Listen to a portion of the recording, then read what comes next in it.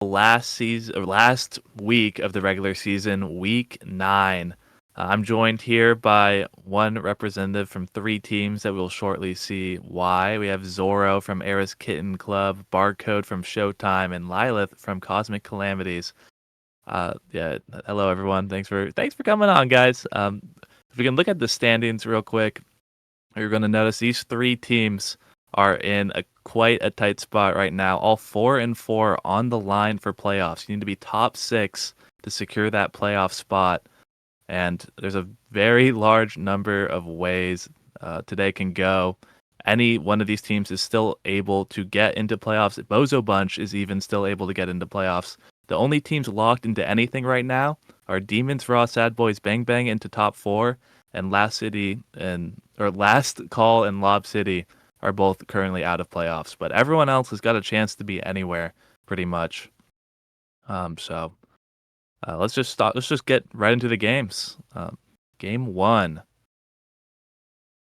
We've got Bun Bun versus Last Call. Zorro, who you got? I mean, I'd be a fool not to say Bun Bun's going to win this series, and I believe they're going to win it 2-0. Yeah, that's a fair guess. Also, I should note, if Bun win this, they're guaranteed top 4. But if they lose, they can technically get 5th or 6th place. They are locked in for playoffs, though, overall. But it's very important to get that top 4 spot. If you don't get that top 4 spot, then that means you're starting in the losers bracket in playoffs, which is a really big deal. Barcode, who do you got? I'm gonna agree. I think it's gonna be a 2-0 for Bun Bun. I mean, again, like you said, it's a top 4 if they win. I think Bun Bun's proven that they can be strong, like when it really matters. And I've heard from some people as well that, uh, you know, the midfield and goalie duo is like super strong with Bun Bun. So I'm gonna probably say 2-0 as well. Yeah, fair. Lila, what do you think? Yeah, it's a Bun tour. They always root for us when we play our games, so we got to root for them. And obviously, Bun is a scaling team, so it's towards the end of the season, and they're just going to sweep the series. Yeah, I'm also giving it to Bun, but I do think it would be funny if Last Call just kind of started winning when it didn't matter anymore. But yeah, moving on to the next game. Another one that I expect most people will vote pretty one-sidedly on is Showtime versus Lob City. If Showtime win this, they're guaranteed at least tiebreakers for playoffs. But if they lose, they're still almost getting tiebreakers for playoffs, except for in the world where both Comm and EKC both win. So a lot of things need to go wrong for Show to lose, but it's still definitely possible. Or what do you think, Barco? This is your team, and you may or may not be playing. I don't know. I don't want to leak any information that I may know, but Yeah. uh, No, I mean, I think it's gonna be a 2-0 as well. I mean, Shanzu and Joker are just they're so strong together. I also think, you know, I'd like to have more time with Shanzu, of course, but I think that's gonna happen like as we play more. But I think we already have really good chemistry. I think we all get along really well. The vibes are up, I guess. So I think it'll be a clean 2-0. And I think we're excited to show our dominance. cool to hear. Lila, what do you think? Yeah, I gotta agree with Barcode. I think Showtime is a really strong team. Shionzu is one of my favorite players to watch, actually. I think his Kai is like really fun to watch, and he's able to control the field well. So I think it'll just be a 2-0 for Showtime. Makes sense. Zoro? I would also say it's going to be a 2-0 for Showtime. I mean, their entire team is incredibly consistent. Barcode being like the best melee goalie in the business, and Chionzu dumpstering practically all the midfields in the game. So yeah. Yeah. So if you know me, you know for the past 5 weeks, I've been saying Showtime is going to beat Demons Raw, but lose to Lob City and not make playoffs. So give it to Lob City from the top rope. Kilius has got this one. Lob City all the way. All right. next match. It is Bozo versus Comm. All right, so you're gonna have to stick with me here because this is the most important match of the day regarding playoffs. You could argue they all do matter, but this one's definitely the most. If you were to rate both teams, almost everyone would put them right next to each other. And either of these teams can still make playoffs. If Comm win, they guarantee at least a tiebreaker match for playoffs. But Show have guaranteed at least tiebreakers if Bozo wins no matter what. Nothing is guaranteed for Bozo. Even if Bozo win, they might not make playoffs or even get tiebreakers, but it's still possible. So basically, if Comm loses, then Show need to lose if Comm want any chance of playoffs though, which as the predictions shown is pretty unlikely. And if Bozo win, they need one of Show or EKC to lose. But in the world where Show and EKC lose, Bozo and Show are automatically in playoffs.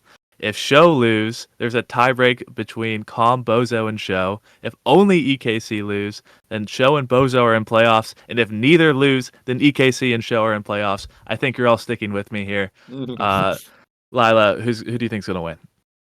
I've obviously got a root for Comm. I think it's going to be a 2-1 though. I think the pressure that they need to win to make sure that they can even have a chance to get into playoffs, I think that's only going to make them stronger in this series. And yeah, I think they'll get the series win 2-1. Yeah, Barcode, what do you think? I hate to be boring, but I agree as well. I think it's gonna be a 2-1 for Calm. I mean, I could totally see a world where Bozo does win. But I think, not too long ago, I think Calm convincingly beat Bozo in a weekly not too long ago. Like it wasn't even close. But I do think, Breads is super underrated. I think there's not enough people realize how strong he is in the net. I think I and Dropletto are extremely good together as well. I think it's really going to come down to a midfield battle. I think that's going to be, who determines the winner. Cool. Zoro? I'm going to be a different person, and I'm going to say that Bozo Bunch actually wins it. And the reason why I think Bozo Bunch wins it is I think Dropletto is strong enough to fight Natty, whether Natty picks melee goalie or plays an aggressive option. And additionally, Finny is really strong at the moment, and Bozo can run Finny better than Column can. Yeah, I think that's a really great point on that last one. Finny has become a really big power pick, and Obscure Breads has been playing Finny even before it was considered a power pick. So it's a really good meta for Bozo Bunch right now. X also has been looking really good lately. So that's going to be something that is going to come into play in a very big way, which is why I think it's going to be 2-1 no matter what. I'm going to give it to Calm just because I think no matter what, they're going to get Gates or Oni Village, and I think they will win that map for sure. So they just need to win one of those other games in order to win, where Bozo, I think, are just kind of going to be down a map. But I think Bozo can definitely pull it off. And I'm really excited to watch that match. And then moving on to the next one, we got some familiar teams to some of the players on this show is EKC versus Bang. So Zoro, I'll let you yap about your team a little bit. Look. Have the Era's kitten right here. EKC is winning this series. In Soren I trust, in NXZD I trust. Katsune is finally back in rotation. It's time. Yeah. Also, if EKC lose this, there's no way of them getting into playoffs. They have to win this for any chance. And if Bang win, we get a second seed. So that'd be awesome. That'd be pretty cool. Barcode, who do you think's gonna win? I think it's gonna be a 2-1 or a 2-0 to Bang. I mean, I think EKC is growing in strength. I think Soren can kind of turn on that clutch factor when it matters. But I think Bang is just kind of playing too well together as a unit. And I think it's just going to be a bit too overwhelming for EKC. I could see EKC taking a match, but I don't think they're able to clear out the series. Yeah, we couldn't agree more. Lila, who you got? Yeah, I gotta agree with that. I think it's going to be a Bang 2-1. This was the hardest series for me to actually think about the outcome of. I think it could have gone either way, but I think it's going to go to Bang just purely because they've had a lot more experience playing together recently due to not playing with subs too much, and they look really good when they play as a team. All right, I'm going to give it to EKC because those guys are really good. So moving on to the last one, we got Two teams you might have heard of: Sad Boys and Demons Raw.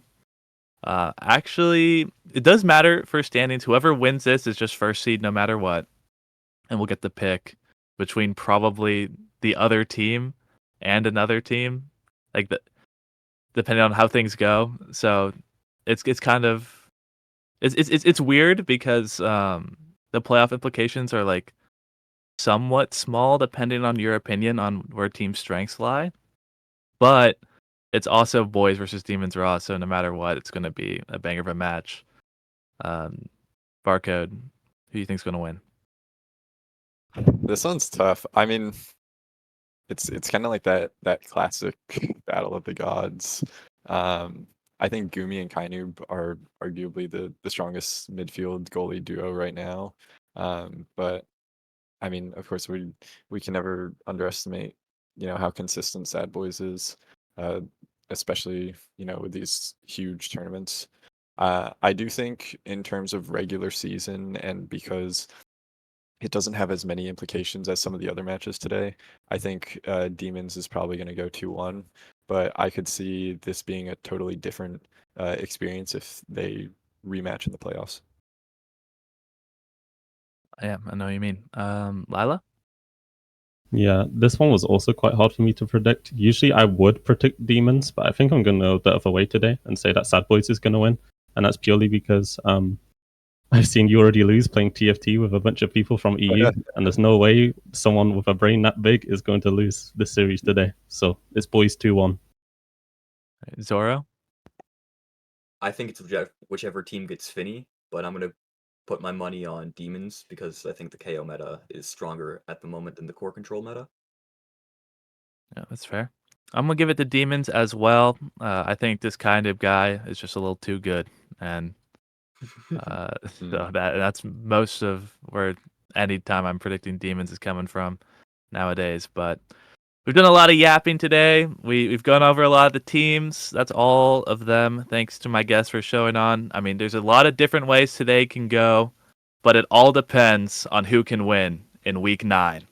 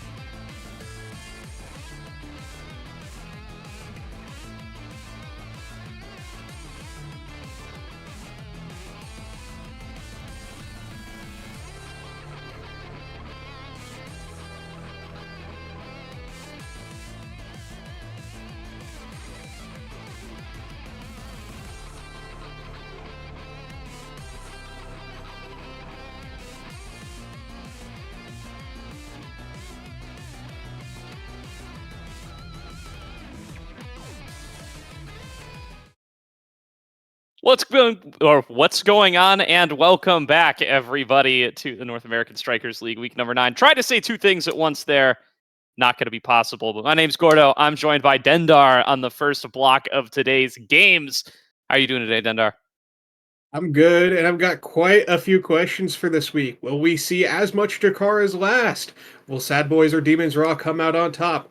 Will Soren pick Monumentalist on Juliet goalie? There's a lot of questions here, Jim, but going back to you, let's see what you have to say about this one as we get into it. Well, we're going to kick things off here with the Bun Bun Bonanza taking on Last Call. So that's certainly going to be an exciting matchup. And it's one between two teams that we both watched take wins in the first block last week. I guess just me. You weren't able to join me, Dundar, unfortunately. But definitely two teams that are a little bit hot after having won their last couple of games. Last Call effectively eliminated from playoffs contention already, but have been making a bit of a late season surge anyway. And then Bun Bun Bonanza, they still have plenty left to play for. They are at 5-3. They are currently in the 4th seed, but they're going to want to fight to defend that 4th seed and make sure that they can keep it, because being top 4 makes a big difference for the playoffs. It keeps you out of starting in that lower bracket, gives you that second life, and that's a huge deal, as we got to see from last split's miraculous lower bracket run from the Sad Boys. You're definitely going to need everything you can get against players like these. But we're already getting into this game before we can even say more. It's going to be Atlas Lab with Aerials and Orb Ponder, and the draft's already been solved for us. It's going to be an X and Estelle ban, with Finney once again showing up. Was, I believe, 6-0 on the day last week before there was any major contention with their placing. So that's another pickup that I think we might be seeing quite a lot of. With Luna and Zentaro being picked up on the other side, that's going to be a lot of damage going to both teams. With Kaya now picking up the field on the blue side, that's a lot more core control. That doesn't really match that Finney damage. We will have to see how that works out. And then finally, you've got the Asher. So a team with high damage, but if that is an Asher goalie, that's going to be a lot less mobility. So we'll have to see which one of these low mobility goalies can make the most of it, whether it's that extra range from Finney that's going to help on the defense, or that brick wall Asher that you're going to have to find a way around. And there we go. I just found out the Discord stream's still alive. I can see what the picks and bans are. I know everybody's getting hit with the ad right now. At least the majority of y'all are getting hit with the ad right now. But yeah, definitely a little bit more of a controlling setup coming through from Bun Bun Bonanza to start things off. A little bit more KO pressure coming through from Last Call as they return to the Luna. I'm pretty sure the Luna we got to see from them last week, if I'm not mistaken, and looks pretty strong there. And then that Asher very likely to be in the goal arc again. One thing I'm curious about are these starting awakenings. We know we saw that Estelle banned out because of the aerial start and because of the map. Pretty typical ban there. But with it being Orb Ponderer, I think most of these characters could really benefit from either. You've got that Kai and the Now who could really benefit from the speed and potentially the projectile range increase from aerials. 80% speed is quite a lot, turns out. But if you give up that Orb Ponderer, you're giving up another potential objective for the game and a lot of cooldown reduction. So it's tough to gauge which one they're going to go after. I think we're going to be seeing a lot of Orb Ponderer here. It just depends on what the picks are. One character that I'm very curious about here is the Zentaro, because they could just take the starting Dash Awakening and guaranteed be set up for the game, not have to worry about finding one later, because potentially this is going to be one gone out of the pool already. However, if they do set themselves up for now, they don't have that scaling of Orb Ponderer later. So it's a tough call. I'm not really sure what the pick is here if you're a Zentaro main. But I think at this level of play, where the forwards typically have a very high XP rating at the end of the rounds, I think they can pick up that Orb Ponderer and find their way to another Dash training later. It's just going to depend on how these rounds go and whether or not they're taking too much damage from that Finney to really be allowed to do their job. Yeah, that is going to be the big question. The Finney, definitely. We got to see some big plays last week of her amping up some damage and getting some of those crazy Wombo KO combos out of the way. And it's definitely going to be in the cards, even with the likes of a Kyan and now on your team. You know, the Giga Blast plus the triple take or anything like that, still going to hurt a whole bunch if it does manage to connect, especially when you're on a squishier character like this Zentaro or like this Luna. And that's definitely going to be the case here for Last Call. Is they do need to make sure to keep aware of that while they're, trying to play a little bit more aggressive of a style. But there's also, a big opportunity to feast here on the Zentaro itself for Last Call. I do expect to see a little bit of more angling from 3Z Breezy to try to find some of those KOs and try to get themselves into an advantage state, especially with the aerial start. I think that's very likely going to be the selection for him and can really give him that extra dash range to have some more impact earlier and give you the opportunity to get a little bit more damage awakenings early on when you already have that dash power amped up from the start. Yeah, and I think that's another point of consideration is that even though with both of these teams, you've got a lot of damage on the red side for Last Call, and while on the side of Bun Bun Bonanza, you don't have as much damage just with that Kai now setup, you do have the inherent damage of the map itself using that black hole and how you can force people into that choke point. So even though one side has significantly less damage than the other, I think we could really see KOs both ways. And if that Zentaro does get some damage awakenings, like you were saying, it could be quite deadly very early on and make those orb stacks very difficult to hold on to. But for now, it looks like we're just waiting on the players as one team is in the lobby, but it appears the other is still making their way here. So for now, another thing to look out here for is the Asher pick, because if I'm looking at this correctly and if I've seen the draft correctly, there's no proper brawler for the side of Bun Bun Bonanza. There's triple midfield if you want to think about it that way. I have to assume that Finny is in the goal box. It's Scyther now is what I'm hearing from the chat, but I don't know if that character has the same brawler potential that some of their other picks do. And their other picks weren't banned out, so this is purely either a comfort pick of some kind or a pick that they are trying out, recognizing that they have a strong lead in the standings here in the NASL, and just using this extra buffer that they have to try something new that potentially could become quite popular if successful, just like Scyther's Drakkar in the past. Yeah, and I definitely on the Drakkar, he really impressed me here. When he's gone into some of these more alternate styles of play, I think the results have been good more frequently than not. As I'm sure many players in and around the space would argue, if you're a good player, you can generally make the transition to kind of these other roles a little bit more effectively. And I think Scyther is showing that he's kind of one of those players that can play a variety of styles. But I do think this is, as you said, this is a big pivot away from the stuff that we've generally seen Scyther on and the stuff that's kind of earned him all the accolades he's gotten in the past. It will be interesting to see how he's going to be able to perform on this now, but definitely something he's been practicing and will be a big threat coming into playoffs if he's able to have a good performance on it here. And that's a whole nother layer of Bun Bun Bonanza that you have to keep in mind if they are one of your playoffs opponents. Yeah, because if this is successful, that's going to have a lot of implications for playoffs. Like you said, you're going to have to really study up on only this VOD at this point, because it's not like you can look for other now brawler players to learn from. You would have to really just look at how they play around this game in particular and just use that as kind of your entire basis as your game plan of how to play against them in those future games, which that is tough because if this is just a wildly successful game, it's going to be tough to find the flaws in their game plan because all you'll have is a successful game where their game plan worked out. So you're really going to have to find a way to dismantle that.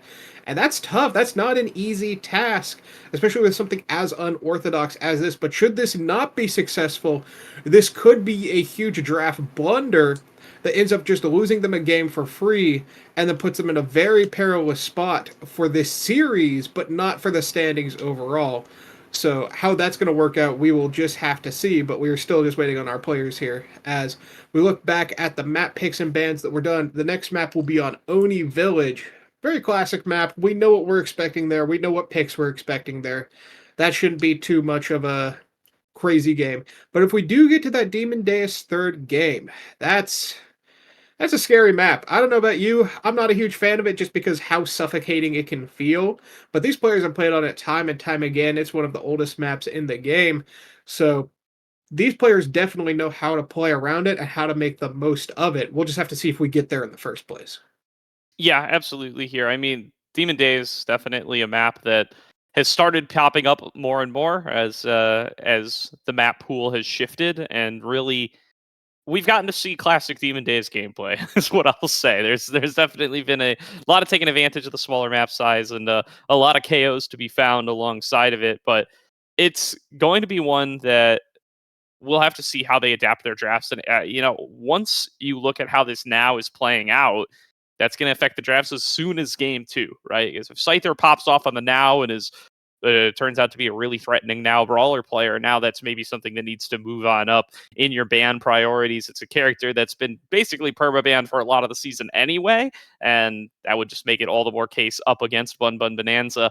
Meanwhile, if it fails here, then you're kind of forced back into your more traditional setups if you're Bun Bun, because again, like we said, super important to be able to win this matchup up against Last Call. They may be out of the running, but they're still going to be looking to play spoiler, and they definitely have the chance to do so in this matchup. There is one consideration, though, that is if the now is actually in the midfield, and this is the Kai forward, the Kai word, as it is called.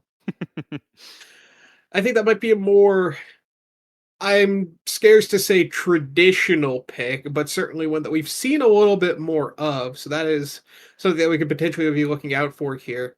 I'm just not too sure because that seems like a bit, like we said, out of their wheelhouse. But if that is the case, we'll just have to see. But still, we await on the last call as they attempt to show up for this curtain call as we try to get the curtain to go up. But at the moment, we are just waiting on them. We will have to see what's going on. Perhaps there's some deliberation between the two teams or something has come up. So we will just have to wait.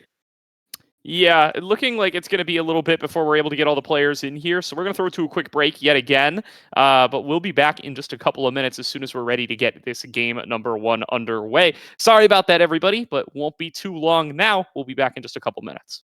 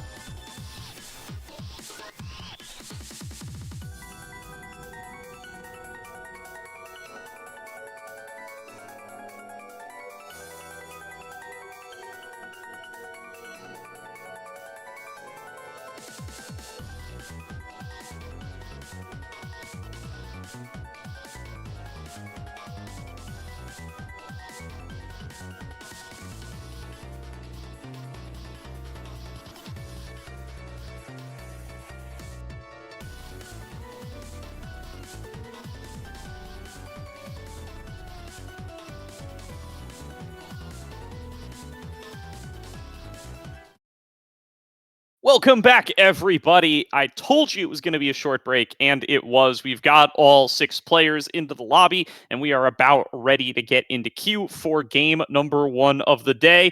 And you know what? We had an on-time pre-show, and we still start at 3:30, Dendar. Sometimes that's just how it is.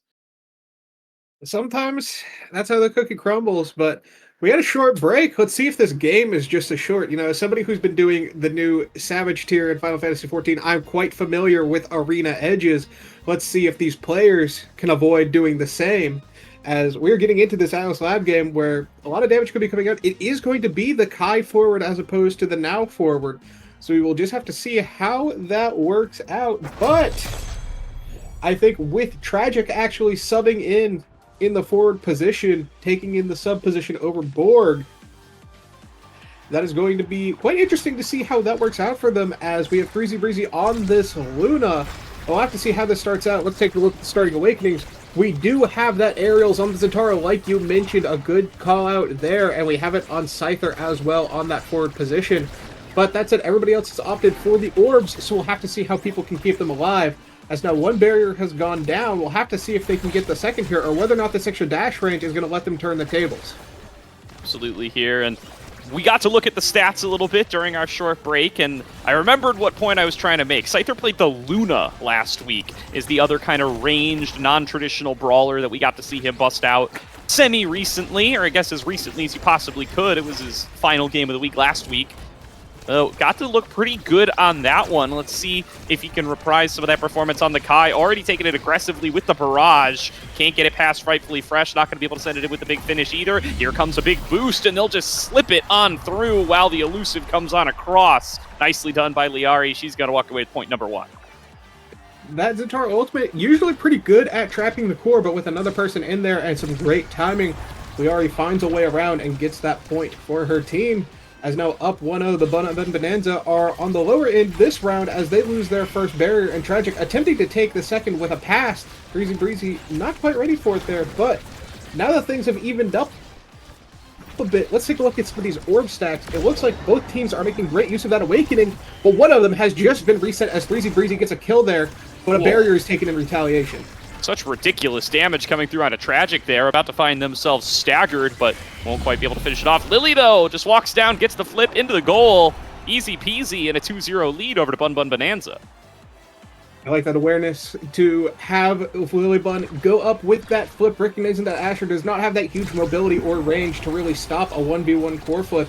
And then I believe it was Liari came back just to help on that defense, just should something go wrong. So great plays by the team altogether, making good use of the downtime where their teammate was dead to still manage to make something happen. That core flip almost making something happen with an insane angle, but it was just slightly off. But that just goes to show how every little bit, every piece they're making matter here. Absolutely. Love that from Scyther, just trying to go for some creative angles. Liari going to be getting the pass, can't quite push it through though. Scyther waiting down on the bottom side. Lilybun going to get it into the scoring hands, but Scyther not going to be able to finish it off yet. Scyther, again, going to actually be Lilybun catching it with the big finish and sending it home. 3-0 set, very clean from Bun Bun Bonanzas. They don't miss any beats. Tricky ultimate to deal with if you don't have some multi-hits to get it out or even just strike into ability. Normally, you'll see in those situations, they try to angle it up or down to try to just survive in that instance rather than try to force it out. But we'll have to see how this draft goes, as Reverberation is actually the first pickup here. There's quite a few strong things on this draft, but Reverb being the first pickup is quite interesting. I like this Monumentalist pick to really help get it out the pockets and apply a little bit of extra damage for the team. That Quick Strike's, though, going to be quite tough to deal with, but so is a Deadeye Luna. Catalyst being the last pick here is quite concerning. The 1-2 punch was taken to avoid some of the damage that is coming out and get some of that core speed, but I think Catalyst being last pick here is very strange and not one that I'm a huge fan of, because with quick strikes on Scyther, they could have had a huge energy economy lead if they had taken that catalyst. And with how much damage is coming out, that's a lot of energy they could have had on their side, even with the healing from now. You never say no to extra survivability here against these players. Absolutely, but going to end up coming on through there, and at the end of the day, it's a pretty powerful draft for last call. Not going to stop Bun Bun Bonanza from continuing to groove on through, though. Scyther going to be able to close out the point, pushes through both barriers, and is able to take it home. And that is going to be another lead, 4 goals in a row to Bun Bun Bonanza. Oh. Super early KO, though, found here by last call, and now Scyther, good read there to just hold on to it for a moment, not end up giving up more than he has to, buy some time for the respawn, and they do actually take a barrier anyway. Looking for a second one off the flip. Good block there from Frightfully Fresh, and they will be able to get a barrier back on the other side. All in all, though, good job to be able to mitigate the damage from coming on through from that early KO. At the end of the day, Bun Bun Bonanza end up still even on barriers. Even on barriers, but not even on resources here, as there's a flip available for both sides, but Frightfully Fresh is pretty close to one of their own. Last 3 rounds, we've seen Scyther do some crazy 1v9 plays, but here at the end of the day, they are off the pitch, and now their team is going to have to survive yet again. But we've seen this situation before where Lilybun has the flip and Liari comes back for the defense. We'll have to see if that comes back once again. Absolutely here, Liari getting taken a little bit low, does go through the lifeline. Scyther going to be able to find the KO onto that Luna, and now with the power play, Scyther dribbling it off the bottom. Flip comes through from Frightfully Fresh. Lilybun going to be able to come up here and be able to keep the aggression going. Tragic Scythers themselves off on the top side. Maybe an inadvisable rush up leaves a massive hole in the defense, and Bun Bun Bonanza are able to send it home. That was a beautiful setup, using the extra. Even with that lack of the speed reduction that the ultimate gets, they still found a way to get it to Liari with that mine to send it in. That was a great setup and a great point taken. But that said, Lilybun still has this flip, but now Tragic has one of their own should they be able to get into the scoring position. But right now the offense is holding it down so well, so was the defense there. But now Scyther, even with that primary, not able to get it past that iron wall that is the Asher primary. But that said, a bit of back and forth here, some resources traded. We have to take a look at those orb stacks once again. Liari still at 0 stacks, 3Z at 2. With how many KOs there are, it feels like it can be so tough to hold on to those stacks, just like it can be difficult to hold on to these barriers when you have players like Tragic going for goals left and right here. Quick round and quick retaliation. We'll have to see another couple to get them back into the reins here, but that said, looks like a potential turnaround could be mounted. Yeah, really great timing from Tragic on that last point to get the first point of the game for last call here. They do manage to be able to find it just by sending it right through as the gates open on up for the core. Now, keeping up that aggression, going to be looking for a second barrier for themselves. Scyther turning it back around on the other side. The Path Splitter only going to keep it pinned up to the top. Scyther going to take 1. Scyther takes 2. And it's an open goal available now with Core Flip in their pocket. Frightfully Fresh going to send it on up. KO found on a Scyther. Going to take all those resources away. And now Liari going to try to fend up them off on the top side.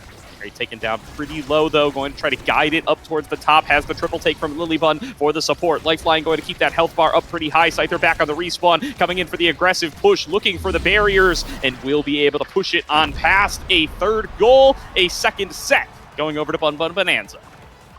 Scyther is really making the most of this Kai kit to really just cause havoc for the defense.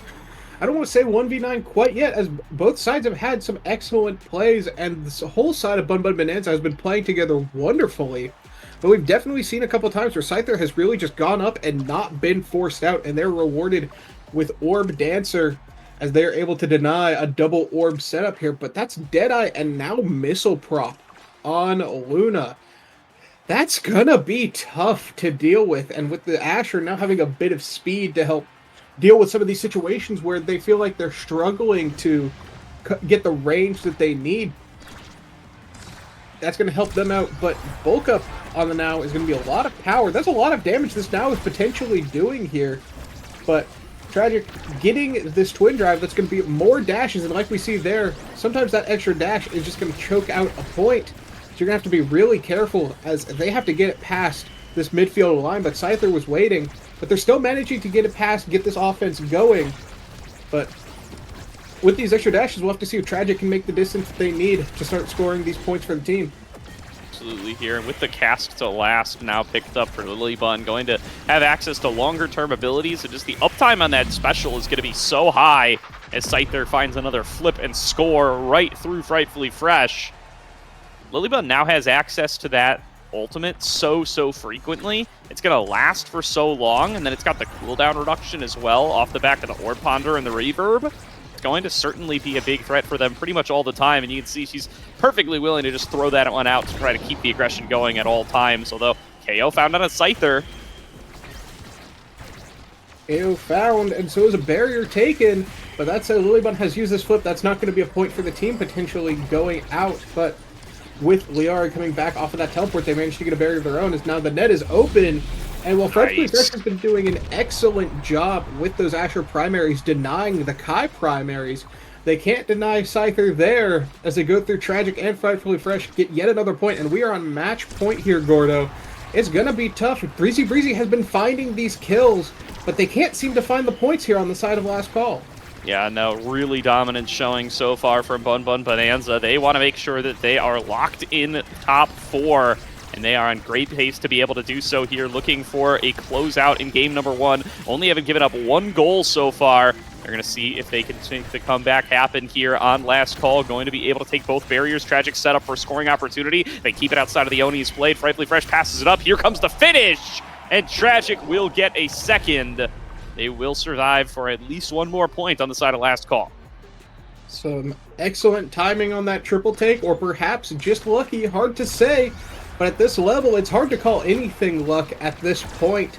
That said, though, Tragic is going to need to be lucky to stay alive with such low health and such low energy here, as Lilybun has had these ultimates time and time again, not just throughout this series, but throughout all of Nassel, where they've had such good ultimates to keep their team afloat, but the entire enemy team is dead, and with some passing plays, that is the last point of this game, as Bun Bun Bonanza, in a dominant performance, are going to take this one. We'll have to see what the turnabout is in the next few games, but that was a bit of a stomp, I gotta be honest. Yeah, just beautiful passing plays to close things out, and Bun Bun Bonanza just look on a completely different level compared to their opponents in this game.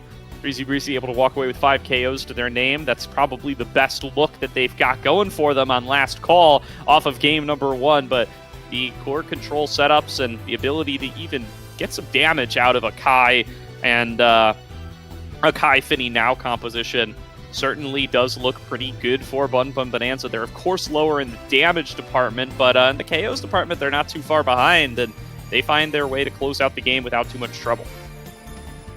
Yep, we'll have to see if they get a little bit more trouble next time around, but we'll have to get into this next game, which is going to be on that Oni village, so perhaps damage is not on the table as much as it was for this one, as that is a much slower map and much bigger map. It's going to be harder to get those kill confirms. That they had some great setups on the side of Last Call for those kills, but when that gets taken away, and that was the only good look they really particularly had for them, like you said, it's going to be tough to find a new angle, especially when they're playing so well on the side of Bun Bun Bonanza, and it really just feels like it's so tough to play around them as they are right now. You're going to have to pull out something new, something exciting. We'll just have to see what that something is. Yeah, absolutely will here. So, going to be a different look for game number 2, almost surely. And going to need to be here from the side of Last Call, because their composition, at least into this one from Bun Bun, definitely did not work out for them in this game number 1 of the day. Yeah, I mean, that was like a 10-minute game or something. What was the actual timing? I didn't get to see it, but it was certainly short. Short, sweet, and to the point, but the Sony Village game is going to be quite the opposite, as these rounds are gonna go long.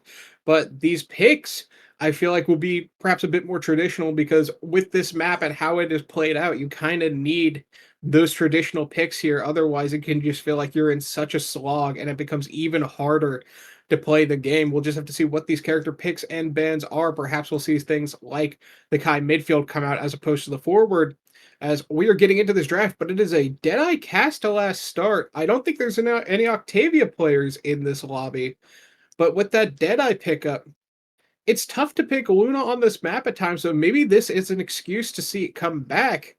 We'll just have to see what the picks and bans are, but I think with a Deadeye start here, I think we're either going to be seeing a very early Estelle pick or a very early Estelle ban. Yeah, I think it's going to be one of the two. Wait and see how the draft does start to transpire below us here, but definitely going to be some room to see either or coming on across. Sorry, 11:21 is what I've been told was the timer on that game number one. So pretty quick victory. Not the quickest we've seen, but close for the side of Bun Bun Bonanza. We'll see if they're going to be trying to beat that record or if we're going to get to see a little bit more competition from last call in this second game. Waiting on these bans to start coming on across, but yeah, we'll see if anybody does put some priority on towards that Octavia, given that it is cast to last start. Otherwise, I mean, there's definitely other characters that both of these teams play that would appreciate it. You know, the Deadeye makes you wonder if we're going to get to see the Luna run back from last call. The Castellast in itself makes you wonder if you're going to get to see the Finny some more out of Lily Bun. There's definitely opportunities to see both. Opportunities aplenty, but until we get into this draft, we won't know for sure. I think another consideration here is that even though it may not be the best pick, something like a Castellas Rasmus could still be quite potent here, as both sides easily able to play it to a high level. And while I don't think you'll want that Deadeye, even though it can proc off of the pendulum swing, I think that the Castellas Rasmus could certainly be quite nice. But another character that is quite popular on this map as far as a forward pick is the Kazan. And these starting awakenings really do not favor him. So we'll have to see if that character still gets picked regardless, just because he is so powerful, or if looking at the other forward picks for this map is Zentaro, also not great with these awakenings. So I'm not sure what the approach is going to be here, as your traditional picks on this map of Zentaro, Kazan, Rasmus, only one of them really benefits from this start. And so I don't think we'll see them particularly banned out, but that means one player, if you want to go for one of those traditional meta picks on this map, you're going to be losing out on a good bit of value from the start. It's tough to say what the picks are going to be here for the forwards, as even the other brawlers like Juliet don't really want this start. And while X could want it for that Castellas, X not very good, notably on Oni Village. We've seen it played to success, but certainly not easy. Certainly not.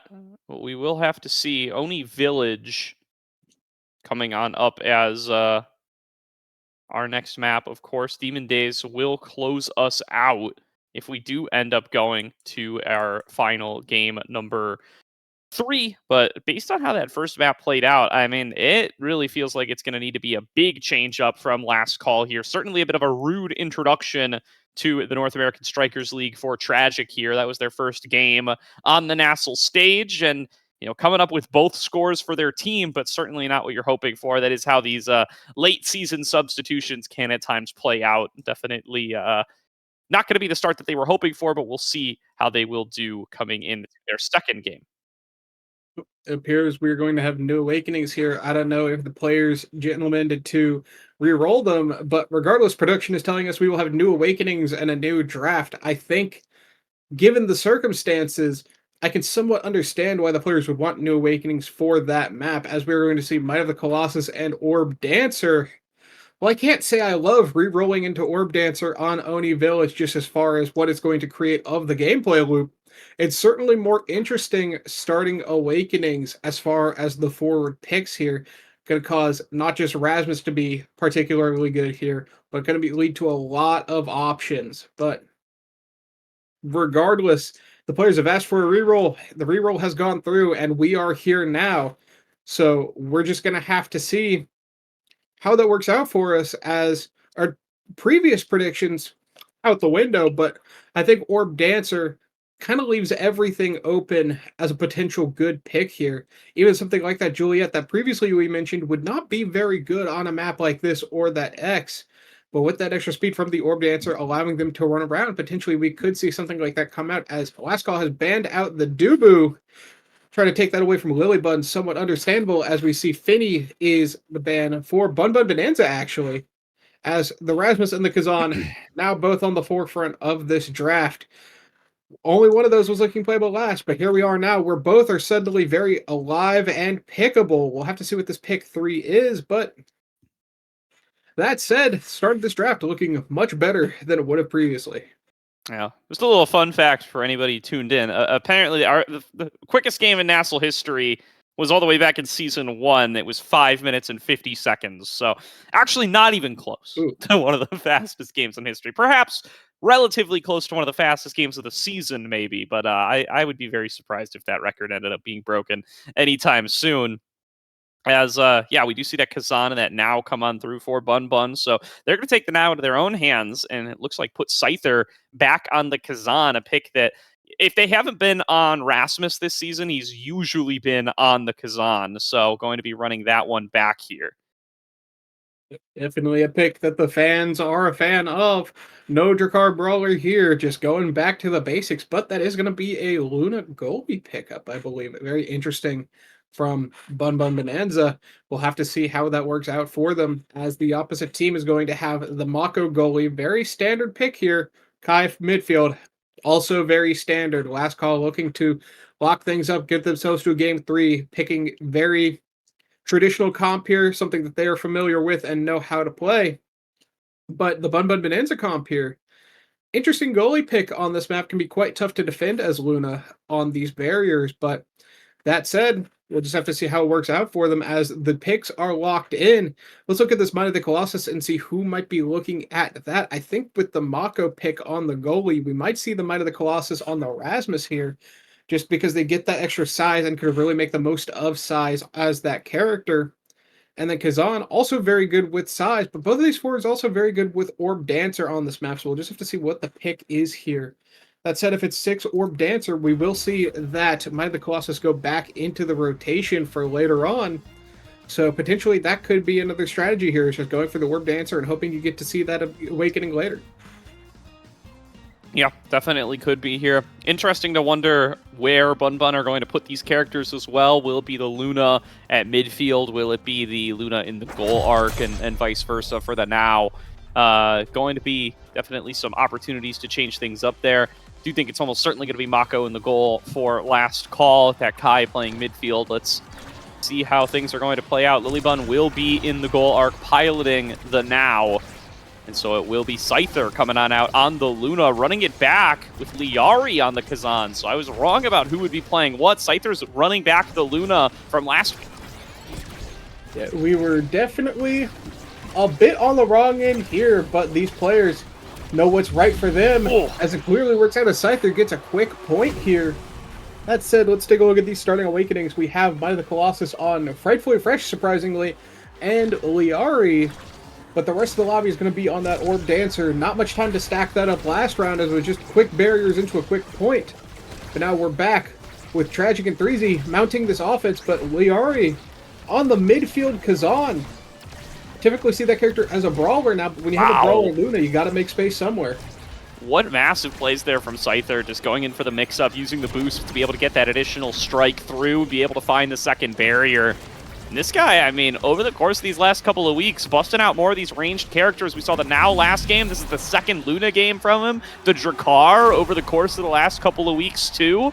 Absolutely crazy stuff from this player who got our Rookie of the Split, Rookie of the Year, Rookie of the Season, whatever you want to call it, last season for their brawler play, and now really just expanding to more and more types of characters. Ooh, I definitely like it, but I also like that pendulum swing. Getting a quick KO there. Yeah, Scyther, a player who really just seems like they can kind of do it all at this point in the forward position. Feels like anything they pick. I mean, we were talking earlier about a potential Now brawler pick from them, and we didn't even seem too terribly shocked, honestly. That just goes to show how talented this player is and how much effort they have put in, recognizing that they've just done so much to be here ever since their debut and has really created a name for themselves as one of the big players in this league. So shoutouts to them, really just making it seem like the impossible is possible, as now they're going to have to make this defense possible as the barrier is open. Absolutely here. Liari maintaining control, going in for the above and below. Won't be able to find it, and look at that. This slips past Lilybun. Wasn't quite ready for Tragic's aggression on the Kai.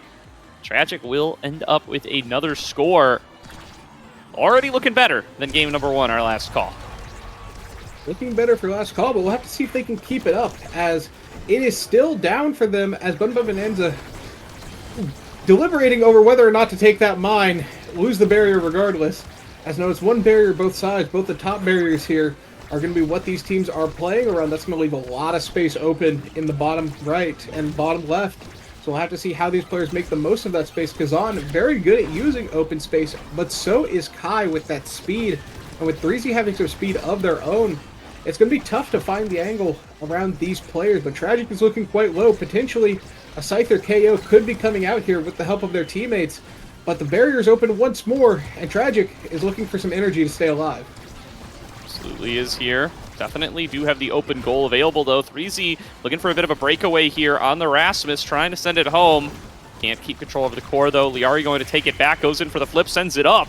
Can't get it past Frightfully Fresh, though. Scyther waiting for the rebound up on the top side. They will be able to force it through and find that second barrier. Flies between everybody here as Liari takes back control with the crooked leverage. Looking to send it in towards the top side. Shot towards the bottom. Frightfully Fresh keeps up the defense, though. And coming all the way around, the strike shot from Lilybun misses. And we're going to point number 5 in set number 1. Bit of a rare miss there from the side of Bun Bun Bonanza. Just feels like that entire play kind of fell apart after Liari missing the shot, Lilybun missing the strike shot.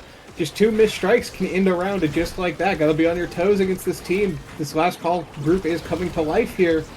That said, we'll have to see if they can keep this up as this barrier manages to stay alive.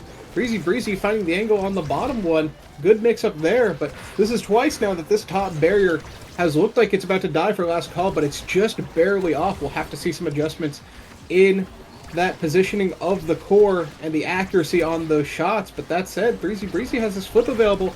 I think that might be part of the offense here, as this might be coming to life as Breezy's in control and manages to find that barrier. Yeah, Liari just keeps cycling this pressure towards the bottom and the one-on-one up against Tragic, and now that he's KO'd off the top side, they're going to have the opportunity to maybe try to turn things back around, but he's been doing a good job of keeping it even so far. Scyther comes up for the flip, going to be able to find the second barrier as they look to close out set number 1. Scyther aggressing up towards the top. Tragic is respawned. Liari with a shooting opportunity will get fended back away by Frightfully Fresh, but bouncing off the bottom while he charges the perfect pitch towards the center. Frightfully Fresh will not be able to defend. Lilybun going to win the set for Bun Bun. I think one thing that really showed there was people might argue, oh, Fresh just missed the ultimate on that passing play, but that just goes to show that they're respecting the passing play so much that Fresh feels like they have to call out the passing play just because of how potent it has been for this team. But with the perfect form being the reward, Kazan has a lot of abilities, and that's going to be a lot of cooldown reduction. There was once upon a time a bug for this character where it wouldn't affect the other form. Whether or not that's still in the game, I cannot say for certain. But with Perfect Form and Catalyst being both picked up on the same team, that's a lot of value going to the side of Bun Bun Bonanza. That said, a lot of stagger picked up for 3Z Breezy and Tragic. That's going to give them some survivability to keep these orb stacks alive. Fresh getting some cooldown reduction with that heavy impact. And then finally, Lilybun getting a lot of speed and power with that glass cannon. That's going to go quite well with their strike shot to give them a lot of zone control, but they still lose the barriers regardless. Absolutely here. And now going to have that open goal. There's going to be the snag back from Liari. Critical there. 3Z Breezy nearly was able to just take it all the way home. Still not done yet. Going to be able to send it down. Lilybun trying to keep this out of the hands of the aggressing last call roster. But Frightfully Fresh up towards midfield. The pressure is just too much. And a nice pendulum swing from 3Z Breezy will come up with the score for last call. Great pendulum swing there. It's tough to make that call out if you're 3Z Breezy, whether you go for the goalie or go for the pass there. I think perhaps if it was Liari in Scyther's spot, we would have seen a pendulum swing onto the midfielder. But there, 3Z just takes the easy scoring attempt onto the goalie. No evade there, but just a point for the side of Last Call as they try to mount this very long comeback as they not only have to win this game, but the next one as well. Anoni Village, it could go quite long here, so you're really going to need to make the most of everything in your arsenal. 3Z Breezy almost making a good scoring attempt there, but it's their barriers that have fallen. Really good stuff there to be able to find the second barrier from Scyther, but 3Z Breezy winning out of the 1v1 with Liari, going to be able to send it all the way into these barriers. Lily going to guide it around that one on the bottom, going to try to set up for Scyther and Liari on the move. And it does slip on through. Scyther able to go and get that hit stun from the boost, it looked like, and find the score for Bun Bun. Big boost. Shades of ZZZ on this Luna Brawler. But that said, it's Scyther here who's piloting it. And we'll have to see if they can continue to pilot it to success like they are. But 3Z on a breakout performance there, really just showing how much mastery they have on Rasmus, just making that look so easy. Scyther almost going down to that pendulum swing. It's a tough back and forth here. Yeah, absolutely. The goal's already been opened up. Tragic setting up for the aggression, and the Giga Blast will get the ricochet right off of Lily Bun and send it home. Last call, up 2-1, looking to win themselves a set here in their first set of the day. Tragic has had some fantastic Giga Blasts so far on this map. 1 point taken and another just like that. We'll have to see if they can continue that aggression with it. That said, Scyther looking to make a play just like 3Z did a few seconds ago, but the ensnare drums will come out. And we are using that secondary, the maddening descent to score this point. The barriers are now open. Yeah, really good stuff to find the second barrier, but 3Z's able to do the same on the other side, and Tragic will not let it through. He's got access to the flip. Scyther going to try to take matters into his own hands, looks for the shot, but Tragic's going to be able to block it yet again. Liari sending it back in with the crooked leverage, dueling with Tragic. Tragic going to try to take it up towards the top and push it past Scyther. The barrage opening up the space, but they will be able to fend it back away as the shot on goal comes on through. Scyther waiting up towards the top side, sending it back in through these speed boosts, taking it towards the bottom now. There's the top spin from Liari, trying to move it away from this red team. Down towards Scyther, throwing it through with the whammy, can't get it onto the core, and Frightfully Fresh holding down the defense so far. Scyther can't get out of that rebound, rather, and 3Z now moving up towards the top side. Liari going to take it in towards the bottom. Here's the boost, great, and snare drums from Frightfully Fresh will keep the goal alive, and the pendulum swing off the bottom will get it home for 3Z Breezy. Last call, take the set. That was such a hard point to identify who was going to win it, but it is the side of last call at the end of the day. That ensnare drum saving the day. The boost Huge. almost scoring yet another point for this team, but here we are, as now we are back into the draft. We do see the Rasmus has not taken Might of the Colossus, but they take the Rampage regardless, making great use of that size. That's going to leave Quick Strikes open for Scyther, but it's going to leave stacks for Tragic already making some great moves on this map. This isn't going to help the Giga Blast that they've been doing quite well, but it's certainly going to give them a lot more range here, as we see, once again, a bulk up and now pick here, but this time in the goal arc, so not as scary for the damage. And then 1-2 punch Kazan with perfect form. We might honestly start seeing some KOs here, because that's a lot of damage, a lot of cooldown reduction, and a very tough brawler to deal with on this map. Absolutely here. There's going to be, wow, 3 barriers falling down in an instant, but it's an open goal available here for last call, and 3Z taking it towards the top. Thought that they had the opportunity to close it out, and Tragic will do so. Winning out on the strike war, sending it up towards the top, and winning on out. Tragic only up to 26 stacks here. Not quite what you need to get that maximum speed. They did increase that cap a while back, but that said, the kickoff gets a little bit stalled there, but a great collapse from last call leads to them taking this first barrier. Tragic making a great performance here so far. Not able to save that barrier, however, as now Bun Bun Bonanza are on the move. Oh, the flip there into the top spin from Liari. Still not enough to secure the point. So they're going in for another strike here. Liari tries to get it past, but Tragic and Frightfully Fresh too good on the defense between the two of them. Scyther captures the rebound. Liari forced to retreat backwards as Tragic sending it back with the barrage. Scyther not quite in position to be able to send it back through after that block from Frightfully Fresh. Now waiting in towards the middle, needs Liari to send down the pass. Lilybud coming out of the goal arc, trying to make sure that the team will be able to keep up this aggression, but 3Z Breezy has snagged it away, goes in for the flip, finds it, and will push it all the way through for the score. 3Z Breezy coming in with a second point to last call. 3Z definitely cooking up a goal there, but Tragic cooking up some angles on that Giga Blast.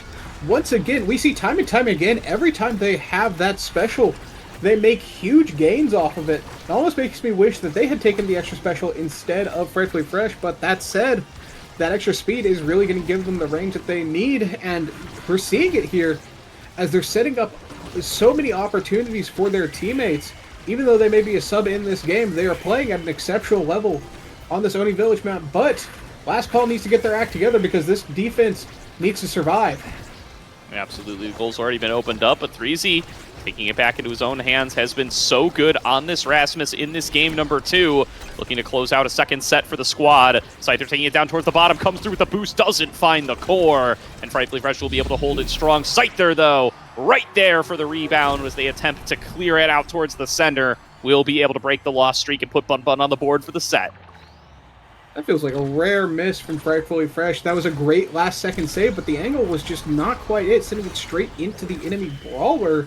With your strike on cooldown, that's not a position you want to be in, but that said, 2 strikes have taken 2 quick barriers here, as these Orb Dancer stacks are all full except for Tragic, who's going to be working on theirs very soon at 4 out of 5.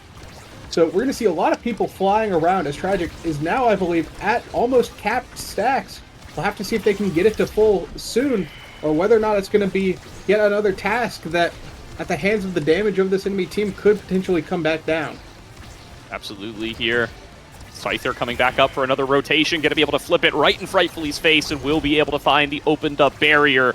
Dueling with it on the bottom now. Liari coming in towards the top side. Scyther waiting on the bottom. Tragic still helping out with the clear every time he falls back into the goal arc alongside Frightfully Fresh, and it is just an impenetrable defense. Really good stuff on the Kazan here, kind of playing a dual role between defender and midfielder. Really has been able to keep them alive for substantially longer in this game number 2. Fresh sending it down towards the bottom, comes in with a perfect pitch, will clear out towards the center. Frightfully Fresh going to be able to defend that follow-up shot, still coming on through from Scyther, but another defense from Fresh will hold on to it. Sent back on over, an attempt at the boost from Scyther. Will not be able to find its way out of the core. Now Liari and Lilybun need to hold on to the defense for the foreseeable future. Lifeline comes through, flip from Lilybun, and right into the goal. It's 2-2, going to point number 5 on set number 2. Once again, we see so much back and forth here between the teams. Great plays on offense and defense. And you know, you were talking about Tragic falling back on that defense so much. The previous game, we even saw it on, when they were on the Zentaro, they were showing that wanting to come back and help for that defensive setup. But Tragic's a player who has told me in the past that as the midfielder, your job shouldn't be in your mind to win midfield. It should be to stop the enemy team from interacting with the core as much as possible. And they're really showing that they are able to do that here, even at this top stage. So we'll just have to see whether or not that continues. And that leads them potentially to this 0.5 going into their favor and giving them the first lead they will have in this series. Or whether or not that fire is going to peter out. And we're going to see another Bun Bun Bonanza lead. Yeah, a lot on the line on this point. There's going to be a nice pendulum swing coming out of 3Z Breezy to be able to open up the goal for their side. Tragic resetting with the flip, sends it home, and it's going to be a 3-2 set for Last Call. They take the lead in game number 2. Turns out the old heads playing on the old map. A little bit of home turf advantage here. But time and time again, we're seeing Tragic play successfully here. And they're rewarded with the MVP and a lot of potentially very, very good options for them. It's tough to say what the best pick is here, but it's going to be the Chrono Boost that could have been a pickup for the Rasmus, but they're opting for the Rapid Fire there. So it looks like their entire team is going to get some great awakenings as we see team player Kazan, typically something you see in the goal box, but now we see it in the midfield. So we'll have to see whether they can get that same value with the passing plays back and forth, set up that railgun for their teammate Scyther to make a move, or whether or not with this twin drive, Scyther's not going to need any help, and they're just going to have the speed to fly and the ability to make everything possible. Yeah, there's going to be another extra push coming on through from Tragic here. Will get sent down towards the bottom by Scyther. Lilybun going to be resetting over, but there's going to be another nice pendulum swing placed out of 3Z Breezy, opening on up the goal arc and going to be setting up for another score. Goes in for the death touch, resetting onto themselves, going for the mix-up up against Lilybun. Won't be able to get it past her, and Scyther instead going to take control over on the right and going to be able to push it on up towards the barrier. Tragic navigating it on through, going to be pushing on forward, and not a chance to get it on past Lily. Scyther scoots on by, but again, can't touch the core quite yet. Lilybun gets it back into Liari's hands. Tragic again falling back on this defense. Scyther going to be able to find the flip and push it on up towards the barrier, and they will be able to open up the goal for themselves. Coming back into midfield here, could be going over towards either side. Tragic resetting on towards the bottom, trying to get it over into 3Z Breezy. Perfect pitch connects. 3Z with a chance with the whiplash, goes in for the flip, sends it home, gets the KO, but won't be able to find their way out of the score. Lilybun able to hold on to the defense, but Tragic takes it up towards the top and will score it for Last Call. Tragic's making a run for it here, as potentially they should be getting picked up not as a sub next season, but as an outright player. We'll have to see if that continues here, but Scyther looking to stop this offense in its entirety, getting that first barrier, but cannot confirm the second here. As we are with this team player looking for some angles, but a great defense by Lilybun, surviving there, keeping both barriers up, but that does mean that this defense for Last Call is going to have to pick it up here. now going to be another reset coming on across. Last call really coming alive in this game number 2. We said we were going to need to see a different team, and so far we certainly have. Probably fresh. Again, using those drums, keeping it safe. We'll be able to hold on to the point. Really feels like it's been tough for Liari to get too involved in a lot of this passing game. There comes Scyther, goes in for the flip, it gets stopped by the ensnare drums. And Frightfully Fresh on this Mako looking way better than in game number 1 as well. Tragic trying to guide it on towards the bottom with the barrage. Liari will be able to take it though, and sends it back into the goal. It's 1-1. Just because you're a midfielder doesn't mean you can't score, and with that team player, it's going to give you a lot of angles that you potentially could get to your forward, but is also just going to give you speed to get those points. But that said, we're on to a new kickoff here, and let's take a look at these stacks. We do see everybody at max orb dancer, except for Scyther, who has still been making some plays regardless, so even without that speed has been making great use of the twin drive boosts to make up for that lack of speed and mobility the character has when those are down. And then also, the stacks on stacks are fully stacked, but this Rampage is at 4. This is a big Rasmus, and that's going to be some big hitboxes you have to defend against. It really is. Taking up so much space on the pick. Oh, nice little poke there from Liari, though. Going to be able to find the second barrier. Tragic clears it out with the Giga Blast. Lilybun going to be able to guide it around the barrier yet again. Scyther comes in for another reset. Beautiful placement from Liari. Gets it right in there for the crater and guarantees a score for Bun Bun Bonanza. Great crater maker there. Creates such a huge zone where it feels like you just aren't allowed to stand. With Fresh having such low energy, it's a great time to burn it there, but without having it this round, they aren't really using it for damage here. It's mostly just going to be that zone denial that they just showed off.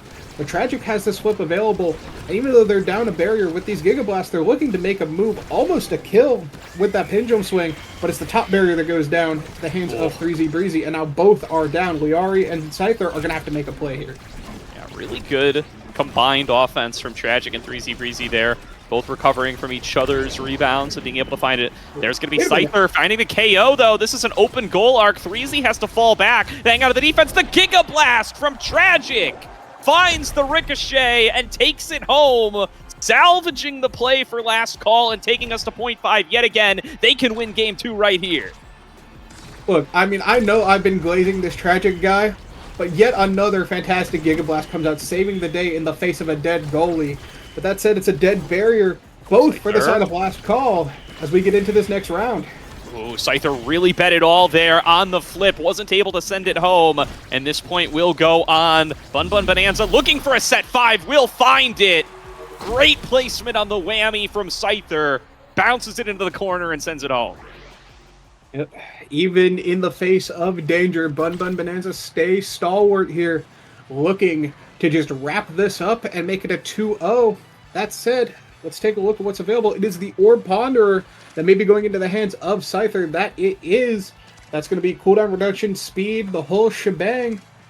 Prime time going to Kai. Pretty standard stuff. Big fish on the Kazan. Going to make great use of that Might of the Colossus here.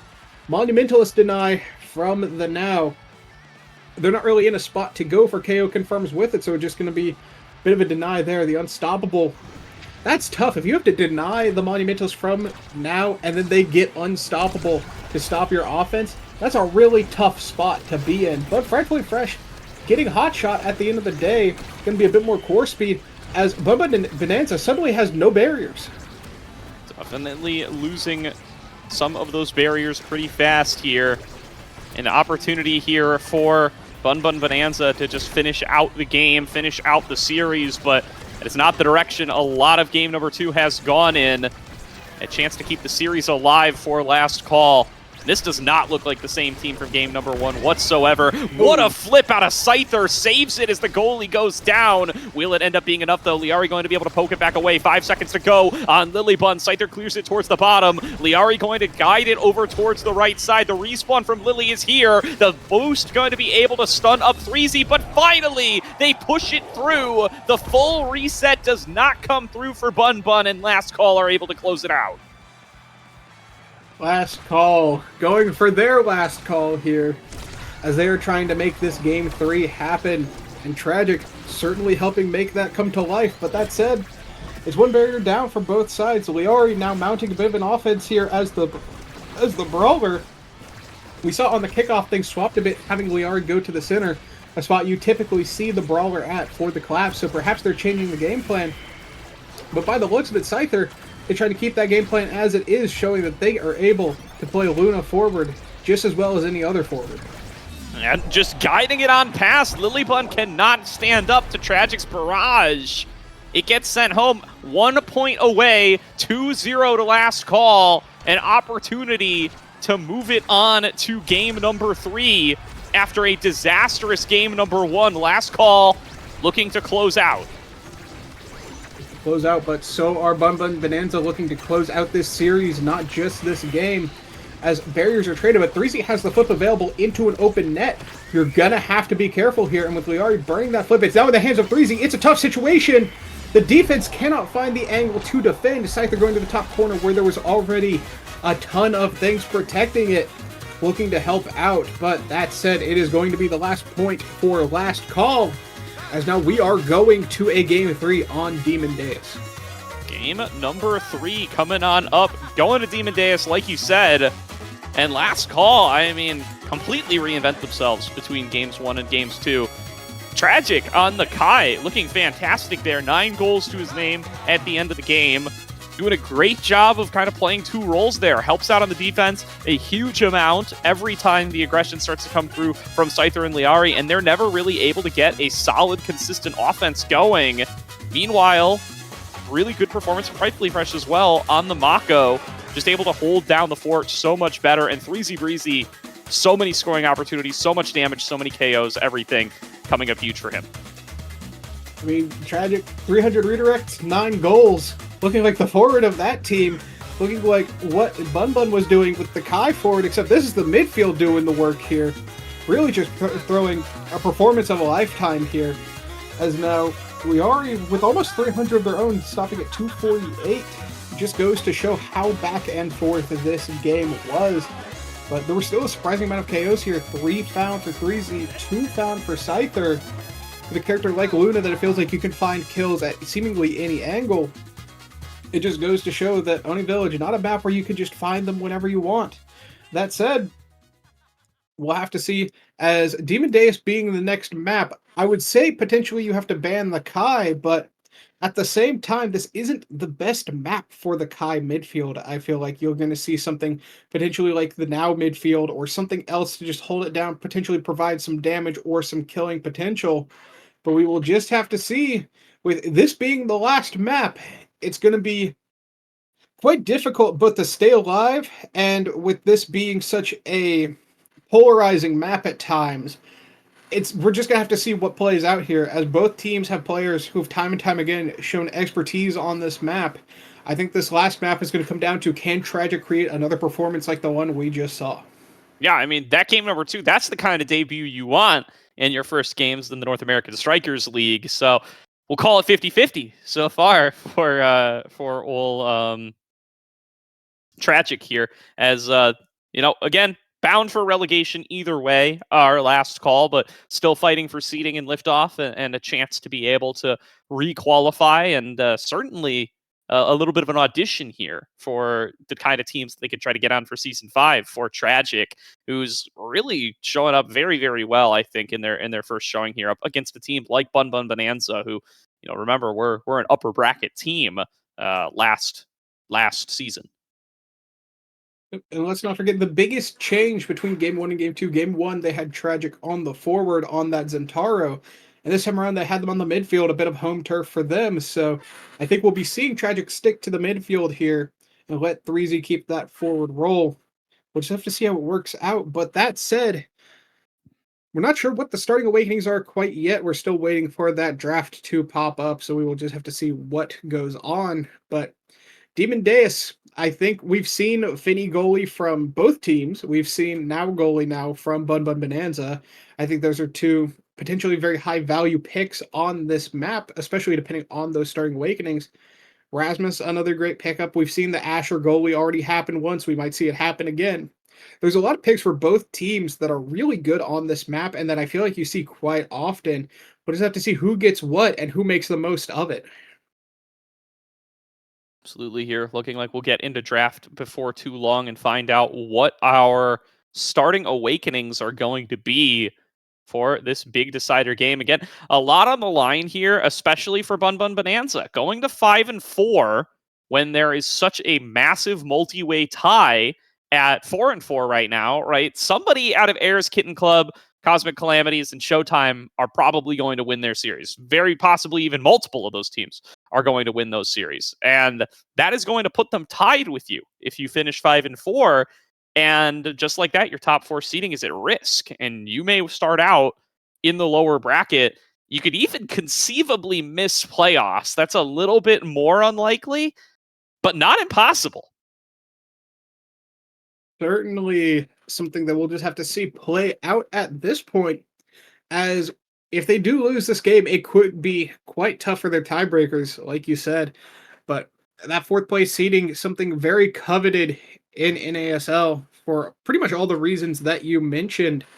But another thing is just that comfort. You can't underestimate the comfort of having that security, almost like a security blanket there, holding you down and holding you able to just feel like you don't have to worry about as much going into it. Like you said, with that second life that you mentioned having earlier, it really just does mean so much in the face of players like these, where even when your substitutions come in, you're fighting for your life. That is just the level that Nassau is at. And we'll just have to see whether or not these teams are going to be going to that 5-4, or whether or not last call, that was their last call, and Bun Bun Bonanza are going to lock things up and load into this game. You said now it's the last call. They got one more drink in there, as we do have indeed a game number 3, last call, maximizing how many games they're going to get in North American Strikers League Season 4. Get those extra reps in for when they're going to have to play again for Season 5. So let's get into the draft. It is Glass Cannon, and I always want to call it Explosive Entrance. It's called something else, isn't it? No, it's Explosive Entrance. It's Explosive Entrance? What do I always call it? I always call it like Sudden Impact or something. I call it a League of Legends rune because it looks like one. Either way, no problem. It looks like I've learned my lesson. It's Explosive Entrance. Now I know. We all have growth and opportunities as people, but that said, we will not be seeing any scaling growth onto this X as they are banned out, and then the Finny is going to be the second ban here. I think pretty reasonable bans given who you are playing against and what map you are on. That said, with the Glass Cannon, there's a lot of times where it's hard to hold on to that Glass Cannon, especially against a Vice who's going to be chain lightning left and right. But then you also have to consider with Explosive Entrance, I think that Zentaro could potentially be coming back here as another great pickup, but we'll have to see if the Kazan is picked up as well as we wait for this pick 2 and 3 here for the red side of last call. Curious to see what those picks are going to be, but against Vice, it could be quite tough to stay alive, so maybe we'll see some now for some healing, but we will see the Zentaro with that Explosive Entrance start. I feel like it's hard to pass up on that, and we will see Aimi as the second pick here. Character that can make good use of this Explosive Entrance with the dash, but it's tough to say what they're going to go, as Glass Cannon is also quite nice, but we see the Drakkar come back once more. Yep, so the Drakkar coming back in, that's very likely going to be for Scyther, who, again, even though they lose game number 2, a number of highlight plays on the Luna once again. I gotta say, I gotta keep hyping up this guy on what he's been showing us on these kind of new, more ranged characters. I think the Drakkar has been the most successful of them. You know, the Luna's had a couple of good games. The Now looked pretty good, but if we want to talk about, your non-brawler brawlers, I think these look fantastic on the Drakkar. Going to be the Vice and the Now to round out the composition here. Erasmus run back for 3Z. Aimi very likely going to be in the goal arc, plus that Zentaro. Let's see how they're going to be able to do on last call, where they've kind of got a double brawler set up, or the Rasmus midfield more appropriately. Honestly, I think this could be the Rasmus goalie for Fresh, and we could be seeing the Aimi midfield from Tragic. That said, Drakkar, we've seen it before on this map, and the hands of Scyther looking quite good.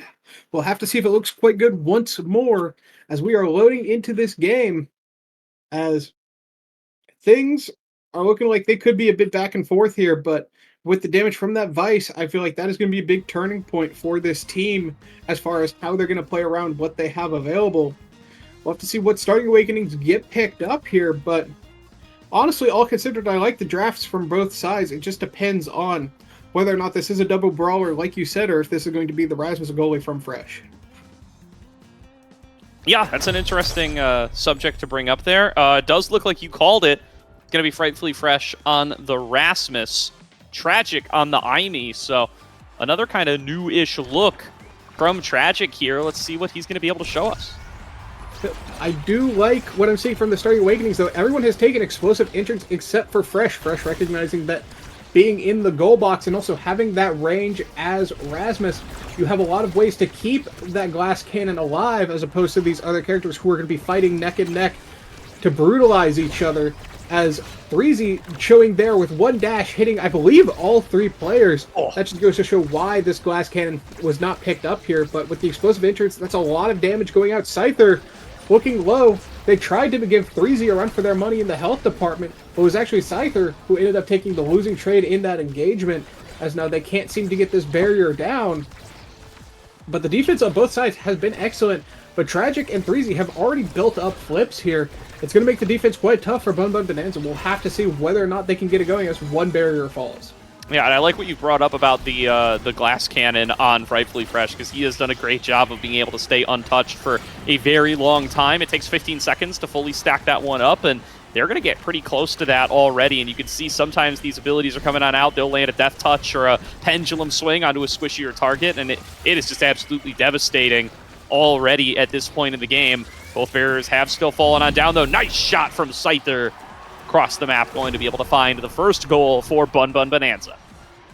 Making great use of that animation lock from the Imi ultimate. It looked like there were no real angles into that net, but as soon as that ultimate came out, Firewall Sentry has quite a bit of startup, so if you can get that shot through before the first turret shots come out, just like that, you can see points coming your way. That said, Fresh really just showing masterclass defense. They're using the hook to get the forwards out of the way and get the ball cleared out, as now they have a flip for their triples, but so does the defense on the side of Lilybun. But Scyther and Liari both quite low on energy, and we're seeing Scyther take 1 million damage for it. They might be on their way out quite soon, as Rasmus very good at securing kills. Wow. Maybe not the best at applying damage, but great at securing them. The Threezy's taking some damage of their own. We'll have to see with this Imi Ultimate if they can get a second barrier here, or whether or not it's just going to be Threezy farming some damage on Scyther and Lilybun as well. But it's Threezy who's going to be going down here soon by the looks of it. Yeah, really good stuff so far. Ooh, the flip out of Frightfully Fresh. Not going to end up finding its mark, and they will be able to take a barrier for that. Scyther resetting the cycle up towards the top, goes in for the lock-in load. Can't get the bounce off the back to be able to get onto the lock. Nice defense from Tragic, still helping on out on that every chance that they get, whether it be the Imi or that Kai. Scyther will be able to find it, and what a shot from Scyther. So much core speed with that Molten Bolt already applied. Gets it in there before the reaction can come through. Yep, in overtime, that core is going to be flying off those Molten Bolts, but Scyther notably has taken Siphoning Wand here for a little bit of extra damage to help match this Zentaro, and we're seeing it come out as the damage is stacking quite high. But so is the suffocating presence of these forwards, as that barrier does fall between the Fireball Sentry and Threezy Breezy's presence as the Zentaro. That said, though, Tragic is the one that's going to need to make some presence to the emergency room at this rate, as they are looking quite low.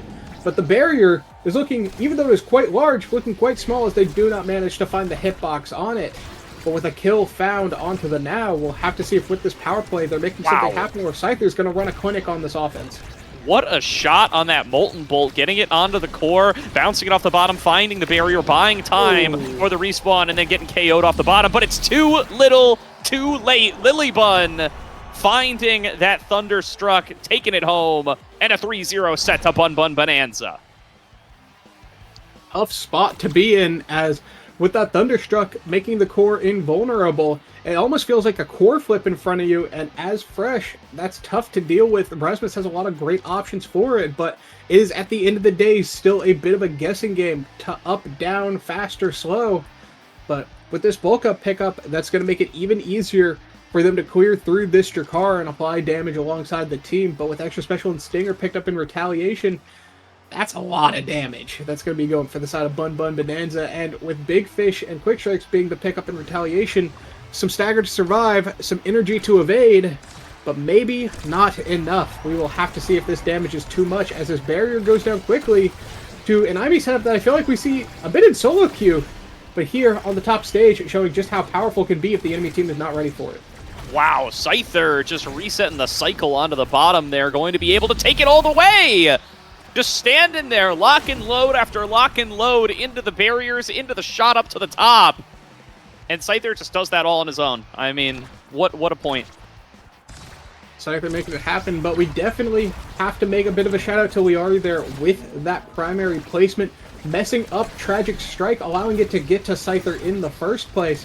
So while Scyther definitely put on a bit of an offensive clinic there, it just goes to show that even the smallest of details from this Bun Bun Bonanza team can really just show how much they work together and play off of each other. That said, they're going to need to play together to get this second barrier before Last Call can turn things around, but with this lead that they have, it's quite tough for Last Call. Yeah, Molten Bolt comes through onto 3Z, going to go into the Oni's Blade, takes it home, finds the barrier, and now going to be trying to reset alongside Tragic's Sentry. Still won't be enough. Flip comes on across, going in for the shot on the bottom. Can't get the ricochet quite right. Frightfully Fresh going to secure it with the Death Touch. Gets it all the way around, and now here comes the Glitch Pop, resetting for 3Z. Flip from Scyther will stop the aggression for now, but Tragic and 3Z resetting it. Great block there from Lily off of the Slashing Strike. Prevents 3Z from being able to take it all the way into the goal. They're still not out of the woods yet.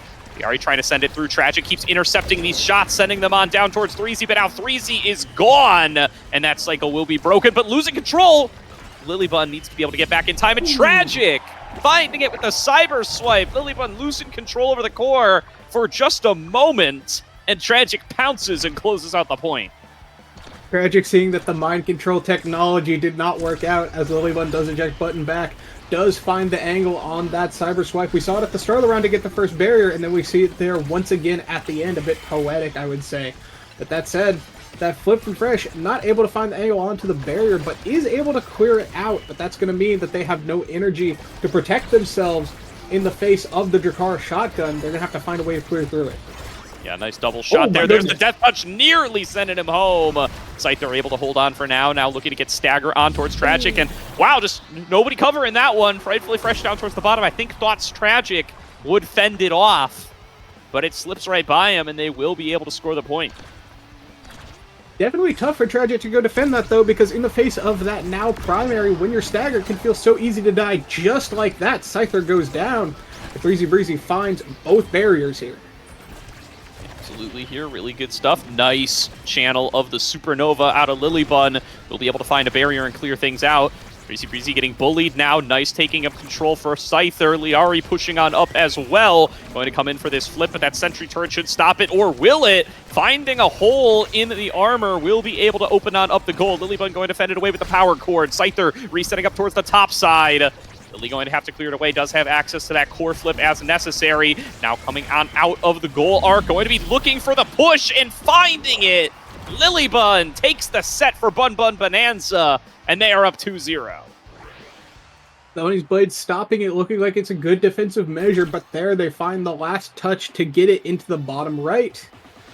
No burst used there.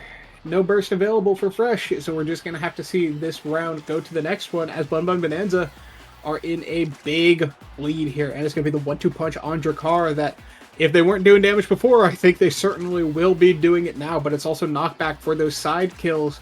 Could be looking like a Juliet impersonator, but with that invisibility, it's hard to survive against that. That said, we've got Rapid Fire available onto the Imi. That's going to be more glitch pops, but perfect form. A lot of cooldown reduction going there. As Lilybun now has KO Prize Fighter, I believe is what it's actually called. I'm so used to calling it KO belt that at this point, that's going to be getting stacked up quite quickly, but it's Tragic who goes down in a tragedy of a kill, as now Last Call have to survive in this 2v3 power play. Pick a League of Legends room, Dendar. You can call it whatever you want. As there's going to be quite a bit of damage coming out across, and Scyther with the lock and load gets it past Tragic and Frightfully Fresh. 2 more goals to go, and Bun Bun Bonanza will walk away with the win.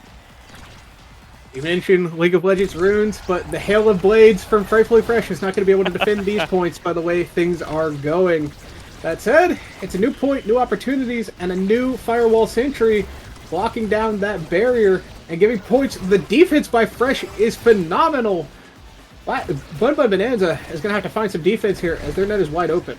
Ooh, Molten Bolt whiffed there, but Scyther's still going to try to take control. Frightfully Fresh gets hit back with the Death Touch. Nice interception by 3Z Breezy. Picks it up with the rush and sends it into the goal. Really great timing there.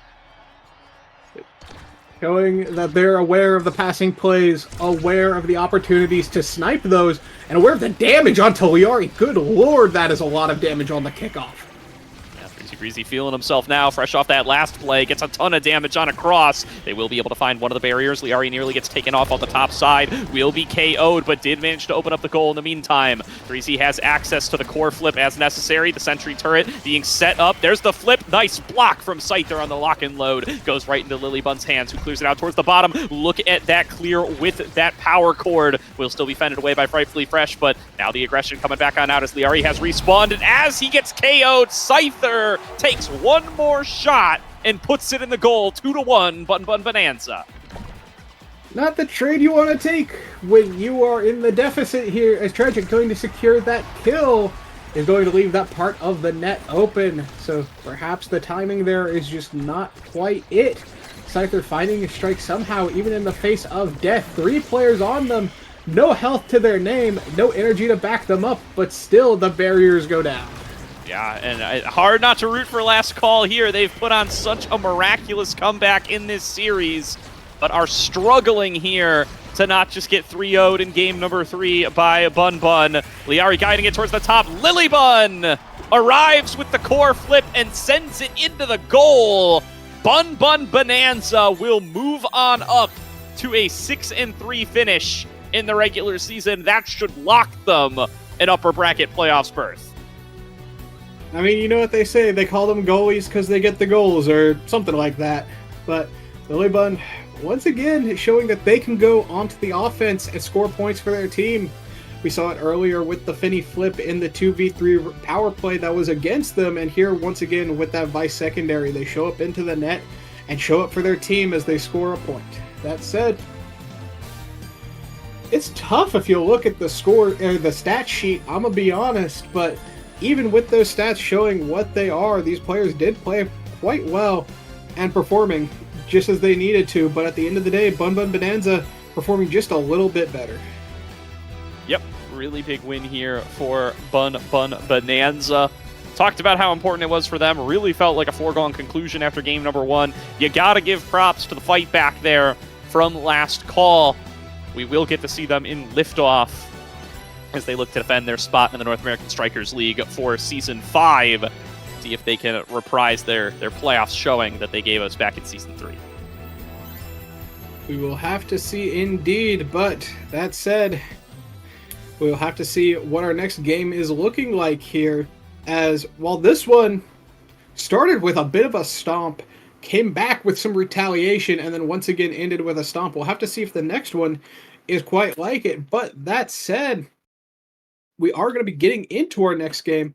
And what is our next game on the day? That is going to be Showtime versus Lob City. Gordo, what are your thoughts? Yeah, will be an interesting one. We're going to throw it to a quick break, and we'll yap about them as we come back on in. But Showtime, part of that big mass of 4-4 teams, so another match where one team's already fully eliminated and another has a whole bunch to play for if they want to make the postseason. We'll see you guys in a couple of minutes, but we will be back with that match very shortly.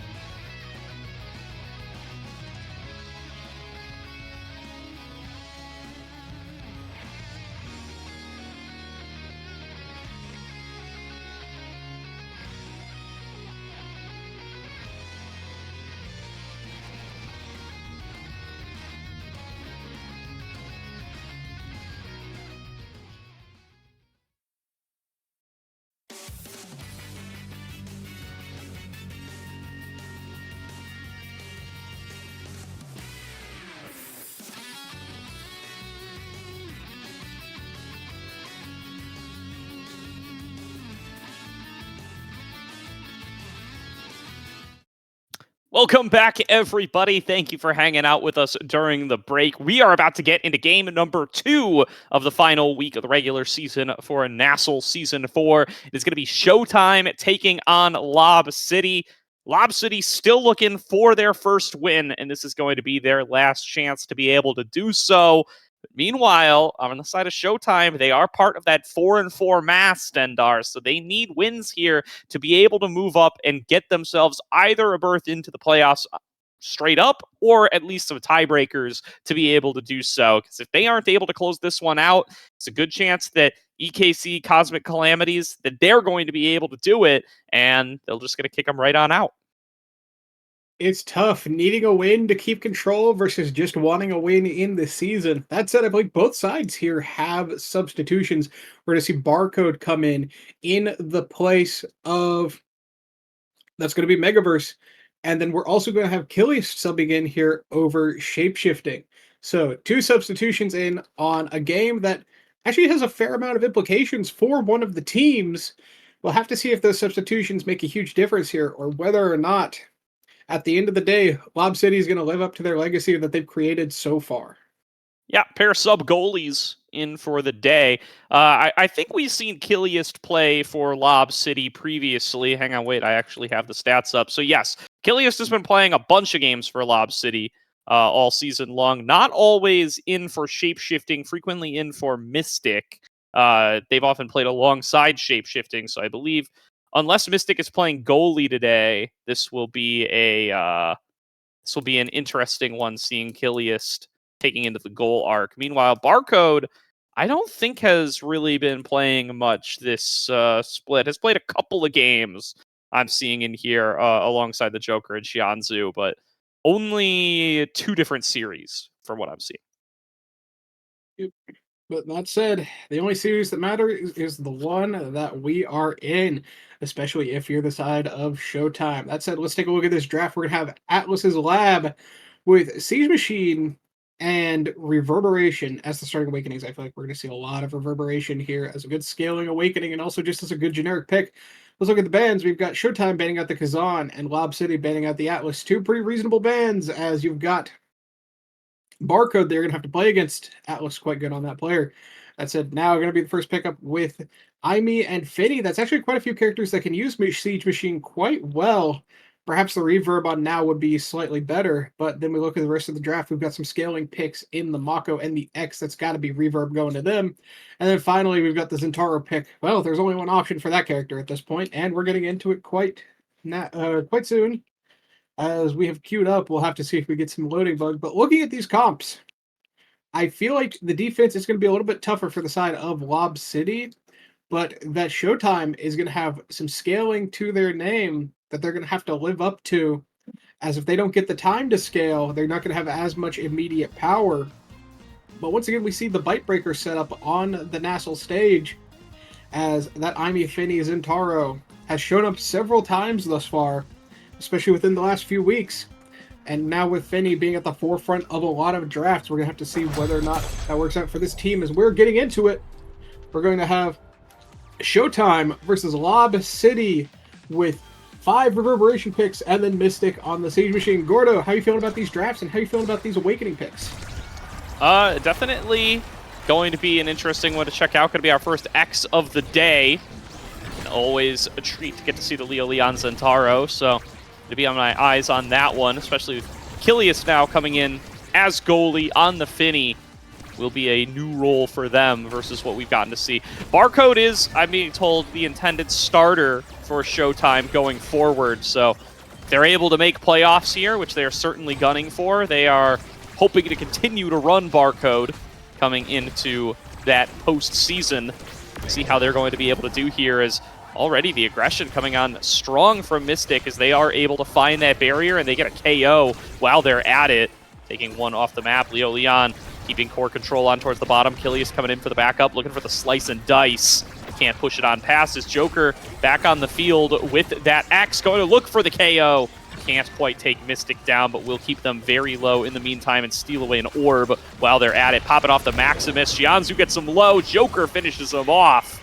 And it will be that KO found for Showtime. Let's see if they're going to be able to at least open up the goal off of the opportunity, but big delay in their ability to get anything done as Barcode walks up to the core to KO found on the opposite side. Lob City setting up with Leo, can't quite find the snag, and Mystic pushing in for more. Mystic will be able to put it into the top corner and take it for Lob City.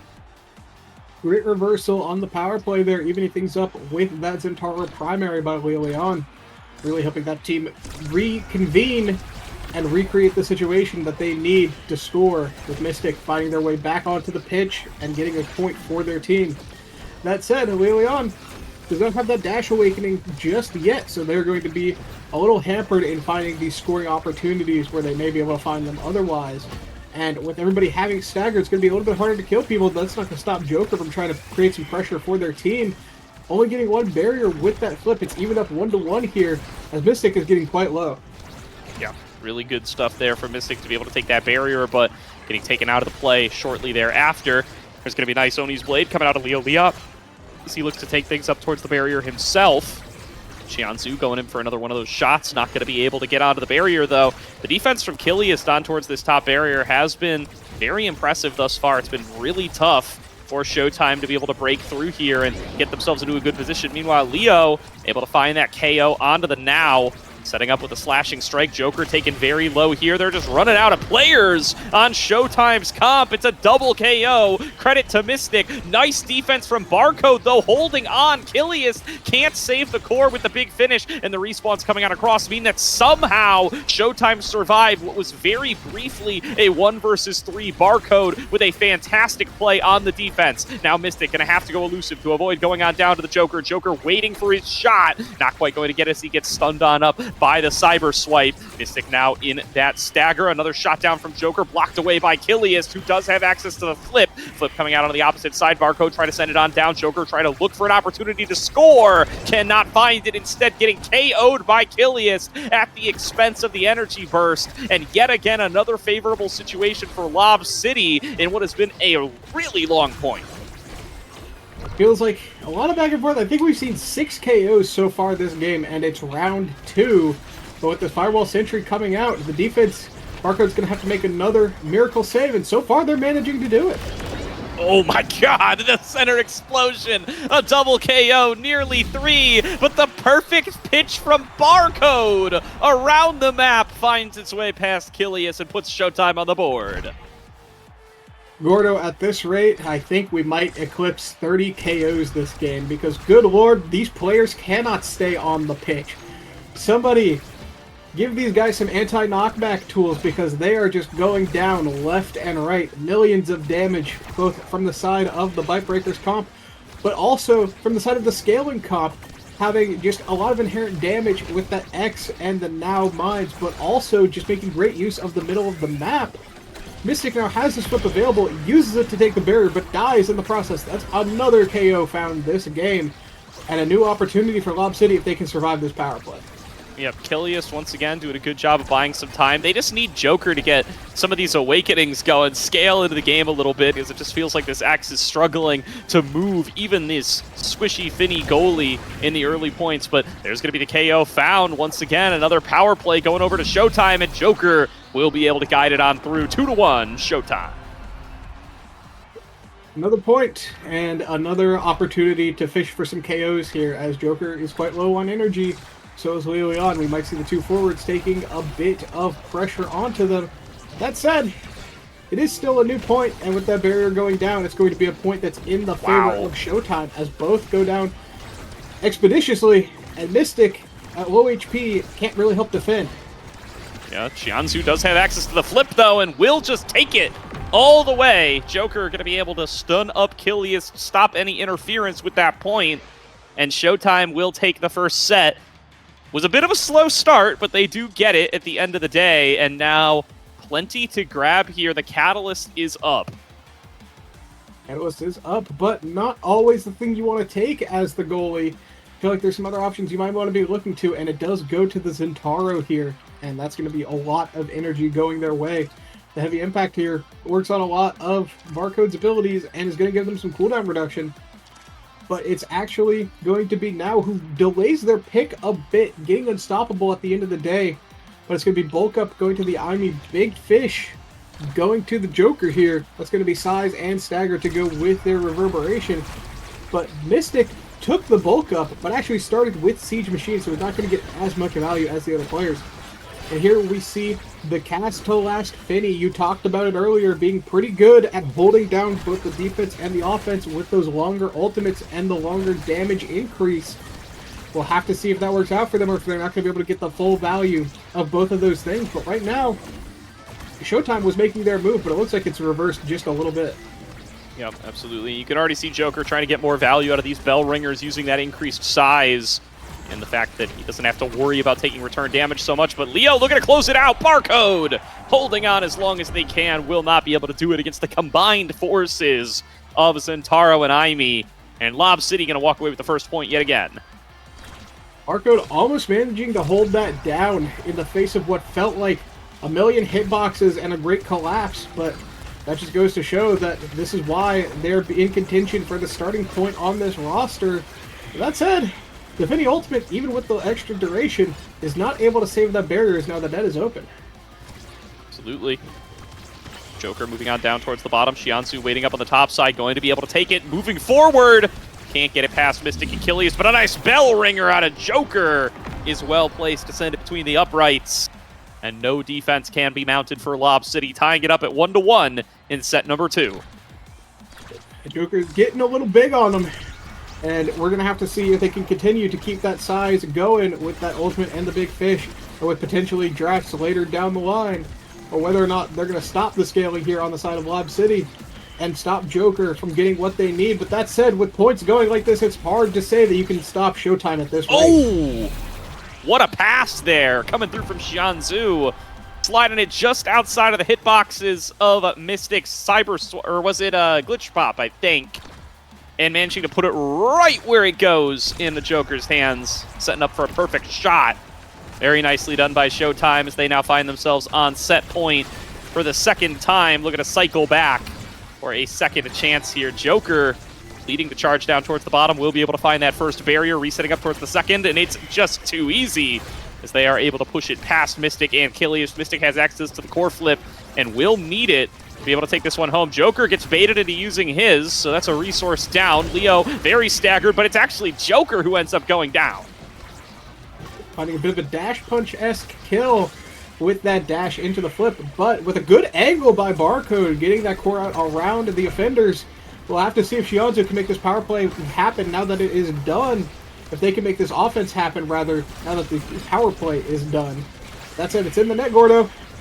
Oh, really pushing for more here. Joker can't quite get the follow-up strike. Went into the Maximus, but it wasn't enough to push it through and chased the whole way through by Killius to Mystic. This time, he gets it ahead of Killius. All of the energy is gone. All the cooldowns expended. And Showtime will be able to go up 2-0. Killius making a phenomenal save, but not able to make the second one. Joker going to be rewarded with MVP here, as this draft is not the most captivating if you're an X-player, but there's certainly some great options. One thing I'm looking at, yes, is that extra special deny it from the Finny and also give yourself more ultimates. That's a great pickup, but it leaves the Orb Dancer available. We've seen how much Finny can do with speed, and with these momentum boots on top of it, they are going to be moving quite fast. We'll have to see if with the prime time they can help keep that offense going alive when that Finny does walk up. But you've got Twin Drive and now Chrono Boost to help with the offense, having the Twin Drive for extra speed and size, and Chrono Boost for making those burst plays come to life a little bit harder. And then finally, we do see the Glass Cannon on Leon, both how players have been dying left and right here. I don't know if they're going to have time to stack that up as the net is wide open. And between extra special and then the Reaver Big Fish combo, Joker is going to be in Maximus just such a huge percentage of the time, and it's really going to help him out in his ability to just stand in this goal arc and be a constant threat for scoring. Going to come in with another bell ringer here, just camping on these orbs with Killius. We'll be able to steal that one away, I believe. And there will be One barrier falling down on the opposite side. Joker taking the fight on towards the bottom, trying to push Killiest outside of the play. Xianzhu taking control at midfield. Here comes the Oni's blade from Leo, trying to push it in past Barcode. Flips come out of both, but Leo's is nullified. And now a flip coming out of Xianzhu, but blocked back away by Mystic. Nice timing there to stuff that one right back in and keep the aggression going. Leon going to be able to find the second barrier. Mystic going to go in for the flip, pass it down to Leo. Slashing strike available. Sneaks it between the two, but blocked back away by Barcode yet again. Leo now falling back to the other side. There's going to be Joker trying to take control of it. Mystic takes a big shot, but it's blocked away by Barcode yet again. Joker trying to push it through. Killiest going to flip it back away. Xianzhu follows up with the drone. Xianzhu gets it on up to Joker, blocked away. Triple take from Killiest. Keeps up the defense, but finally Xianzhu will send it home. You know, watching that point play out, I just had a very invasive, intrusive thought, and that is that Imi secondary was the original Borg flick. Anyways, getting back to this point, we have Lob City with not a lot of energy, and the scaling on Showtime, it doesn't even seem like they need it. They just have so much pressure, so much presence, even with baseline, but now that they have a few awakenings to their name, it's really going to be what feels like a bit of a stomp here as both barriers are down once more. Lob City not able to hold on to those. Really nicely done here. The flip comes on out. They're going to shoot it right towards that barrier, but Joker actually just takes it there. I thought there was no way he finds that score. Killiest almost certainly, I thought, would clear it down, but doesn't end up working out that way. It's Showtime. Now with 1 goal to go, able to close out game number 1. Showtime putting on a bit of a show for us, but Joker showing some X-Lord there with the bell ringer into your own barrier. That's a classic as old as time. That said, Barcode finding some defense here, using that core flip. I like the stall from Barcode there just to recognize, wow, there's a bunch of stuff happening. What if I just didn't interact with it? It's a great awareness by them, a great awareness by Joker to use that flip to get the barrier. The defense cannot survive in the face of the Joker running it down on the X with the help of their team. Xianzhu on the midfield and Barcode on the defense. Curtain calls, and that's going to be the end of this game as we are going into the next one. Lob City's going to have to pull it together. But that said, Showtime, team that's a little tough to survive against, especially once they get that scale. Absolutely is here. Showtime looking like they want to keep their chances at playoffs alive, and cannot blame them. They certainly have been in contention the whole split long, and it's a tight race here at the end, but a big opportunity to be able to push themselves a little bit ahead of the pack. You know, none of these teams are playing each other, right? Era's Kitten Club against Bang Bang. Going to probably be the big match to watch today to find out how these tiebreakers and or lack thereof are going to end up playing out. Cosmic Calamities, of course, also have their matchup up against the Bozo Bunch, which is also going to be a big one to see who's going to be able to make these playoffs. But certainly looking at Showtime here, coming in, ready to play, looking like they're going to try to keep things as expected, take themselves their win, and move up to 5-4. You know, when I first saw the Showtime roster and I saw the Joker on Brawler, I didn't know what to expect. But every single week, Joker just shows me that they can do it all. Midfield mastermind and Brawler beast. Really just showing that they can hold it down regardless of what position their team has them on. That said, we're going to have to be taking a look to see what the next map is here. It's going to be Taiko Temple, a map that I'm a huge fan of, but we'll have to see what gets picked up here, as it's going to change things from being more, hey, we need characters that can potentially KO or scale here on this Atlas Lab, to we need characters that can suffocate the enemy on these 2 lanes, as we're going to see potentially a lot more creation characters. And with Mystic in this lobby, perhaps a rune pickup on this map, but there's Xianzhu on the other side who could potentially contest it. Either way, I'm down. Yeah, absolutely here. And, you know, I'm glad that you bring up Joker here. I haven't gotten to cover a lot of Showtime this season, but it's good to see Joker back on Brawler. It wasn't the most exciting game there with it just being an X game, but it's good. It does my heart good. I always love to see classic old school players back into the positions that kind of got their name made for them in Nassel with. So back onto Brawler now. See if we get to see a character other than the X this time around, as maybe that one's not the most exciting other than in very specific situations. Now again, going to be on Taiko Temple, like you said there, Dendar, and it's definitely going to be another opportunity to go for something a little bit unexpected, like you said. It could be that rune here for the side of Lob City. And I hope we see it, frankly. Gotta go out with some kind of bang. You really want to show something a little bit different and unexpected towards your last draft here. At the end of the day, you got to accept that if you are just in a spot where you know you're in a tough spot, you got to at least have some fun with it. You got to recognize, look, it's been a fun run. We're just going to make the most of the opportunity that we have and the time that we have here. That said, every time I see this Taiko Temple icon, I just can't think of help but think of the tack shooter from Balloons. I don't know if anybody else sees that. Maybe it's just me, but we'll have to see if there's some shooters in this game. Perhaps we'll see a Drakkar pickup as well. There's a lot of options here for this map that maybe on other maps wouldn't be as good, but here at Taiko Temple, a very different map from the rest of the maps. Gives us a lot of opportunities to find new things to play around with, and that's one of the reasons I love it so much. That said, we're still just waiting on the draft here, as there may be some deliberation. Perhaps there is a bit of a wait, but it looks like we're actually getting right into it as I say that. I know that the stream has a little bit of a delay, and that's what we're using to check the draft. So it's hard to say Lob City going to be banning out that Octavia against a Chrono Boost start. Yeah, that's pretty reasonable. And with 1-2 Punch being the other awakening here, we actually see the Fitty get banned. Damage is down the drain with that pick being banned out. Still a lot of potential for damage, but it's not going to be as easy, Gordo. Yeah, I mean, Joker will play that Octavia with the Chrono Boost start. Do not think that he won't. So going to be necessary to take that one off the board. The Asher start for Lob City going to come on across. See if that's going to be for Killius to the goal arc, or could even be for Leo here. He wants to play a little bit more brawler-centric.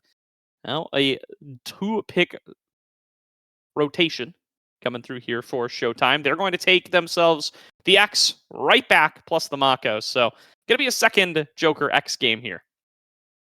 We've seen this one before, but with that Asher, I have to assume that's in the goal box, because knowing Leo Leon with a 1-2 punch start, I could see the Juliet coming out here. There's a lot of opportunities for KOs, especially with the 1-2 punch. That said, you could also argue that the drums sometimes keep people alive in spots where they should die to those 1-2 punches, so maybe that will lead us away from that Juliet. But there it is. It will indeed be the Asher in the goal box, and Juliet on the forward. Asher, a bit of a stalwart defender on this map, can be quite tough to deal with, as well, you can use that center drum to get around once you really need to get into that pocket and keep the pressure up. That is just a hard character to do it against.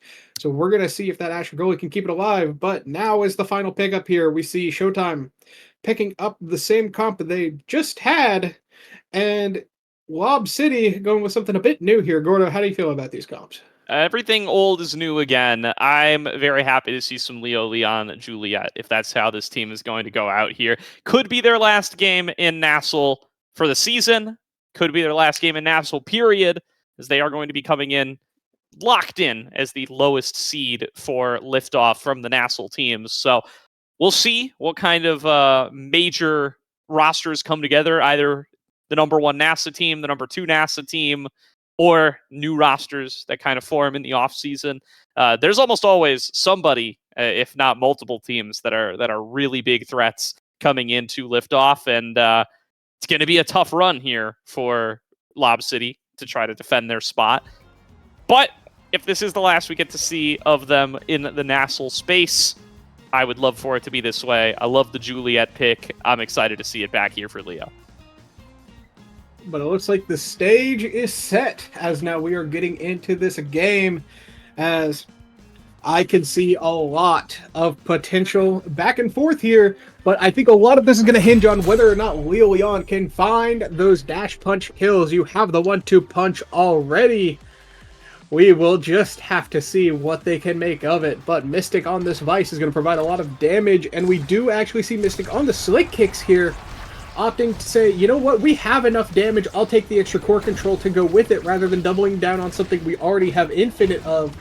But looking at the other side, we got Barcode Shianzu on that Chrono Boost, and of course Joker on the 1-2 punch as well.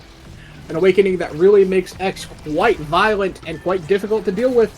We'll have to see what they can do, which side can make the most out of the damage that they have. But on the side of Lob City, that's 3 1-2 punches. Yeah, that's a lot of damage if you ask me.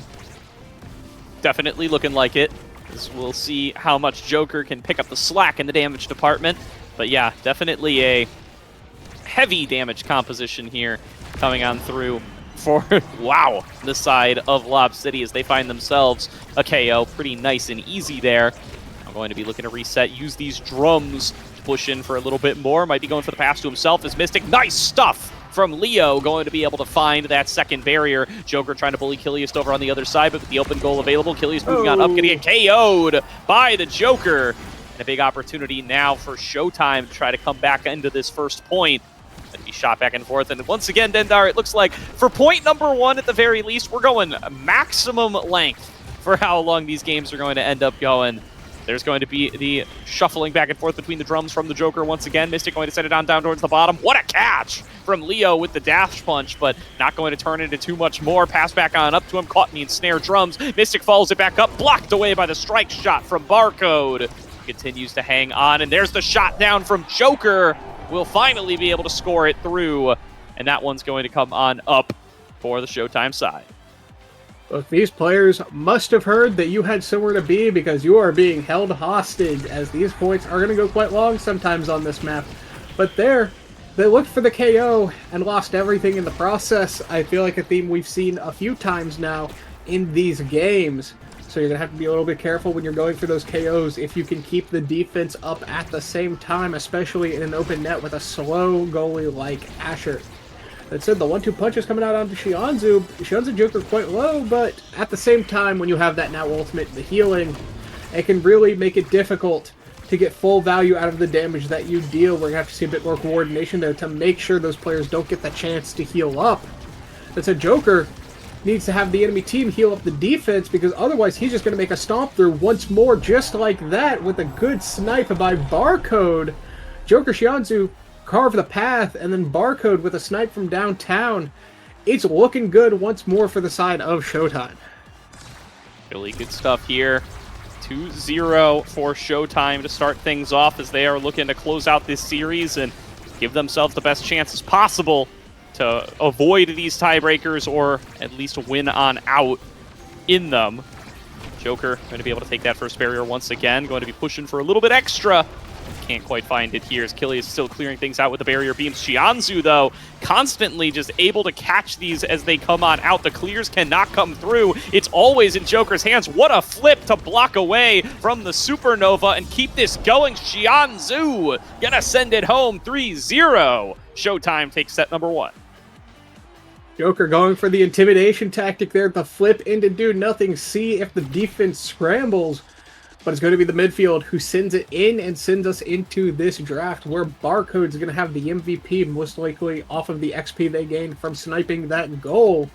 As now we see them pick up the Catalyst. They don't want Leo Leon having that. Pretty reasonable, but that is going to leave Unstoppable as the pick for Leo Leon, denying the defense, as that's a one awakening that's really great at denying those dash punch kills that Juliet is all about. And now, with that Unstoppable being gone, you have no defense against it other than just your positioning. But taking a look at the rest of these, we've got Xianzu taking the Orb Dancer once more. That's going to be a lot of speed that they now have. Joker getting Big Fish again. We saw them last time with Big Fish and how much they managed to do with it. But Killiest here getting a bit of a dud as they're the goalie, but they got Rampage. So we'll have to see if their team can score some quick points after their defensive rebuttal, or whether or not this size is not going to be growing quite as much as they would like on the Asher. That said, Barcode with this Catalyst, that's a lot of energy. We've seen them on the defense time and time again. If they continue to farm up that energy, that's going to be even more opportunities for their team than they had previously. And that's the first time in a while we've even seen Barcode need to do anything. I mean, Xianzu's been so good at filling that midfield role you were talking about earlier today, Dendar, that it's to try to keep the core out of the hands of the enemy team, and Xianzu has done a fantastic job of that. Joker getting a nice flip in the corner there, going to be able to take that one home and score another one for Showtime. That makes it 4 in a row for them, I do believe, as they're looking to keep this win streak alive. KO found on a Joker, though, going to give them a little bit of room to play. Leo trying to take control over towards the top side, does have access to that flip. Will send it on in and get the first barrier for it. For a little bit extra, but that was such an expenditure of resources plus the KO, and they only got one barrier for it. It's hard to keep things alive when your players are constantly at the risk of dying. That said, the only thing that's at risk of dying here is one of these barriers, but Kilius manages to hold down the defense excellently, as now they have a flip for their troubles available and an open net for the enemy team. Absolutely here. Trades coming back and forth once again. Xianzhu going to be able to find it. Going to be able to take that one back over towards the left, but the open goal already found here by Mystic and Leo. Leo with a dash punch angle, caught up in the ensnare drums though. Good call by Barcode to be able to keep them out of the play. Now breakaway once again found here. Joker going to get pushed away by the path splitter. There's going to be the move on up, but the KO is found onto Leo, and just like that, the offensive angles for the side of Lob City, they're just drying up. Kilius able to keep up the defense, though. Mystic going to be able to send it back on through. 1 second to go on the respawn. Leo Leon is back and available. No real moves on the power play found by Showtime that time around. We'll be bouncing back and forth between these drums. Once again, just Joker can't get these shots on through. Good defense from Kilius with some help from Mystic. Does prevent it from going on through. Barcode still holding down in the goal arc, though. We'll send it back into Joker's hands. Back and forth, and I feel like one thing I see a lot on this map is when you get the clear out, Nice, Joker. it's tough. And just like that, Joker sends it in once more. But this clinic that they're putting on the offense for the side of Showtime has really just felt like a repeat of the previous game, where it's not like they're really pulling out any fancy tricks. They're just playing some good old Mega Strikers and playing some really good X. But that said, I feel like one thing that I see a lot on this map is there's times where you're getting the clear out, and then finally you do find the angle. Just as they find the angle on this goal, Leo Leon with the punch sends it in. But you finally find that angle to get it out, but you just send it downfield, and with the drums bouncing around and how much space there is, it just feels like it just constantly comes right back. So we'll need to see a little bit of adjustments there, but we're making some good adjustments on the side of Lob City, getting that point, as now they're on the board and another kill is in their hands. They're looking to tie this up, not in the set count, but at least in the points. Absolutely here. There's going to be a chance. Once again, Leo Leon having a nice play there on that last point to be able to get the three-man flyer fist, get a huge punch on across to be able to find the score, but that's really tough to replicate, Dendar, and that's what it's taken to be able to actually find points up against this squad. See what they're going to be able to reset to do. Joker still keeping up the pressure on this left side. Xianzhu there for the backup, going in with the bull rush, going to be able to find the first of the barriers. Xianzhu passes it out and down. Joker going to try to take it and dribble off the bottom. Barcode falling back, and he used the strike shot to try to help out the team. Mystic going to get it snuck past him, has to go in for the flip, gets it back into Leo. Leo looking for the top barrier, will be able to find it. Joker going to be able to move things back away there with the bell ringer, and now pressuring on towards Leo, looking to take this brawler off the map. One more punch would stagger him. Instead going to let him go. Xianzhu going in for the flip, passes it back over to Joker. Joker dribbling it off the top, looking to push it in for the last barrier, can't find it, and Leo nearly sends it through, but the strike shot from Barcode will keep up the defense yet again. Passing up to Xianzhu is Joker yet again, but still can't find them way on towards that barrier. Mystic channeling the Supernova, going to be able to keep up the defense for a little bit longer. Joker cycling back, getting into the middle of three of them. He's healthy enough to do it for a while, but will finally be KO'd by a big power chord coming out of Mystic. Big KO found, but a barrier in retaliation. Even though it's a power play, things could go awry very quickly if they're not careful. Whoa, and look at that, shot back and forth, overtime, making that core rush across the screen, but it's finally Leo who finds the flip and finds the goal, taking us to point number 5 in this set number 1 of game 2.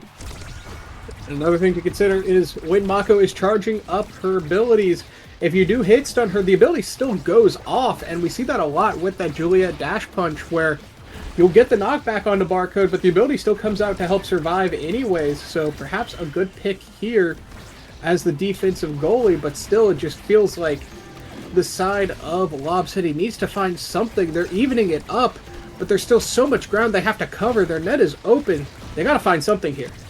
Yeah, really good stuff, and wow, I mean, Xianzhu just did so much there. Able to continue to catch the rebounds, sending them back into the barriers over and over, and catching another one there off a Mystic's power chord to be able to get it into the goal. 3-2, a much closer set for Lob City, but the result is the same. Showtime on match and game point here with this set number 3. Oh, but this is not where you want to be if you're Lob City. You've just given up the set, and they get Monumentalist now on Taiko Temple. This is a disaster. But you do have Perfect Form Juliet, which is quite strong in its own right, but that said, I don't think it's quite as strong in this situation. Even the Adrenaline Rush might have been good there too for Leon, just to try to chain something together, but this is just a tough spot for Lob City. I don't know how they're going to get out of this one with Xianzhu having so much power, having already been dominant on this field, now having their best possible awakening. It's going to be tough to find an angle around them and against them, but perhaps the damage will come out as we do have that rapid fire on Vice for the extra primaries. But Joker has picked up Orb Ponder, so that's going to be even more ultimates and even more survivability with the focus around the orbs getting that energy, but they actually die for one as I say that, but so do the barriers of the side of Lob City. So do the barriers. Leon coming back on in, gets that flip into both barriers for the squad. While they have the numbers advantage, the respawn comes on across, but Leo able to find the KO off the drums on the other side. Mystic resetting now, get it into Leo's hands, who sends it down to the bottom and gets the score for Lob City. Look, if you think about it, Leon has just shown that Monumentalist Now is clearly weak because Monumentalist Now just died. So if they can continue doing that, they will continue having the opportunities that they need to score. That said, killing Xianzhu, I feel like isn't something that you get away with twice. It's something that you gotta work for. And Mystic, almost finding an angle off of that middle drum, could have potentially been a KO there, even from full health, just with how the knockback is. But it's Joker who finds a KO here. Potentially another onto Mystic, using the drum to their advantage, but just barely not enough knockback to find the final piece. Achilles has to burn a flip to survive here, but it's a 3v1 power play and the net's open. Really nicely done here. Xianzhu able to find that second KO. Resetting it now, getting it into Joker's hands, who's just waiting for the pass. Pass comes down to the bottom corner. Achilles able to keep it up for now, but look at the juke back from Joker. Avoids the dash forward, takes the core right into the goal. Really nice stuff there. That's tough for Kilius because that dash had good intentions, but it just sent them too far out of the way to defend against that. That said, on to the next point where Joker's getting bounced around a good bit, but not taking a ton of damage, only lost half of their health so far. We'll see if that continues to go higher. I think we also just saw Joker lag a little bit there. We'll have to see if that continues. Perhaps that's the win condition for Lob City here. That said, it's going to be tough as Xianzhu has this flip available. Joker has no energy and soon to be no health, but Leon finding yet another kill here. It's a great opportunity. We'll have to see if they can make something out of it. It looks like lag. It could be BM. It looks like lag, though. And we'll see if they're going to be able to kind of remap on what they've been going for. With Xianzhu back alive, they will have a little bit more of an offense coming in, even if Joker's KO'd. Speaking of Joker, going to be falling on down there and going to give this power play back over to Lob City. Mystic resetting, now going to be able to find themselves another barrier. Pass back and forth between Mystic and Leo, and that's just beautiful. Right between the uprights yet again. Leon gets themselves at a set point. Leon finding some great angles there and leaving the flip for Mystic available for this point. Killier is working on one of their own, but everybody else in the lobby is pretty low on energy here. So we'll have to see if Barcode with that Catalyst can get things back up and get the energy department flowing once more, or whether or not Leon is going to be able to continue finding these kills and resetting the energy on these players. The Mystic is going to have to find a way to reset their health bars. They've fallen quite low here. Achilles holding down excellently even in the face of so many attackers in the net and still managing to find damage onto Joker to deny them the opportunity to play the game. But it's Leon who looks like they might be going down soon here as they have a good bit of energy to defend themselves. Oh, but a miss by Joker, almost getting the punch into the drum. That almost certainly would have set up a kill there, but a great evade by Leon keeps them alive, and once more, another evade, another survival. But with the ensnare drums ensnaring their fate, it's now a power play, Gordo, but no barriers have gone down. Both defensive have been doing a great job here so far. Yeah, Leo looking like he is trying to fight his way back in towards these barriers, can't do it. Joker looking like he's reconnected to the game, as he has been able to find quite a bit of damage in this set, finally finding those barriers as well. Xianzhu falling in towards the bottom. Look at how fast that core's moving, but Leo, or rather Joker, can't quite convert that into the point. Flip comes out of Barcode, still going to have to hold down this defense, goes into Xianzhu's hands, passing it down towards the bottom. The flip out of Joker, right into the goal. We're going to point number 5 on the set in Showtime with a shot to close it out right here. I think the biggest thing we're seeing here is the difference in consistency between these teams. It's Leon is getting good kills often, but the side of Showtime is consistently making plays in the midfield, finding angles to each other, finding passing plays. But there, it is the X who is passed on as Leon finds yet another kill. We were just talking about how we need to find consistency, and there we have it. But Joker's back, and their net is open. We'll have to see if they can make the turnabout, or whether or not we will potentially see yet another round here. Yep, going to be juking it back and forth here. Respawns came through from both sides. Barcode has to hold down with no barriers left now. Mystic with the flip available, passes it up to Xianzu. Good call to keep it out of the hands of Mystic and away from that core flip. Here comes the Thunderstruck. Mystic trying to get onto it. Killius coming out of the goal arc, trying to get the defense. Will lose his second barrier for that. Joker comes in for the mix-up shot. Can't quite get it in towards the goal. Xianzu falling up towards the top side. Gets it over to Joker. Another shot towards the top. Is fended away from Killius. Strike shot trying to help things out from Barcode. Gets it back into Xianzu's hands, who gets it over to Joker. Joker trying to send it into the goal. Another big shot coming through with the Maximus and just forcing it through. Killius can't keep up the defense. 3-2 again.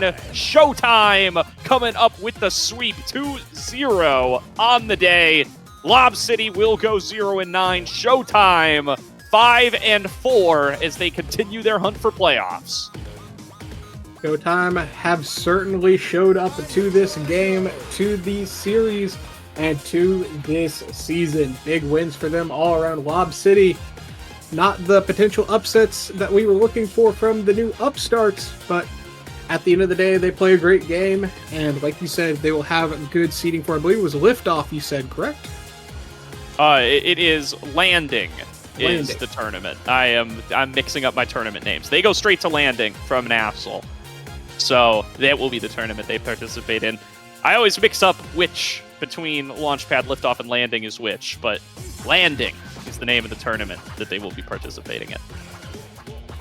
That said, Showtime, tough opponents, tough nut to crack, and today they are victorious. But that said, some great plays all around. Looking at the stats, Jianzu, 200 redirects, highest in the lobby. Just goes to show how great of a performance they have done this series, these games, this season. Player that had a lot of eyes on them when they entered this season, but they've gone to show time and time again just how valuable of a player they are. That said, I think that's going to be it out of us, as we're running a little bit late here, but all's good. Gordo, do you have any last thoughts before we move on? No, good pair of games we got to see here today. Love that the first series went to 3, and I will be back for playoffs. But yeah, like you said, Dendar, that is going to do it for our time here. You'll see us again in a couple of weeks once the playoffs do get kicked on off, and even potentially next week for some tiebreakers. But for today, we're going to have 2 more casters to bring you guys through the next set of games. So stay tuned. We have got another big series coming on up here between Bozo Bunch and Cosmic Calamities, as Calamities are also looking to move themselves into that playoff race. And Era's Kitten Club versus Bang Bang coming up after that. That's got to be the big series to watch on the day, as EKC find themselves in the same position. So stay tuned. We'll be back before too long. Catch you guys next time.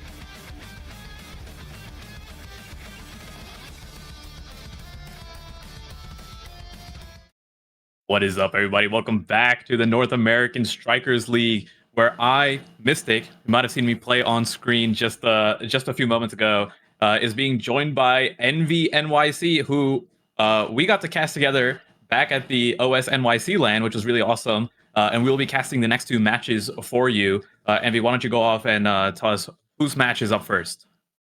Oh yeah, dude. We got Bozo Bunch and Cosmic Calamities, two pretty strong teams right now. We could see that Bozo Bunch is currently at 3-5, but they actually kind of have to win this one to make their way, or at least have a chance to get the playoffs here with a couple of unusual tiebreakers. And Cosmic Calamity is kind of a newer face as a whole into the North American Strikers League, but they are 4-4 right now. Also, kind of have to win this one. You don't really want to find yourself a 3-5 after week 9 right now. So there's a lot on stake for both of these teams here, and be pretty crazy as we're gonna get on to the pick bans already. We see that Kazan gets another ban, guys. Kazan, he's out of there, and another X ban. But what do you think about this? What do you think about some of the characters here that we're gonna see on these gates?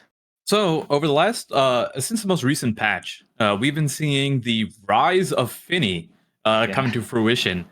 And it is no doubt that Finny is going either pick or ban these days. So taking a look at what we have picked here, first pick is going to be Finny going over to blue side, Bozo Bunch, and then followed up by the Rasmus Amy pickup here for the forward combination. It seems like as the goalie for Calamities is going to be Mako, and that is going to be Natty piloting the Mako. So keep in mind that this guy knows he is so hard to score on this character. So they have a strong composition on both sides here, but we're gonna see more of the Finny, see how it's actually being performed. Is it just a not a fad pick, you know what I mean, but does the strength behind the pick, is it that strong that we could just like pick it every single game and we'll see a strong outcome from it? Yeah, like you said, Finny, the rise of Finny is real. I think that she used to be kind of a lot more picked in kill comms on certain maps, places like Tycho, Demon Deus for sure. But now that Momentum Boots has kind of been discovered on Finny, she feels like a really strong pick on more than just those suffocating maps, especially with her low cooldowns just kind of remaining intact throughout these patches here. So she's going to be kind of pick ban, like you said too. She's going to be showing up a lot here on these maps. Even Gates, when the barriers are down, it's kind of open like Aten, so she does have kind of free reign on the map. But yapping away once more, we got Bozo Bunch putting it on in there past Natty with some great teamwork from I and Dropletto. Just have been static partners basically for a while now. Obscure Bread's kind of slightly new to the team, but really not new to the game. So taking the first point there, Bozo Bunch. Yeah, and you can see the way Breads is moving on this character, the movement speed stacking from the momentum boots, plus the most recent patch. Oh my god, both barriers just dropping so quick. But let's see if Tony can finish this up real quick. It isn't able to finish that point. But the point that I was making is that the 5 movement speed that Finny got on the most recent patch, you might think it's like 5 movement speed is not that big of a deal, but when you have all these scaling and additive movement speed bonuses, ooh, what a great primary, the misdirection there to catch it on the goal line. When you have all these movement speed bonuses that stack on top of each other, the 5 movement speed does make a difference, and you can see how much area Breads is able to cover on this character. Yeah, for sure. The movement speed does a lot, especially when it comes to walking in front of the opposing brawler, making it so you have to strike war a lot less of the time here. You got to flip from Obscure Bread to try to save it. I just fast enough to get it there. Now also has a lot of base movement speed as well. Gonna try to defend this one off here in this 2v3. Kotone looking quite low right now. Get the blade in there to take them out there. The Oni's blade, of course, to make this another power play here for the side of Bozo Bunch, though. Can they land this one in here as Forgot? He's going to be the kind of lone soul defender in the middle field here, but the ensnaring drum is not going to catch the ball. Natty, fortunately, going to let that one go past here. Drop Letter with a good angle, though. Bozo Bunch already poised to take the first set here, and that'd be big for this team that really has to win this one. Yeah, and a great, I definitely want to recognize Ai's play there. Great use of the portal to get a pretty hard pass over to Dropletto, who was able to then finish it up there. Starting off strong, like we already lose a barrier here on Bozo's side, but the HP or the stagger traded back is quite significant.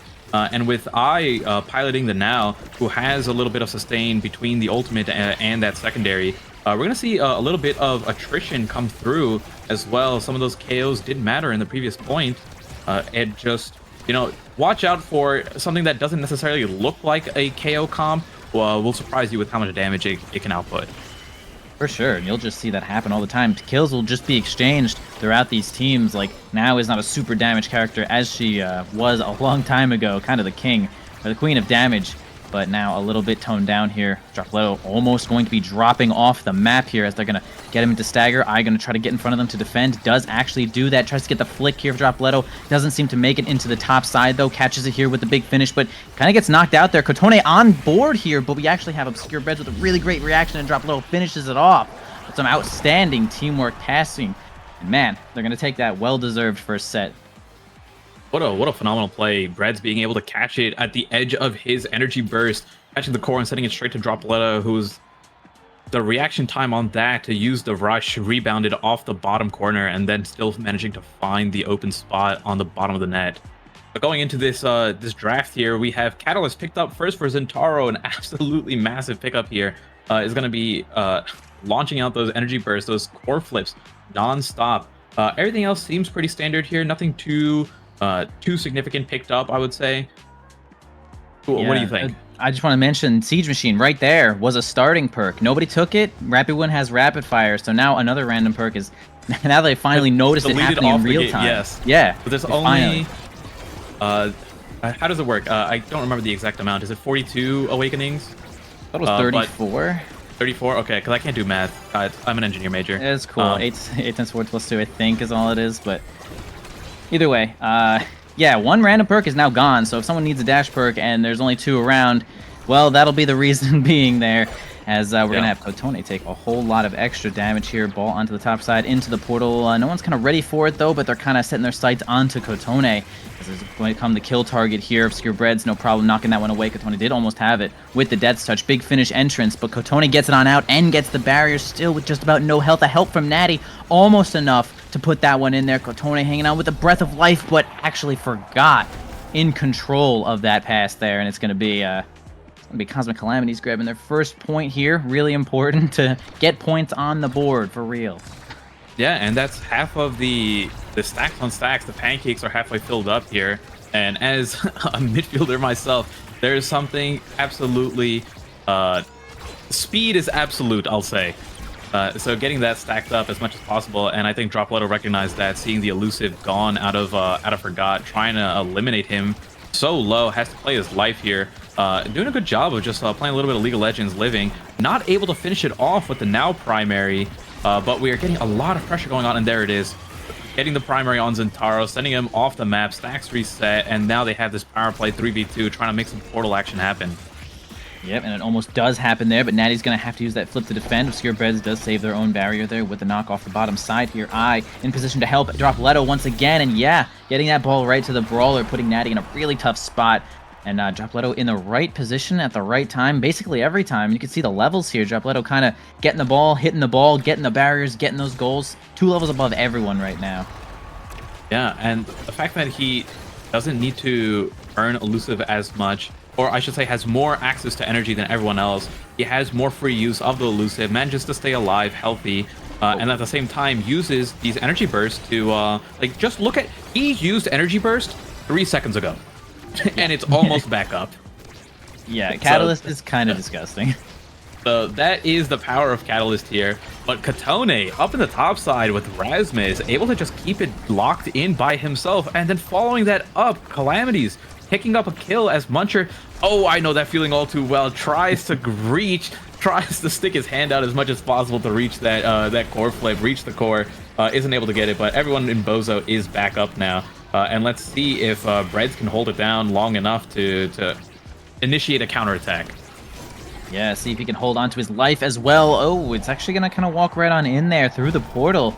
We had Forgot with a nice glitch pop, it looks like, just strong enough to get it right on through. Obscure Breads was looking really low there. You know that Kotone was definitely looking for a Death's Touch to get the kill, but none needed. We'll hold on to some of those cooldowns as we start off this next point here.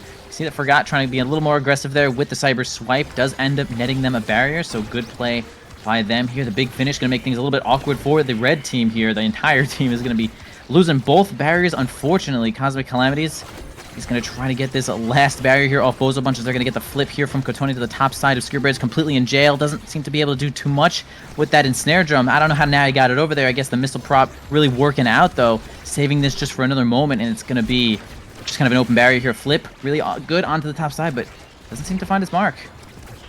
Yeah, isn't able to get it, but oh, a good glitch pop redirects it over towards Kotone. Perfect distance on the pendulum swing. Able to finish off this round and looking quite different from that first round.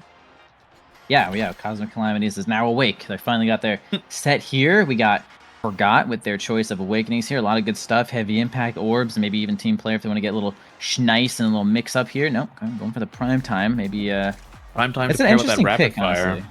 Yeah, that's fair. Rapid Fire Prime Time is definitely the one combo I would say is kind of dummy good, and see Zentaro grabbing Heavy Impact really strong for them. I mean, everyone's kind of getting some really great stuff here. Ponder for the goalie, Big Fish for the Rasmus, Team Player for the midfielder here can make for a lot of interesting plays, and I got Natty kind of gets a little bit of the short end of the stick there with Remedy, but yeah, it's all right, maybe later. 6th pick isn't really able to get something too impactful, but it does help out if there are more stagger trainings later down the line, get something like a peak performance or a reverberation, so has some extra scaling in that aspect. Aside from that, one of the big pickups here is actually going to be Breads with the Ponder. It's something that Finny goalie makes extreme use of, but if the points go that quick and you don't have time to pick up those orbs, it's not going to do much. Yeah, it's going to be a rough spot here. It did get a little buff, though. It's up to 17.5 from 15%, which is...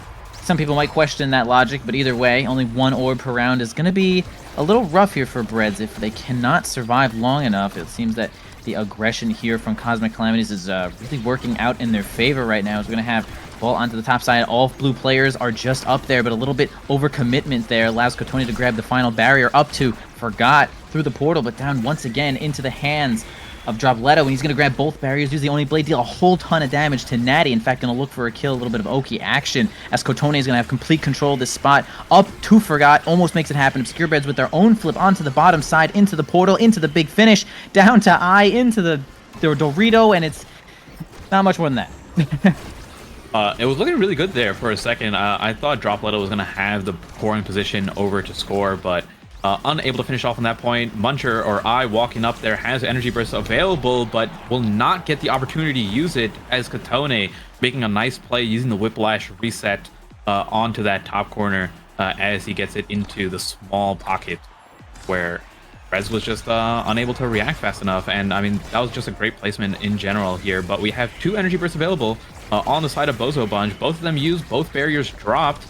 And now a very quick 10-second, both barriers are gone into a scoring opportunity, but unable to do anything yet. Oh, but a great save from Breads. Let's see if they're able to finish it off in this attack. Yeah, that combo almost worked perfectly on Breads, but the defense was just a little bit too active for that moment. Up to the portal now. Obscurebreads has control here, and we saw a couple of times there Kotone kind of stuffed it right into Obscurebreads. Finny's not really great at close quarters defense most of the time.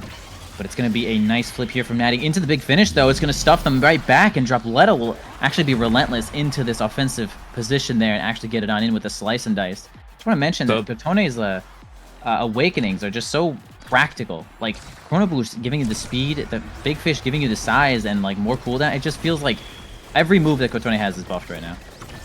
Yeah, he's just a bigger, faster character of his starting, I guess, like...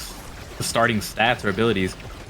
And it is one of those things where Rasmus feels so good with this extra movement speed, the chrono boost to extend the whiplash duration. The size makes the pendulum swing an insane amount better. Yeah. And then on top of that, also getting a little bit of stagger from the big fish means that if you pick up something like peak performance or reverb, you get some extra damage and movement speed on there. And of course, having 33% more pendulum swings can never go wrong.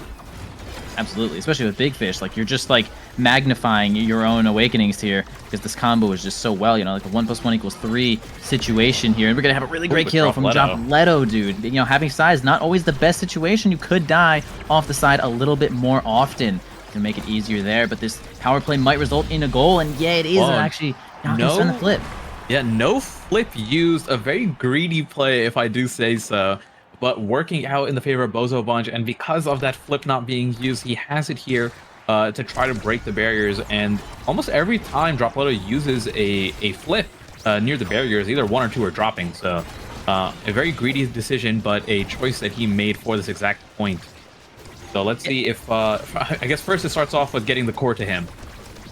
True. You know, if he did spend that flip before, he had ult, he had slice and dice up, he actually had everything up. He probably would have been at like 45 to 50% energy, even if he did spend the flip. So that Catalyst is really kind of putting in overtime right now. As you can see, his bar just going up endlessly. Natty trying as hard as they can, squeezing into this corner to save it. They do end up saving it though, but I into position to grab the barrier, making these really awkward kill monk. I mean, man, I knew this would happen. Forgot. Actually gets the flip. Gonna get it out of there. Natty on out over to Killmonk once again, but the Oni's Blade for interruption up into the portal. Actually gonna do a little mix up there, not going into the portal. Still holding on to this one little barrier. Skirbird's now gonna have to fight Kotone in just a moment. Once the cooldowns come up there, actually now we're completely out of cooldowns, and it's gonna be a little bit of reprieve here for Breads. Gets a second here. Oh, great energy burst. Able to hold the core there as Kotone goes for the pendulum swing. Isn't able to connect thanks to that that second of invulnerability here. But Natty doing a good job just with the strike shot, keeping the core forward, and you can see the amount of pressure that Bozo Bunch is under. They can't even make it past the midfield line, as every single time they try to get close, it's a strike shot coming out or a good redirect from a glitch pop. Finally, for the first time in what seemed like 30 or 40 seconds, they were able to get the core forward, broke the barrier, but once again had to repeat this process just to get a shot on net. Yeah, another tough situation where Kotone's got not only, you know, this chrono boost to add a little bit of speed, but now we have Mako also helping with some more speed, and it's like Finny's gonna be able to defend that. Rasmus is really good at just stuffing it onto Finny. It's just a tough spot here, though, and another bunch of powerful awakenings coming out here. Hotshot, 1-2 punch. Take your pick here.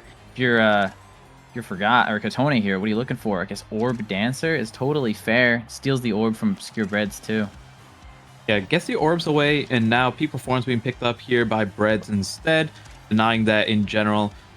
While I guess it's a deny, but it's completely fine. I also think a consideration for Deadeye here could be worth it, as we know that Amy is going to have to take that Monu to take it away from I, and that would have also left peak performance there in the hands of I, which I think would have been a little bit better. That is indeed possible, but nonetheless, those awakenings will be taken here. We're going to try to push onto this top side. No barriers taken just yet. Kotone trying to get themselves on in there. Position to get the barrier. Natty missing a little strike shot there. And it's actually going to allow both of the Bozo Bunch to collapse there. But still saving the ball. Once again, I finally positioned right in front of the barrier to grab one of those barriers here. Kotone's size trying to help out here with those slick kicks. Giving them enough speed to just keep themselves in the fray right here. Natty helping out once again with the strike shot onto this top side. Trying to make it so that it doesn't go into the portal. We see Forgot also eyeing onto this portal just in case. But we still have Kotone kind of soloing here, 1v3. Forgot just here for a little bit of moral support into that portal, though. But Natty kind of holding onto this barrier themselves, and we're going to see Forgot get taken out here. Unable to finish it off just yet. Dropletto forced to use the energy burst to live. A great heal by I actually don't know if that touched Dropletto or not, but able to heal back up with the mine. And now we're facing a similar problem as the last point, where a lot of the possession is on belongs to Calamities, but I would say the core tends to spend most of its time on Bozo's side, from what it seems, giving Killmonk and Kotone, or Forgot Kotone, more and more opportunities to shoot. We can see the amount of pressure that Breads is under constantly, as every single point he is fighting for his life to clear it out. And while Dropletto and I do a great job of breaking the barrier when it is on the other side, the core doesn't seem to get on that side quite often. Yeah, it's true. Unfortunately for them, though, they did grab both barriers at the cost of Dropletto's life, though. See if Obscure Breads and I can finally defend this one out here, doing a little bit of stalling there. All right, Forgot helping them stall just a little bit. In fact, even more stall. They're actually doing a great job here of making it so this power play is completely vanquished. We got Dropletto coming on back here. I right into position once again. Oh, great primary. Yeah, it's just like once they get into that position there, they basically score every single time. Natty has basically been able to unable to defend when I and Dropletto are in position there. So there's a bunch trying to claw this one back. They need another set. And Dropletto once again doing a good job. Oh, I thought they got both barriers there for a second. Either way, one barrier is fine as it comes back up from the bottom portal, sending it right back down for the third time. But just I guess a misuse of strikes there, or mistiming, causes both barriers of Bozos to fall. And now we are once again in a position where what seems like a constant pattern of Cosmic Calamities on the aggression, as rare for Dropletto and I not to get the barrier on their attack there. It's so weird. They get the barrier, they can get the goals, it's just the core is not where it needs to be all the time.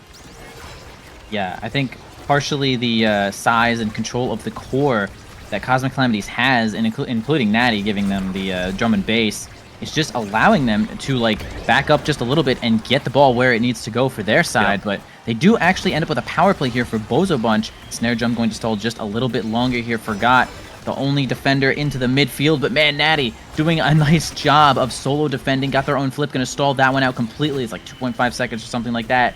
It's going to be another nice redirect there. Red ball. Katone got that portal coverage. Dropletto right in center field. Yeah, again, with the flip. Didn't need it, but in case, they have it all for the next point. I will say, and I don't mean to call out I here, but I believe that is the 5th or 6th time that he has used Energy Burst and not hit the core. Just almost out of reach every single time. A little bit unfortunate there indeed, but Dropletto, we see, is able to successfully get both barriers with his Energy Burst here.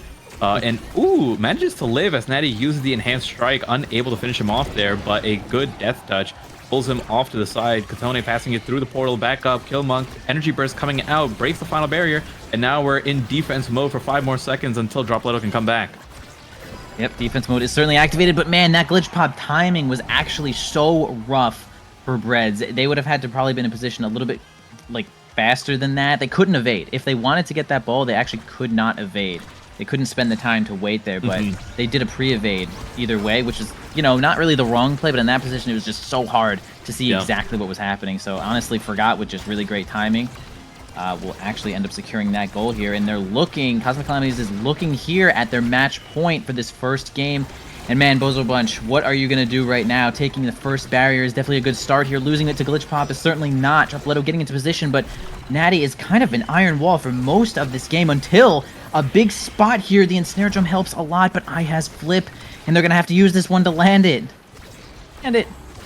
Oh, I'm so nervous. Okay, there we go. Almost gets the angle there on the bottom. Just barely misses it as I runs away. Thank goodness for the ultimate ability there. Able to heal back up and teleport eject button over to Dropletto here. And the onslaught from Bozo Bunch is this time, as the tables turn, it is Bozo who are relentlessly attacking and manage to get this set. One key thing to note is that quick strikes will be available unless that was the one that was deleted. Yes. Oh, so I wish it was. Then we'd figure it out perfectly, but... So quick strikes and perfect form in rotation here. It's going to be tough to deny both. So I'm not sure what Bread's going to take. Opts in for the quick strike, which means perfect form is going to be denied over by Natty. We have quite a bit of options. Ad rush for the... I mean, Dropletto has been getting KOs, right? We're going to see the ad rush proc, and then on top of that, the thing that people don't really remember, 1 second off your abilities is a big deal when you have low cooldowns. When your primary is only a couple seconds, especially with rapid fire, having another 1 second flat off of that is a massive, it's almost like another rapid fire. And getting another massive boost of CDR onto it. So it is a really strong build that Dropletto has. Yeah, I think it's like a completely acceptable pick here, especially now they are even more incentivized to go for kills. Getting that cooldown reduction is going to be huge as well if they do manage to spend a couple of cooldowns on the kills, and exactly they do. 10 seconds off of your... Actually, is it still 10 seconds here? Yeah, 10 seconds off your cooldown is going to be good enough to get that one in there. The flip plus this this catalyst makes it Dropletto has flip before anybody else. We can already see it. No one has flip yet except for Dropletto, who has this catalyst and explosive entrance and heavy impact. I mean, are we seeing this Zentaro build? Good lord, man. Very weak Zentaro build. But one thing I want to also bring up, and we mentioned this earlier on, is that Finny does not have the same defensive capabilities when being stuffed on with all that pressure, and the quick strikes is definitely going to help that out quite a bit there. In your own goalie net, just being able to strike your fears away with the enhanced 20% discount on your strike cooldown, and then also building up your own energy burst faster is helping out. And we can already see the possession of the core is looking way different than it was in the first few sets. Yeah, definitely getting a little bit more energy here with the quick strike is going to give her basically 2 strikes, like you're saying here. Actually, just almost another ability in general to just have. But yeah, this double power play here is going to actually not result in too much more there. Dropletto in a really good position on the top side here. Again in great position center field to make sure they have a full coverage here. The drone also blocking mid side. So man, another really good bunch of positioning here from and Dropletto is going to net them the chance at having their match point now. And yeah, what was looking just to be match point for Calamities not too honestly just like a minute ago is very quickly reversed as 2-0 lead in this set. Bozo Bunch are trying to break the barriers, are able to get one, get the second one too, and it is a completely different team from when they were just defending over and over again, and now finally have nothing but offense going on. Yeah, but Kotone in a perfect position. Yeah, as you say that, we cursed that one. Kotone in perfect position to grab both of those barriers here and try to make this game alive. Dropletto spinning the flip, not getting it, losing almost all of their health, losing their life, and as well, too, Forgot survives by just about nothing here. It's all in the hands of right now. Oh my God. goodness. That drone dribble was exactly what I needed to outplay Natty and Forgot in just that moment there, and actually ending the set by themselves. Oh, Bozo Bunch, taking it into his own hands. He probably heard me through the monitor as I called him out there earlier. Yeah. Getting the energy burst, using it, keeping the core in the corner, and then managing to just dribble his fears away, breaking ankles, securing that point. And now we go on to a game 2, which will be Calamities. No, it is going to be Bozo's map, and that is that Night Market? I can't tell. I think it's Night Market. Okay. Yeah, I'm looking here with my little eye. Yeah, I need my magnifying glass. Yeah, all right. It's 2 words, so it's Night Market, I think. Yeah, I think you're right. Look at this damage, by the way. I know we're looking at some replays right now, but I just want to say, man, Dropletto with 50,000 damage. The next closest 29,000, dude. That was like an insane amount of damage Dropletto was putting on there. And doubling the damage of the next highest person there. And we saw it was the constant catalyst into burst. Like, he had incentive to constantly deal damage to keep building up energy burst there. Yeah, his build was dummy. That was like heavy impact, catalyst, and explosive engines. So, yes. In addition to adrenaline rushes, just like and then rapid fire started off with, yeah, rapid fire. I mean, we can just simply kill. We should kill, and now we're gonna kill. Even though they only got like 6 kills, those were pretty well timed. Having people staggered is also quite good. Kind of knocks them out of the game. So well played for Bozo Bunch there. Yeah. So as the teams figure out what they want to pick up here in game number 2, let's take a look at some of the comps that have been played. So Natty piloting this Mako very, very well. Wasn't able to secure it out towards the end, but still, we saw how well he was able to hold that defense down with the strike shot Mako, constantly applying pressure from there, and then the drum and bass as well, giving the speed and size to Kotone, who constantly was barraging them with pendulum swings and such. So this seems to be a style that they like. Natty more on a lockdown goalie, who isn't to say has some phenomenal other characters. Was once considered a Mako and Asher one trick. Those are still I would say his best characters, but has a pretty big or I want to say a pretty big pool, but has a bigger pool than what that statement suggests. So I'm still looking at a Mako or Asher pickup if it's open and if the awakenings work well. Other than that, pretty standard play here. I really like Eye on the Muncher. Let me repeat that. I really like Same. I really like Eye on the Now, and I think that is also a key deny possibly to take away, because if you take away, for example, X from Dropletto, he has the Zatara that we just saw, plays really well, has the Juliet as a backup as well, and can also play things like Rasmus Kazan. Brez being on this Finny was a really strong player in general. We can see the 100 saves, the redirects, highest of anyone in the game. Also, plenty of shots. So it is something that it's hard to. What do you target if you're Calamities and you want to try to just like weaken the core of Bozo Bunch a little bit? Yeah, no, that is Fair assumption here. Yo, I also secret, I does have an Octavia. You think we're gonna be seeing Octavia at all, dude? What do we got? Quick strikes. Could it happen? Actually, it's not gonna happen. I think we already got some of Bozo Bunch's picks here. Once again with the Rasmus. So actually, well, I guess for the other team here, they're stealing the comp. Bozo Bunch is stealing Cosmic Calamity's comp here by taking Imi and Rasmus from Kotone and Forgot right now, but that does indeed leave Natty on the Asher, like you mentioned before, most likely.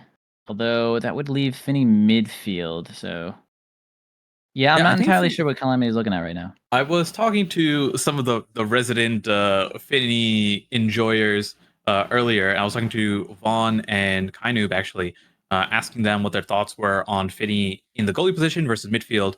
And for them, the power of Finny in the goalie position is much higher because of access to momentum boots, because you don't have to worry about using your abilities in a way to progress the core forward.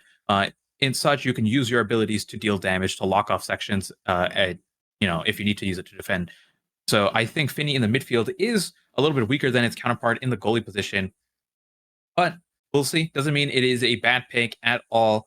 And taking a look at Bozo's team, like you said, we have the Rasmus and the Imi here swapped away or swooped off Calamities, and let's see if they can pilot it better or not. Yeah, it is possible. I did really like the comp that Cosmic Calamities had last game. They had all the size, the speed for Rasmus, a lot of core control there, and map control from Imi. And now instead of having Mako, they have Dubu, which was not going to provide as much support like directly, but we'll see if we can get Dubu on in there. Dubu does have some sort of forward presence there with some good fortress placement and some good log placement, as they can just kind of sit around there. So it will be a little bit less pressure there that they'll be able to provide on to Cosmic Calamity's goalie here onto Natty. It could also just be Yeah, high midfield, Natty on the Finny, and then Asher forward. So something to consider. I That would is a rather see that. possible. That is a composition that they can run. I'm not sure how much experience Natty has on the Finny, but seeing that this is the pick of the week or the pick of the month, maybe they've been scrimming it and have it under their belt, and it's something that they are comfortable bringing out here. They should. They should be scrimming it. I think Finny is not like broken, but it's like I don't know. Very She just strong kind of pick. pops up. Yeah. Yeah, she's strong. She kind of pops up out of nowhere, and she's like boom, already in like a bunch of top tier picks, like already like an A tier for like every situation. So it's cool to see her have her spot in the limelight. Unfortunately, in like a way where she's like really good at killing, kind of like being brought out of that mold into like, oh, okay, so low cooldowns allows for core control, but also can kill in a weird way. So I'd like to see her on a lot of different maps here.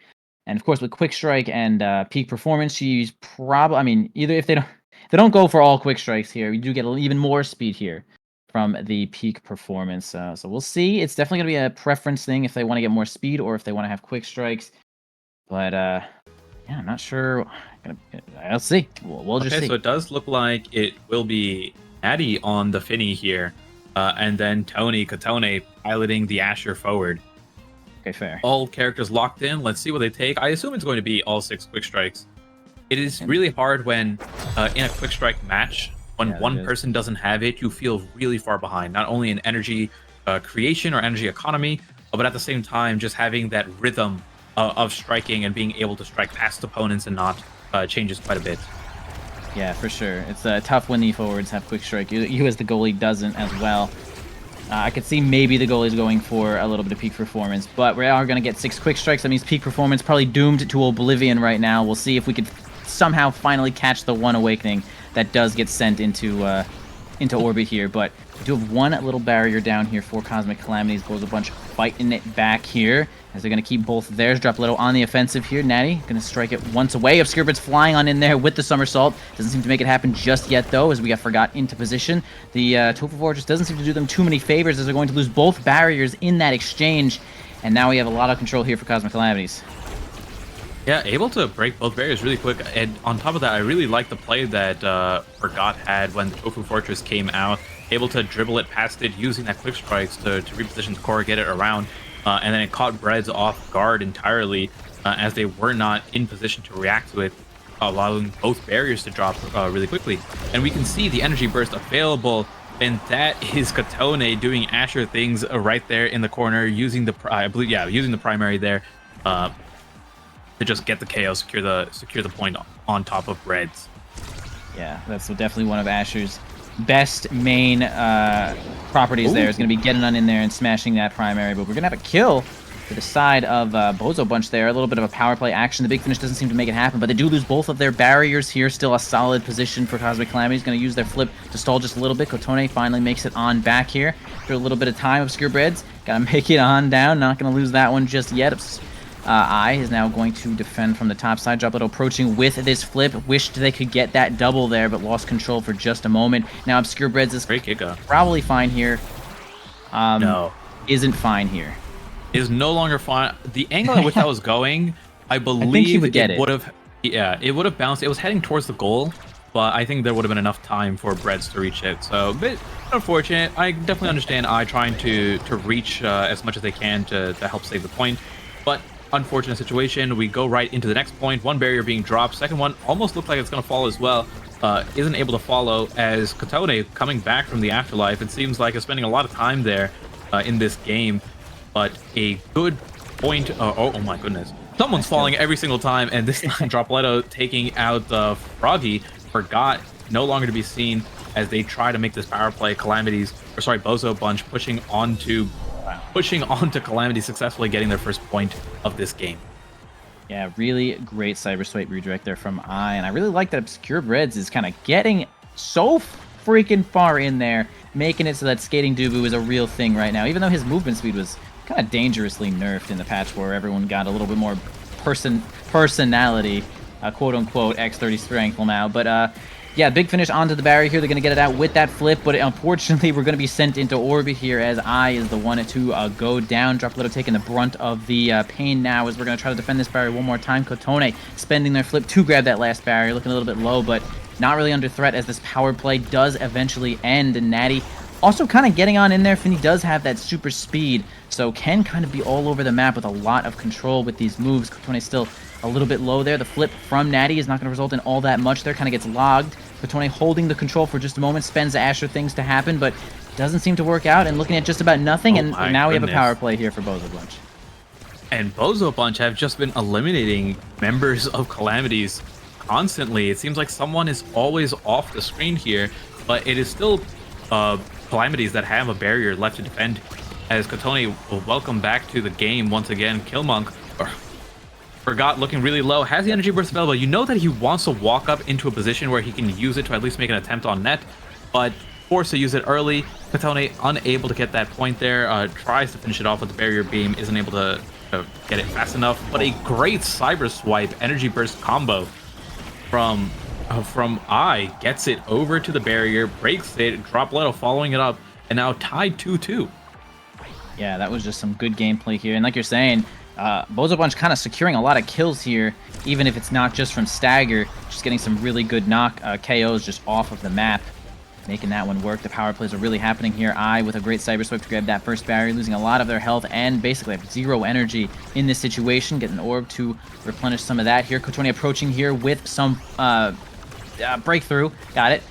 Breakthrough for the Asher. Here's going to grab that barrier. We're going to use the triple take to defend once again, but actually going to lose the barrier in return anyway. The Fortress is going to hold the bottom side of this. Kotone using that barrier beam to make a little bit more pressure. Now we got the Path Splitter. And not much more than that. Canadi going to have to spend their flip, but Obscure Bread sends one right back here. Forgot when to approach with that flip, but lose control. And now double flip here for the side of Cosmic Calamities might result in this barrier. Does. Nice. Good job. Yeah, manages to get... Oh my goodness. And the glitch pop once again, sending it right back in. But a good placement in general from Forgot over to Kotone. The tag team energy burst, getting it right where they needed to, giving Calamities the advantage. Yeah, for sure. Bozo Bunch was looking good for just a moment there. 3-2 was close, but now we're going to have Forgot here with the first chance to grab like a Chrono Boost or a Cast Celeste if they want. Yeah, Chrono Boost Kai is just a big freaking menace here. And we have I playing to their outs, getting even more damage and knockback to try to get some more KOs. Asher a little bit stronger, a little bit larger there, unstoppable for Rasmus, possibly just to deny the opposing goalie against the pendulum swing, which is completely fair. Missile prop, Finny, super not unhappy about that. And Castellas Duba is also relatively solid here with the stun time and the creation duration. So I would say that everyone got a solid awakening this draft. One thing I was surprised to see go untouched was the Reptile Remedy there, with how many KOs are coming out on, or how many times Calamities are losing their lives for each point. I was very surprised that Katone didn't opt in for the Reptile Remedy there to maybe also lean into the bulk up or the reverb. We know that Peak Performance has a chance of coming back as well, so it's something to play around, but instead choosing in for the size, and that is a Cyber Swipe that is going to remove Katone from the map. But we still have both nets open as Killmonk is doing... Yeah, you know what? He's Killmonk now. He's doing a great job holding it down until Katone comes back, and now we have a chance to gotta come back from this power play and see if the barrier beam Asher is enough to push it through. It could be, though. Natty on defense for just a moment there, now into the hands of Kotone. Fortress up, but it's going to be a little bit awkward there for Obscure Breads, though they do finally get it out here. Eye's going to lose their life in the process. Kotone finally finding a kill of a revenge on to the side of Bozo Bunch there. And now we're going to have a extra stun there for the Castellas. Obscure Breads pretty happy about that. Kotone trying to get a little stun there, but actually ends up just winning a strike war simply against Obscure Breads, and Cosmic Calamities is kind of taking this one a little farther than Bozo Bunch kind of wants them to. Yeah, and some fun interactions because of that Castellas stun is it wasn't used in that exact position, but without the Castellas, Dubu is unable to stun the core and use Fortress on top of it without the opponent reacting to the core, or the core will become unstunned. But with Castellas, that is no longer the case. So it is a guaranteed combo. But as I say that and going off on my little monologue here, it is Katone and Forgot able to tag team, get both barriers extremely quickly. Only a 22-second point there. And now 2-0 lead again. Yeah, very dominant right now for Cosmic Calamities. If they can even secure this next one here, that's going to be a huge lead, and that would most likely bring us to a game 3 here. Bozo Bunch, of course, has the first game right now. But no barriers going down here. Kotone has a little bit of control onto the top side here. Ion Drop Litter, we're going to try to get into position, and they do nicely, but the big finish is going to make things awkward enough for Natty to get that one out of there. A flip for I gets stuffed by the flip from Forgot, but Forgot kind of loses all of their health in the process there. He's going to have to play a little bit more defensively. Natty is now almost completely alone in this 2v1, going to use that flip to get an extra stun. Yeah, you do stun past the unstoppable. That's just how it works, guys. And she's going to hold on to this barrier one more time. Finny fighting for their life right now. Holy boy. Yep, some great strikes. Able to hold it down long enough. As I say that, unable to get that barrier on the last attempt.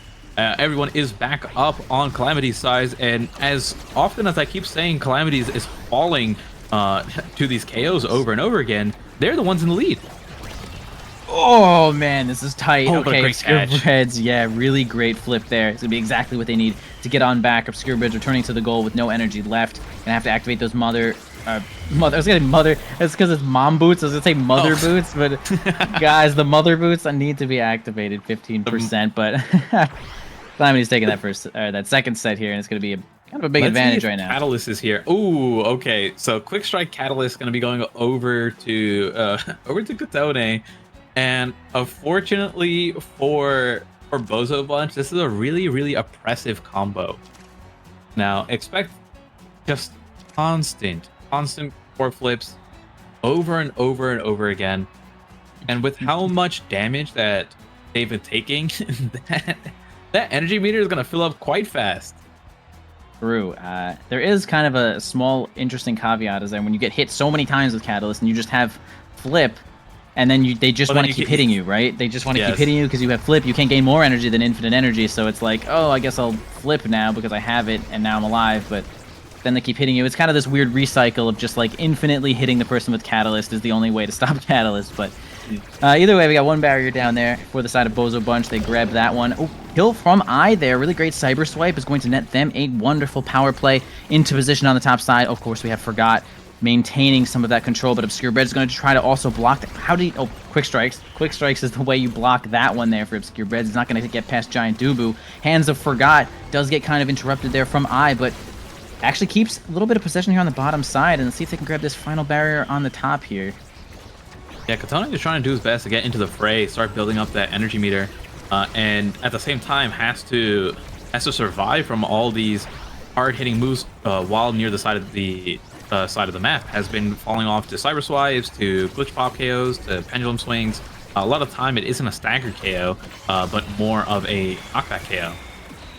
Yeah, there's a lot of knockback KOs that are definitely happening here for the... Mostly, I see most of the Bozo bunch, but man, we can see so many flips. The quick strikes from everyone on the board are really making these flips happen, just left and right. We got more flips still to go right now as Obscure Breads is going to try their best to defend this final barrier here with the... Firewall Sentry is certainly going to help out. A flip spent to try to defend against Kotone doesn't seem to work out. They have the pass splitter going on in. Yeah, Dropletto with a little bit of control on the bottom side. I now onto the top side, going to try to make it happen, but the Giga Blast is certainly going to negate all of that pressure, but they do eventually get that barrier here. Tough spot here for Obscure Breads, but an I is going to save it. Natty also saving it. That was close. Oh my. I mean, that made me nervous seeing that, but Natty knows better than I do. Worked out just fine with the ultimate there. And a power play for Calamities this time around as they try to get it in. Barrier Beam unable to connect, and I actually do believe that was a difference of the Castellast there. As Breads was able to clear it out towards the top.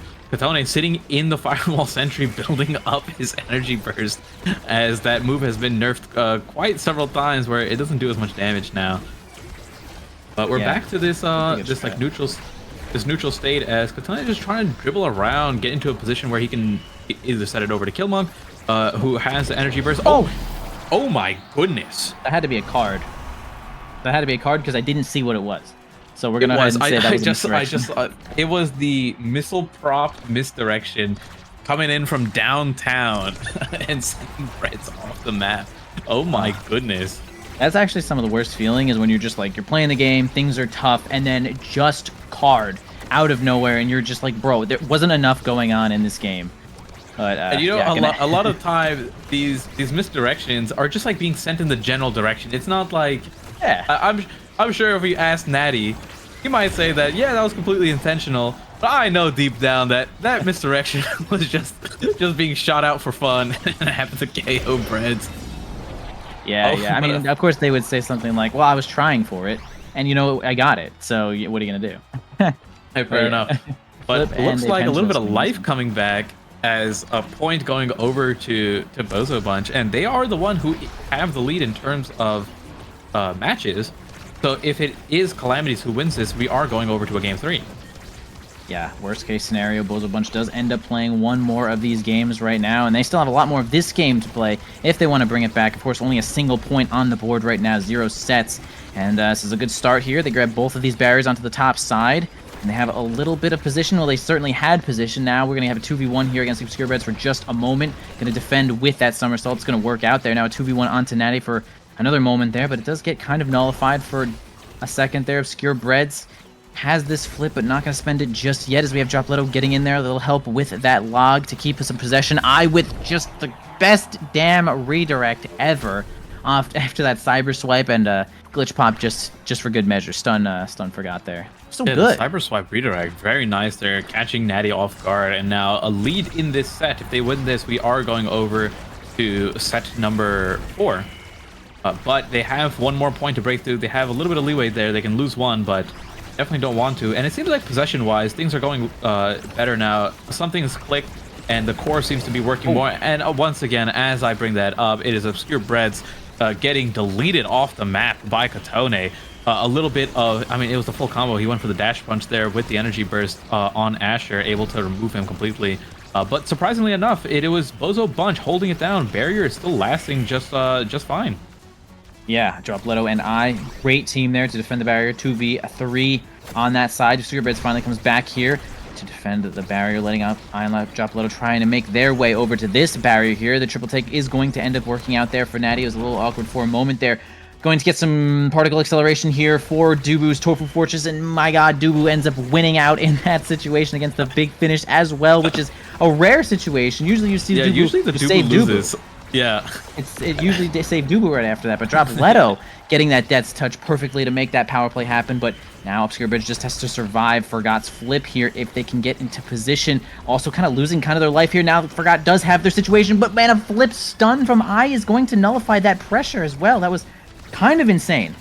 Yeah, I really like what they did there. It is the energy burst to stun and make it so that Forgot isn't able to walk up and make a play on net. But it was long enough to at least allow Kotone to come back. And now they have an open net to score on. But as I say that, drop Leto, pendulum swing coming in, Bozo bunch, power play opportunity, big finish is already gone here. Triple take comes down. All the abilities from Natty are no longer available to him. So it is just a matter of time if they keep up this pressure that it'll go in. But a good defense. Oh my goodness, what a giga and what a reaction from Breads. That was almost insane angle there from the Death Touch and drop Leto, but he's going to get a pendulum swing kill into the flip score. Okay, drop Leto kind of went a little ballistic right there. That was some good play. It stacks up his prize fighter to 3, helping to actually kill not Obscure Res there, Natty with that pendulum swing, the extra power, making it happen, and drop Leto. Wow, freaking keeps Bozo Bunch alive for the moment. So some things to consider here is that Breads has Orb Ponder, so Orb Dancer most likely will get denied before it makes it over to him. Maybe not, but no, it does look like Forgot is hovering over it. Rapid Fire going over to I, who has a phenomenal build here on the IME, the Deadeye, the 1-2 punch, and now with the Rapid Fire is going to be outputting a lot of damage. Overall, it's a pretty good build on nearly everyone. I would say Kotone probably got the least out of it. The ad rush doesn't do as much, hasn't been getting too many kills. The occasional one has been happening, and the 1 second off isn't as big of a deal as Asher does have a little bit longer cooldowns than most. Yeah, still solid drafting here. Drop Leto did manage to get possibly the greatest awakening he could ever get here, Rampage. It's all up to the enemy team to see if they can end any of those stacks that show up here. Obscurebird's going to keep both 0. Okay, one of these barriers at least, holding on to that one here. I has flip, striking the ball a whole lot with his quick strike, going to maintain, actually grab their flip before anybody else here. The big finish is going to end up resulting in a barrier with the help of Kotone's barrier beam. I now has a little bit of possession on the top side here. Drop Leto also into position, but going to get nullified there a little bit by Forgot's flip. Kotone now approaching with their own flip, but Scarebird's going to nicely strike that one away. Now it's going to be a tough spot, and except for the Tofu Fortress, which almost saved Dubu once again. Nice flip there from I. Good reactions of Scarebreads here to defend once more. The big finish does not seem to find its mark here. Drop Leto sending all of the moves onto Natty here, getting that flip, and now it's tough. It was tough. I mean, it's really hard there when the core is moving that fast. You have 1-2 punch from I, and which is being applied onto the core itself thanks to an easy quick strikes. And when you have that quick redirect in overtime, it is just really hard to react to where the core is going to go.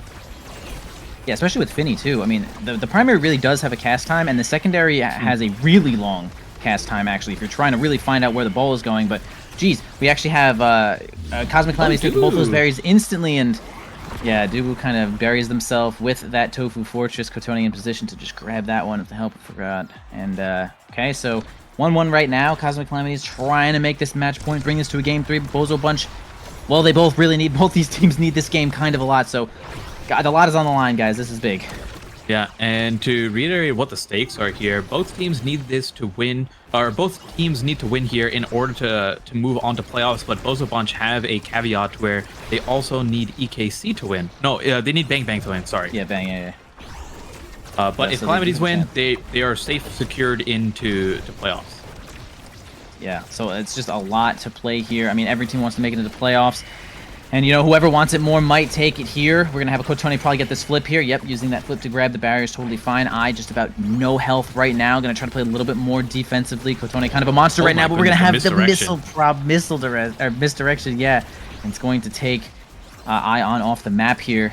Not too much control here with just drop Leto and Obscure Breads, but we do have the Tofu Fortress up. We'll stall for a couple seconds. No problem there. We do have the power play over. I gets on in there, tries to grab a kill with that 1-2 punch. Doesn't seem to make it happen there, though. Using the 1-2 punch in overtime is going to be really great, though, for I to maintain some of that core control and get the ball up to drop Leto, though. Yeah, you can see the red core coming out just from strikes alone.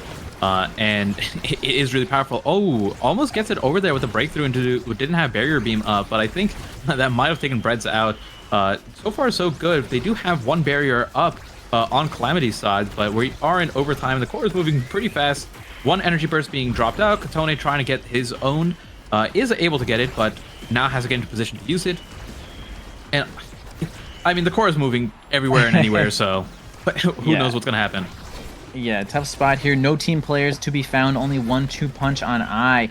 And people just using abilities left and right here. Natty's got enough speed to defend this barrier most of the time. Obscurebread doesn't have anything left but a flip and a dream here. Natty's going to have to spend their flip there. Okay, we're going to be answered by Obscurebread's flip as well. Drop Little has their own once they get an approach here with Eye. In fact, both flips active for the forwards of Bozo Bunch. And can they seem to maintain any kind of control? Get this core out of here onto the opposing side. Natty easily defending it away. Okay, we're going to have Eye use their flip just to deal damage to Katone, get them out of the way, but not too much more than that. Finally, some offensive pressure here. Okay, we'll just assume that flip kind of got the barrier in that spot there. Trying to kill Katone, trying to get the ball, but it doesn't seem to work out there. Katone once again with a little bit of ball control, and the log doesn't do it, and we have Calamities now looking at match point. Yeah, the secondary there, and then a good. I like the way Katone walked up, but still struck it onto that bottom corner, able to catch Breads off guard. And this is a match point here for Calamities. If they get this, we are going over to a game 3. And Bozo really wants to not go to a game 3 if possible. So looking at it, is one barrier dropped already, energy burst being traded out, and at least it's not an overtime yet, so the core is a little bit more manageable. Fireball Sentry drops, but a slam from Dubu sends Forgot off the map. Pendulum Swing follows it up for another, and now we're in a 3v1 power play as Breads is walking up to ensure that no ball gets through, and we can keep the onslaught on long enough. Forgot back up, and then so is Katone. An energy burst from Eye manages to finish this point, and we could be going over to a set 5.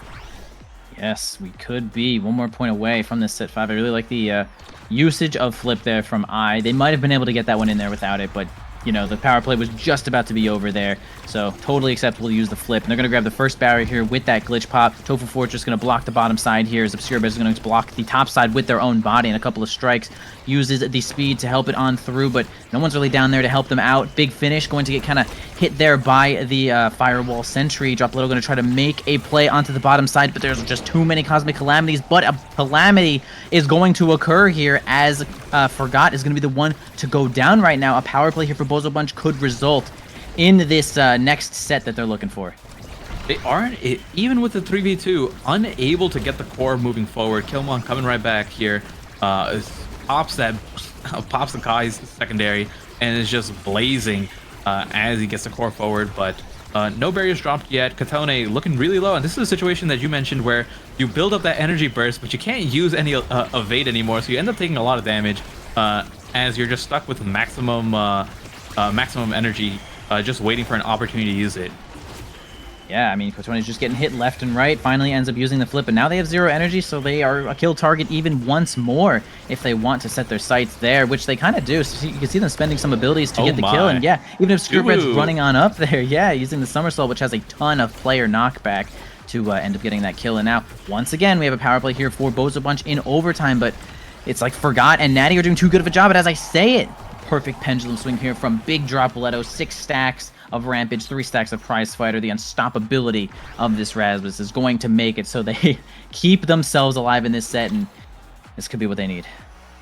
Yeah, going over to the final set here, taking a look at what we have. There's the peak performance that was in the beginning of the draft. Welcome back. Out? I think. I wish I knew it was out. I don't know. I don't know what's gone. Yeah. But explosive entrance picked up for Eye. This is a build. This is death. Bring upon ye, eye me here. Explosive entrance, dead eye, 1-2 punch, rapid fire.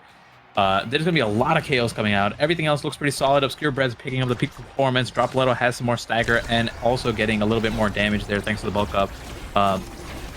Everything on the side of Calamities is all right. It's nothing horrible.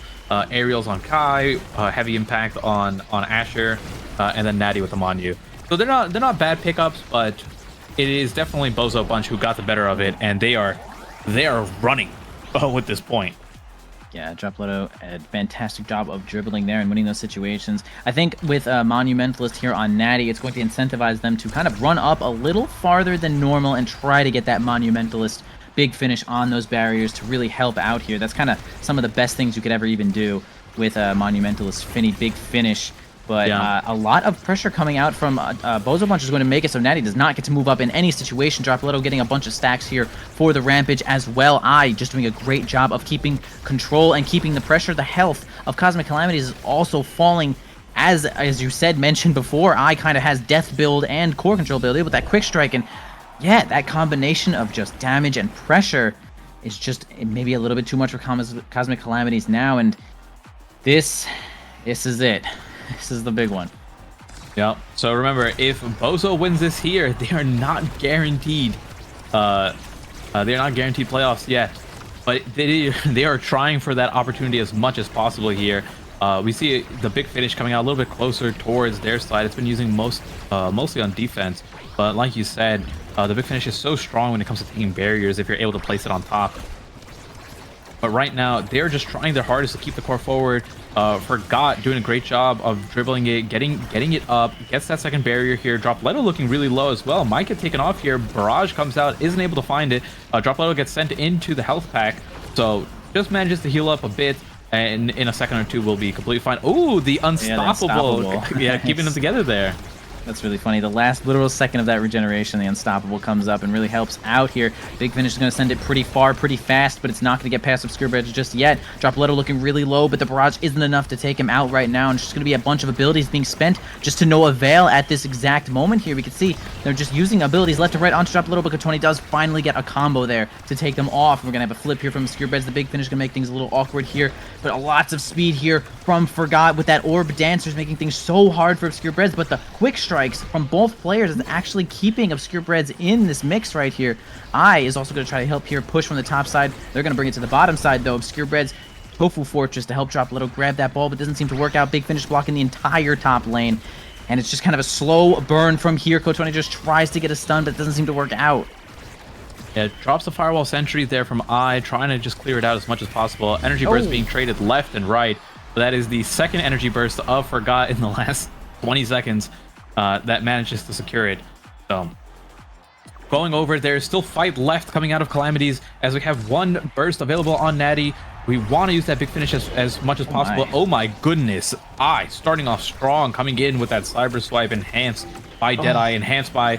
I lost train of thought because that McDouble coming through, and power play available for the Fortress standing behind them, giving them hope, giving them strength. They are storming the keep right now, and this is looking like a Bozo sweep. Calamity fighting their hearts out, and Natty just doing his best to live. Envy, this is looking tough.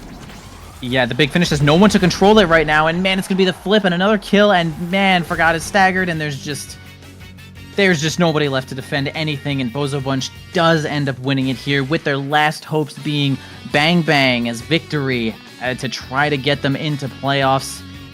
And Cosmic Calamities could be in shambles at this point. Yeah, and now all Bozo can do is pray on the result of the next game. It is out of their control on if they make it.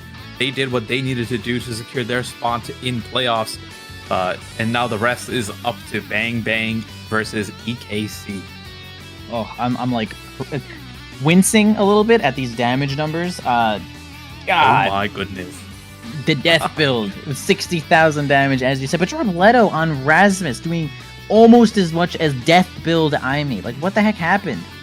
Yeah, and honestly, I'm very surprised because I don't remember the awakenings from Dropletto being very damage focused. He had Prize Fighter, he had Rampage, that's all I remember. Did he have Might? I feel like I didn't see, I feel like we would have said, whoa, Might and Rampage, that's a crazy combo. I feel like I would have said that. I don't think so. So it was mostly just size on him, and it makes sense why he's getting so many KOs, but that damage from Rasmus is definitely extremely high. Really? I mean, look at their KOs too, 17, 18, 19, 20. 20 KOs here. I mean, that is a lot of downtime if you are the enemy team with only 8 kills, less than half. If you could try to get some of that downtime, some of those power plays for yourself, not going to really happen there. But yeah, Bozo Bunch honestly just kind of played quite good and did what they needed to do, securing their spot in the hopeful ring of maybe this could happen. Yeah, and one of the things that I wanted to point out was when I was talking about possession of the core and how the core seemed to be on in this game. It used to be on it was on Calamity side so often. We saw there that the redirects or the saves from Calamity was 43 by Forgot and 94 by Natty, compared to just the 104 from 104 and 24 from Breads and I. So the amount of time that Forgot had to sit there with his goalie and play double goalie just to dig out the core was way higher than what I had to do with Breads. Yeah, I mean that's kind of something that might happen with Finny and the opposing team just having a lot of pressure is that she does not get to play melee as when she is under that kind of pressure. She's going to be folding. The help of Kai is definitely needed, but she's really good at applying extra offensive pressure and extra kill pressure as well. Big Finish kind of good at it's kind of it's weird. It's like average at everything. Like it does like a solid amount of damage, but it's like you can't always control what's happening here unless you have a teammate in there. So it's like a little bit of everything. She's just the pure existence of a ranged goalie. And when Big Rasmus gets on top of you here with Death Build Imi, you need help. You need help. Yeah, and a lot of the time, the big finish, the value or the oppressiveness from the big finish is when you can place the center of big finish on the barrier, right? So that way, if the core gets mixed up in there, especially with Banyu, it's constantly being sucked back into the middle, which then keeps hitting the barrier, right? And that is something that we weren't able to witness, not out of inability or like lack of skill, but because of the pressure that was constantly on Natty, he had to use the big finish over and over again in spots just to help clear it out. Yeah, like you're saying, the pressure was a lot from Bozo Bunch. Natty did not get to move up. In a perfect world, his team has a lot of control, and then Natty gets to get a little bit closer here, maybe drop it onto one barrier at least, help them get that one without having to use their own cooldowns, and it's like, oh, now Finny is oppressive. Now it's happening. But yeah, Drop Leto and I were just doing too well at keeping the core on the opposing side there, especially even Obscure Breads actually doing a lot of moving up to midfield side, getting those Tofu Fortresses there where they needed to go, and really great work. Oh, so as we wait for the next matches to start, we're going to cut to break real quick. Of course. Everyone get ready for Bang Bang and EKC. And like I said, it's going to be a match that not only has an outcome for EKC and Bang Bang, but it directly impacts whether Bozo Bunch make it through. Absolutely.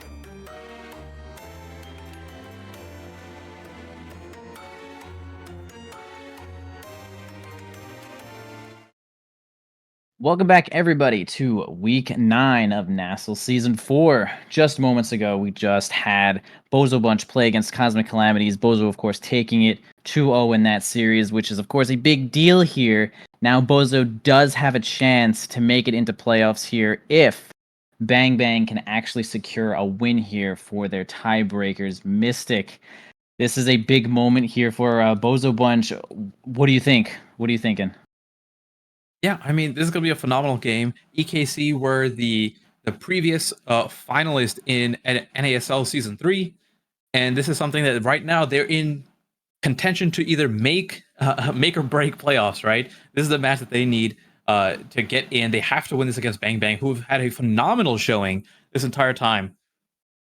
Yeah, they've had a phenomenal showing this entire time in this league, only losing to some of the top teams. So Bang Bang's looking strong, right? And if we take a look at some of the predictions here in Twitch chat, it looks like people are leaning towards Bang Bang. Also, a little update for the ban. It is not no ban, it is a now ban. So it was just a little bit of a lag there. So keep in mind that now it has been taken away. No one will be playing that character this series. Let's go over the rest of the draft. Yeah, the rest of the draft is definitely a big deal here. Luna ban. Luna still has a 100% win rate against games I've commentated. So right now she is like she's kind of the new winner of Nassel in my eyes just because of that. But again, now ban is fine if you want to do a ban against something like Grimella. Grimella's character here, character pool might be affected by that. But look again, Finny once more showing up. Finny never seems to fail in this situation here. Gonna be the goalie here for Fudgy Waffles. Of course, we're gonna have Zentaro Vice, just like the kill team crew. I mean, that's an insane amount of damage here. To let that one go through for EKC, NXDD, and probably Soren going to be running those two characters. X Kai, kind of an interesting, Finny X Kai is kind of interesting. I wouldn't say that these characters like synergize so well together, but they can provide some solid damage as well. They all do a little bit of damage for each. I mean, having Finny to get like the triple take on characters that are getting kind of X Maximus is a fair assumption there. And of course, the last pick here is going to be Aimi for Katsuna, I'd say. Yep. And so, yeah, what do you think about these picks here? But going over, I mean, we can see here that EKC opting in for an extremely heavy amount of damage, but bear in mind that although Fiddy X Kai don't look like the highest damage comp, they will be finding KOs just fine. So it's one of those things where we also have a reverberation start, and X just has such an insane amount of base power that he will find KOs very quickly, and it scales really easily with the triple take debuff, right? Like if the triple take comes down on anyone and X gets his primary off, all of a sudden they've lost half their health from one ability. Yeah. So fair. I don't think Bang will have any problem finding these KOs either. It's going to be more a matter of staying alive long enough, because EKC does EKC's team is built around such a high amount of damage. Regardless, NXZD is going to be piloting his Zentaro. He's phenomenal on this character. Drew is amazing on the X, and I know Grimella absolutely loves playing Kai. So everyone is on these comfort picks, these picks that they are well known for, and we're going to see if what kind of composition works out a little bit better. Yeah, I would say that the core control base is in the hands of Bang Bang, but getting kills and staggering your opponent is also counts as core control, as we do have everyone but Soren grabbing the reverberation to make sure that they stay a little bit healthy here, and that's something that does not really negate, but does definitely push back on something like building a full kill comp. Is when the starting awakening is health. It helps scale with cooldowns as well. So we'll see if the side of Zentaro and Vice can actually still maintain enough damage to grab those kills here, and that's going to be the big deal. That's probably where all their core control is going to come from, mostly this damage. As you can already see, they're kind of bullying Drew a whole lot. I mean, X has no awakenings right now, a little bit of health, so he needs to scale, and that's what they're looking for. I think this is more of a late game comp. Yeah, and one thing to keep in mind, we were talking about those staggered awakenings.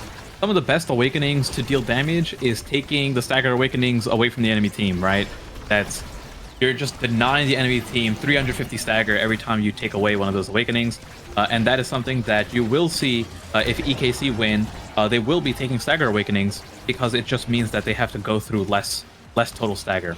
And starting off strong, EKC doing a great job getting both barriers, getting 2 KOs already within this this first point. Drew having to pop the X Maximus early, but there we see it, the Bull Rush with the X Maximus live, able to remove, I believe, Katsuna from the field, having to use that defensive energy burst. And now we're going into a bit of it is a power play for Bang, but Katsuna manages to make it back up in time. Yeah, Drew, though, unfortunately looking a little low once again. X kind of the easy character to bully in this lobby as there's no extra healing showing up. But wow, the Oni Blade doesn't actually secure the kill. Drew survives for just a moment longer, going to absorb a couple more kills. And man, just into position, the size with that X Maximus kind of gets knocked into position there. And Drew dying and securing the goal at the same time. What a talented guy, am I right? Right place, right time. Doesn't matter if he had no stagger, had the X Maximus proc, and able to secure it. So now we have 1 point lead here for Bang. As we're starting off, Katsuna getting taken down really low, has the energy or the health orb denied, manages to get the goalie orb there towards the end, pops the ultimate there, and NXED plus Katsuna and Soren, a nice 3-way tag team, able to pick up the kill onto Drew, who's been having a hard time staying alive. But we saw with how that previous point ended, sometimes he'll get it done anyways.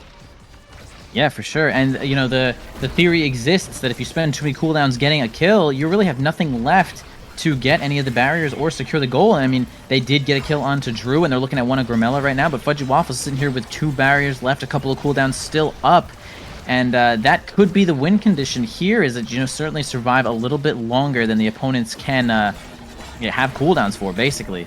Grimella's going to take the spot of the goalie here for just a moment as they try to heal up, but Katsuna also staggered down to just about nothing here. Fudgy Waffle's now on the bottom side, going to try to help it push it through, and Drew, maybe just a misdirection here, as actually it's going to be Grimella and Fudgy Waffles getting the point here. Grimella, you can see that the camera's just like, where's my guy? Grimella gets the goal.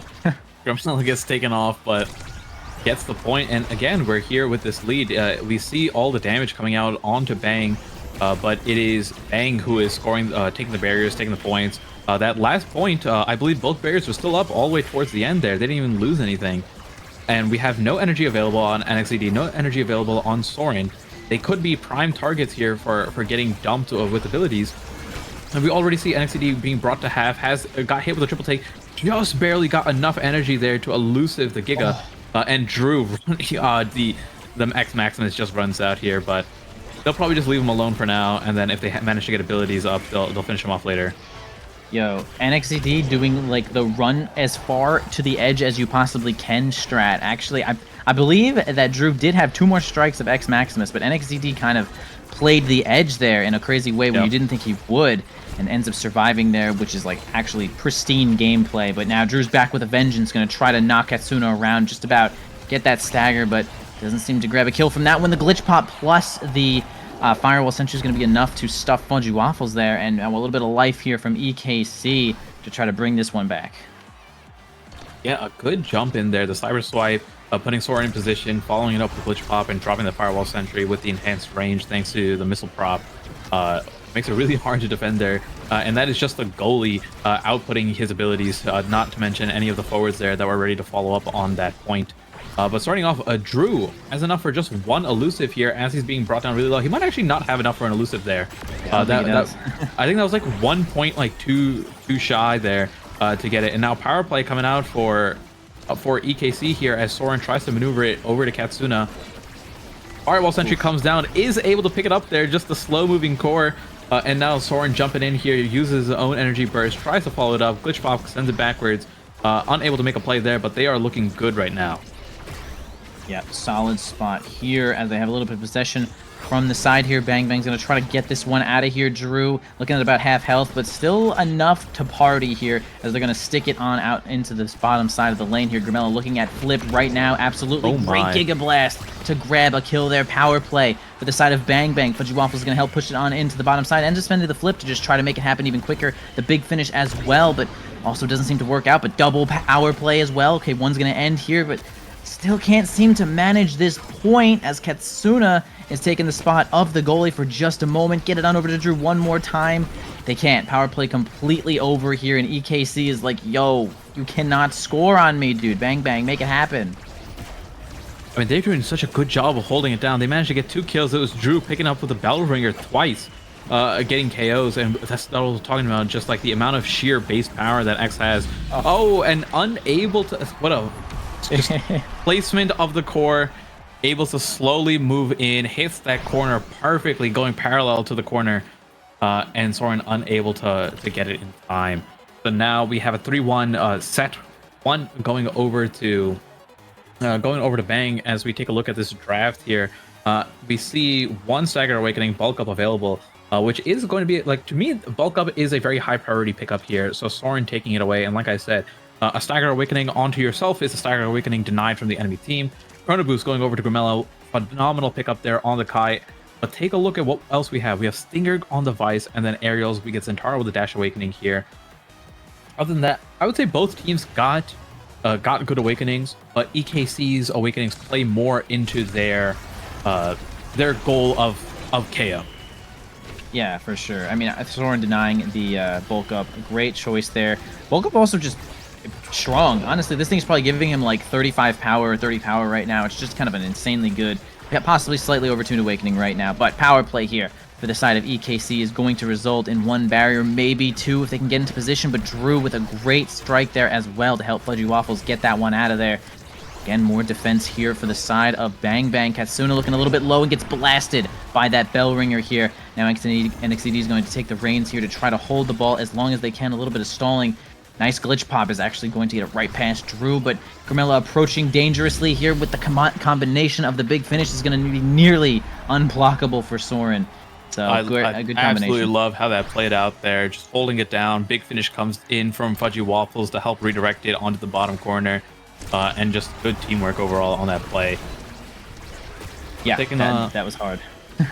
Yeah. And starting off strong, going in, Katsuna able to use that Vice ultimate, the Supernova, gets the 1 barrier there on the bottom. Fudgy Waffles has an energy burst available, but NXT trying to force it out there, comes in with the rush, isn't able to pick it up, but Drew, the rush, the bull rush plus the X Maximus, getting a KO, a very common way for X to be getting KOs, putting someone into hit stun and then following it up with the ultimate. And as I say that, Grimella finding the barrage, gets it in as the second barrier drops. Wow, Bang Bang actually looking pretty good right now, even though it's like EKC is overwhelming with damage on their side of the board, but they can't seem to land these barriers quick enough. Drew just so in there, has a little bit of extra health from that reverb, is maybe doing wonders right now. We got the Oni's Blade to try to make it happen, but NXCD cannot keep control of that core. Fudgy Waffles getting it on through there. The combination of Grimella is not going to work out against NXCD's flip, though. They're going to grab 1 barrier here. Soren trying to help out, but they end up losing a player in the process. Bang Bang with another power play here. Drew has, I guess, absolutely nothing to help that core on through. Soren defending for their life, even offensively.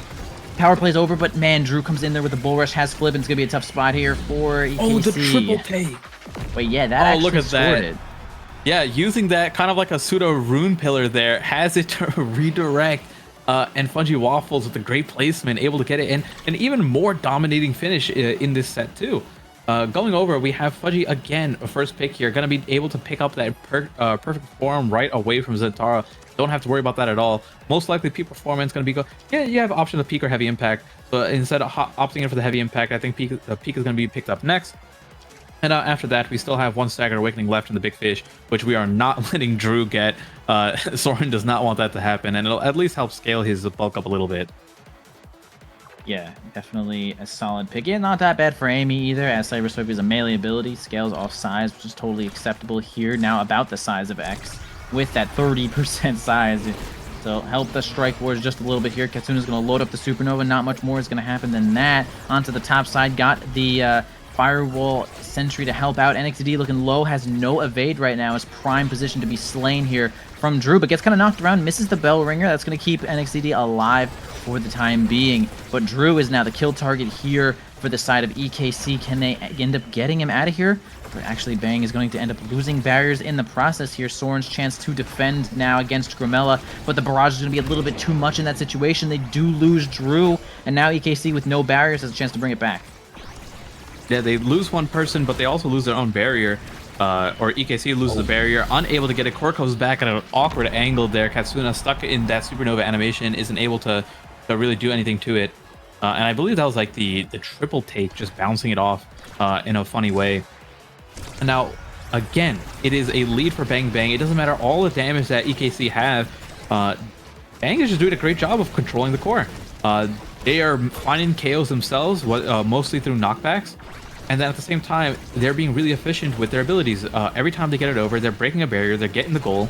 And we can see how much Grimella is just like holding the core himself. I think highest level, not the highest level in the game, but higher than Katsuna, right? Doing his job against his midfield counterpart, holding it down as much as possible. Just constantly everywhere on the map here, breaking that barrier. And Drew, who's usually the target of all the damage, oh my goodness, the double KO. First KO coming out from Drew. Fudgy Waffles following it up with the second one, trying to get the third one. Ace comes in. Drew finishes it off, and then Fudgy Waffles puts it in. An ace plus match point. Or we are heading into match point here for Bang. Yeah, wow. Okay, so Drew with the adrenaline rush is going a little bit insane here. Bang Bang feeling really good. I guess they might have scaled. We can see that Drew's health is kind of a lot right now, still with that one stagger awakening, but that's just X's stagger pool. Yep. Actually just on the higher end here, keeping them alive with just levels, actually. So that is just a huge deal here for the side of EKC. They cannot seem to manage enough kills. Really, it's just enough kills, because they're getting kills. Okay, so that's gonna go on in there right past Fudgy, but they're getting kills on Drew, but it's just they're using too many abilities. It's taking too much time. The efficiency is just not there. So we're gonna say that the core control team has scaled just enough here to survive and to just get in.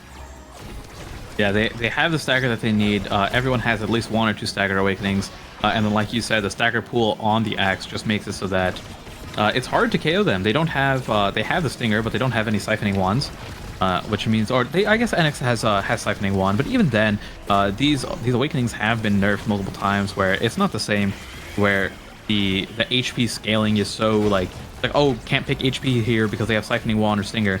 You just take the HP anyways, and it's more beneficial to you. So Drew is being the product, or I should say the focus of all these attacks, and still managing to do just fine, getting staggered over and over again as Grimella gets to play the game by himself, finishing off game number 1 here on the top corner, 2v1 against both Katsuna and Soren. That is game number 1 going over to Bang. That is EKC smiling in their grave. Or sorry, Bozo Bunch smiling right now as they are out of the game. They're really happy to see Bang Bang take that first one, because this is what they're looking for here. Check some of the stats on the board right now. Lots of kills exchanged. It was only like a 14-minute game, not that long. Got like 8-9 kills here for the side of Bang Bang here, and 8 also for the side of EKC. Just a big brawling game, dude. Yeah, nine KOs coming out from Bang, more than EKC, who are taking nothing but damage. Yeah, and instead you can see the redirects, right? Fudgy against Soren has 30 more redirects here. Grimella against Katsuna, 30 more. Drew was just being shot at the entire time, so fair enough. But overall, the core was just always either in the hands. It felt like Grimella just like always had the core moving forward, and same thing with Fudgy. Even if they had a member down, they were able to hold it just fine. The power plays didn't feel that spectacular coming out of EKC. There was the occasional point here or there, but you know, overall, possession-wise, everything just looked like it favored Bang way more. Yeah, I agree. The core controls team had scaled exactly enough there. Really just X's stagger pool, because I mean, out of these characters, you're really just being like, okay, we got to hit X as much as we can. He can't do nothing, which is what they were really trying to do, and it kind of worked out. But it was just that situation where you just spend a lot of cooldowns killing somebody, and it just doesn't happen after that. You just can't get the goal. You can't seem to secure any objectives after you've spent those cooldowns. So that is kind of the caveat there, the little bit of a downside for picking only kill, especially when there's like a, starting reverb. Reverb is really good for staying alive. that was going to be my next point, is that the starting awakening, having an extra 350 stagger on every single character, it takes a bit of time, right? When every single person on the enemy team has an additional 350 stagger and your starting stagger is around 1,000, you're talking about 30% more HP in round 1.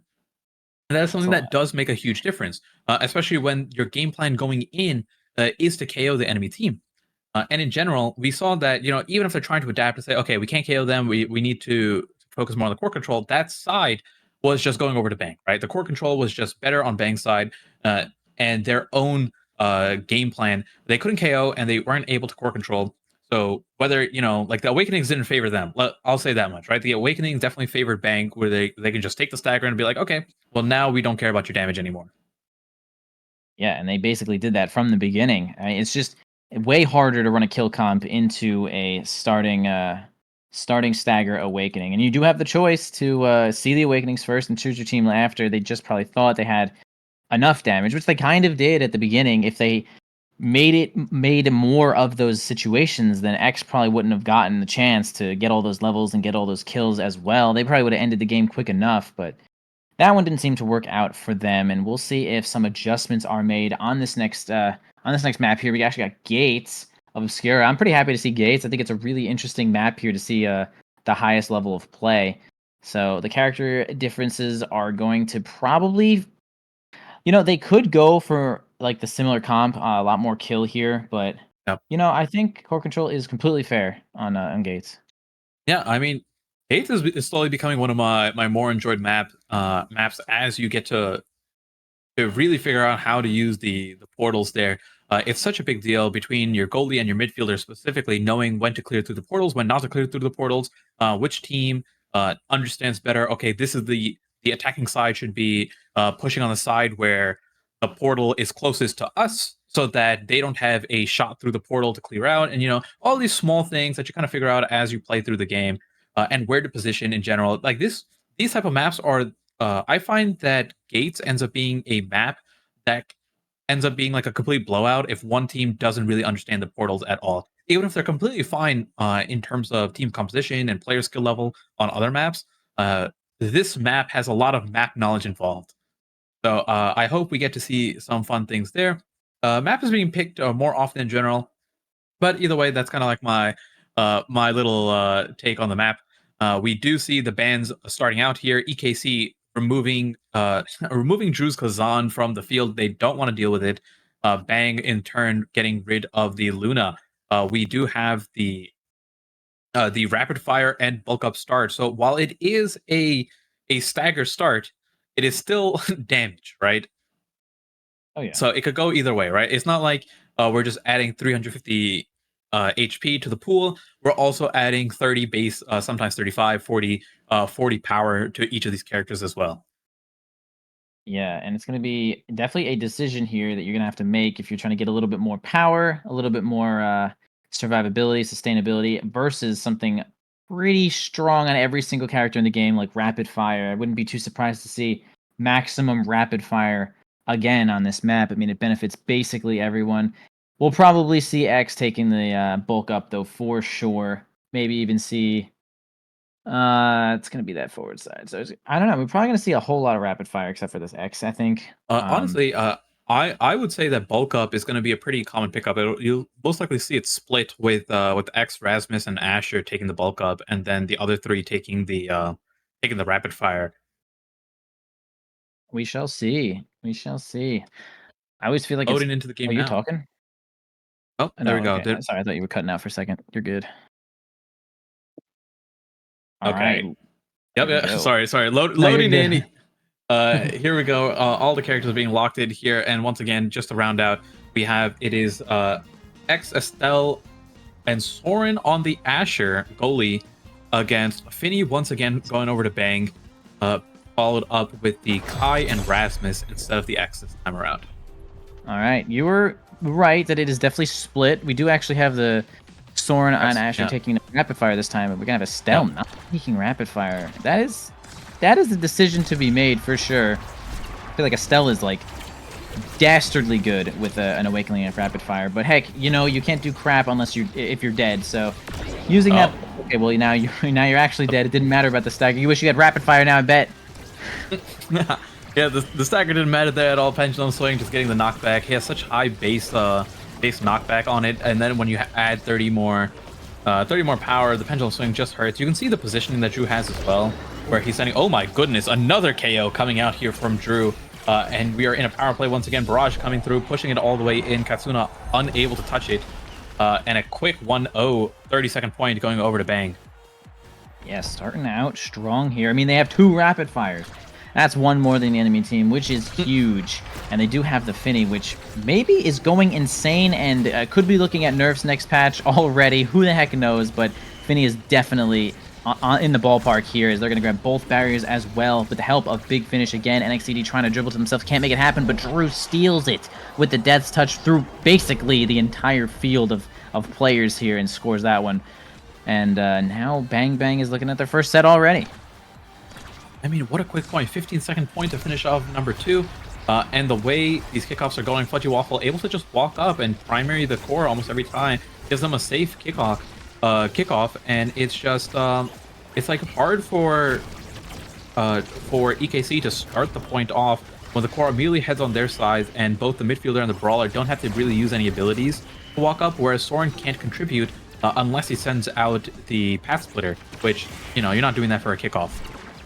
Yeah, probably not. You could. It's not like the worst thing I've ever seen in the whole world, but yeah, pretty unlikely that we'll see that. Yeah, I don't really normally see Soren on defensive melee goalies all that often here, but maybe decided to take it away from NXDD or something like that.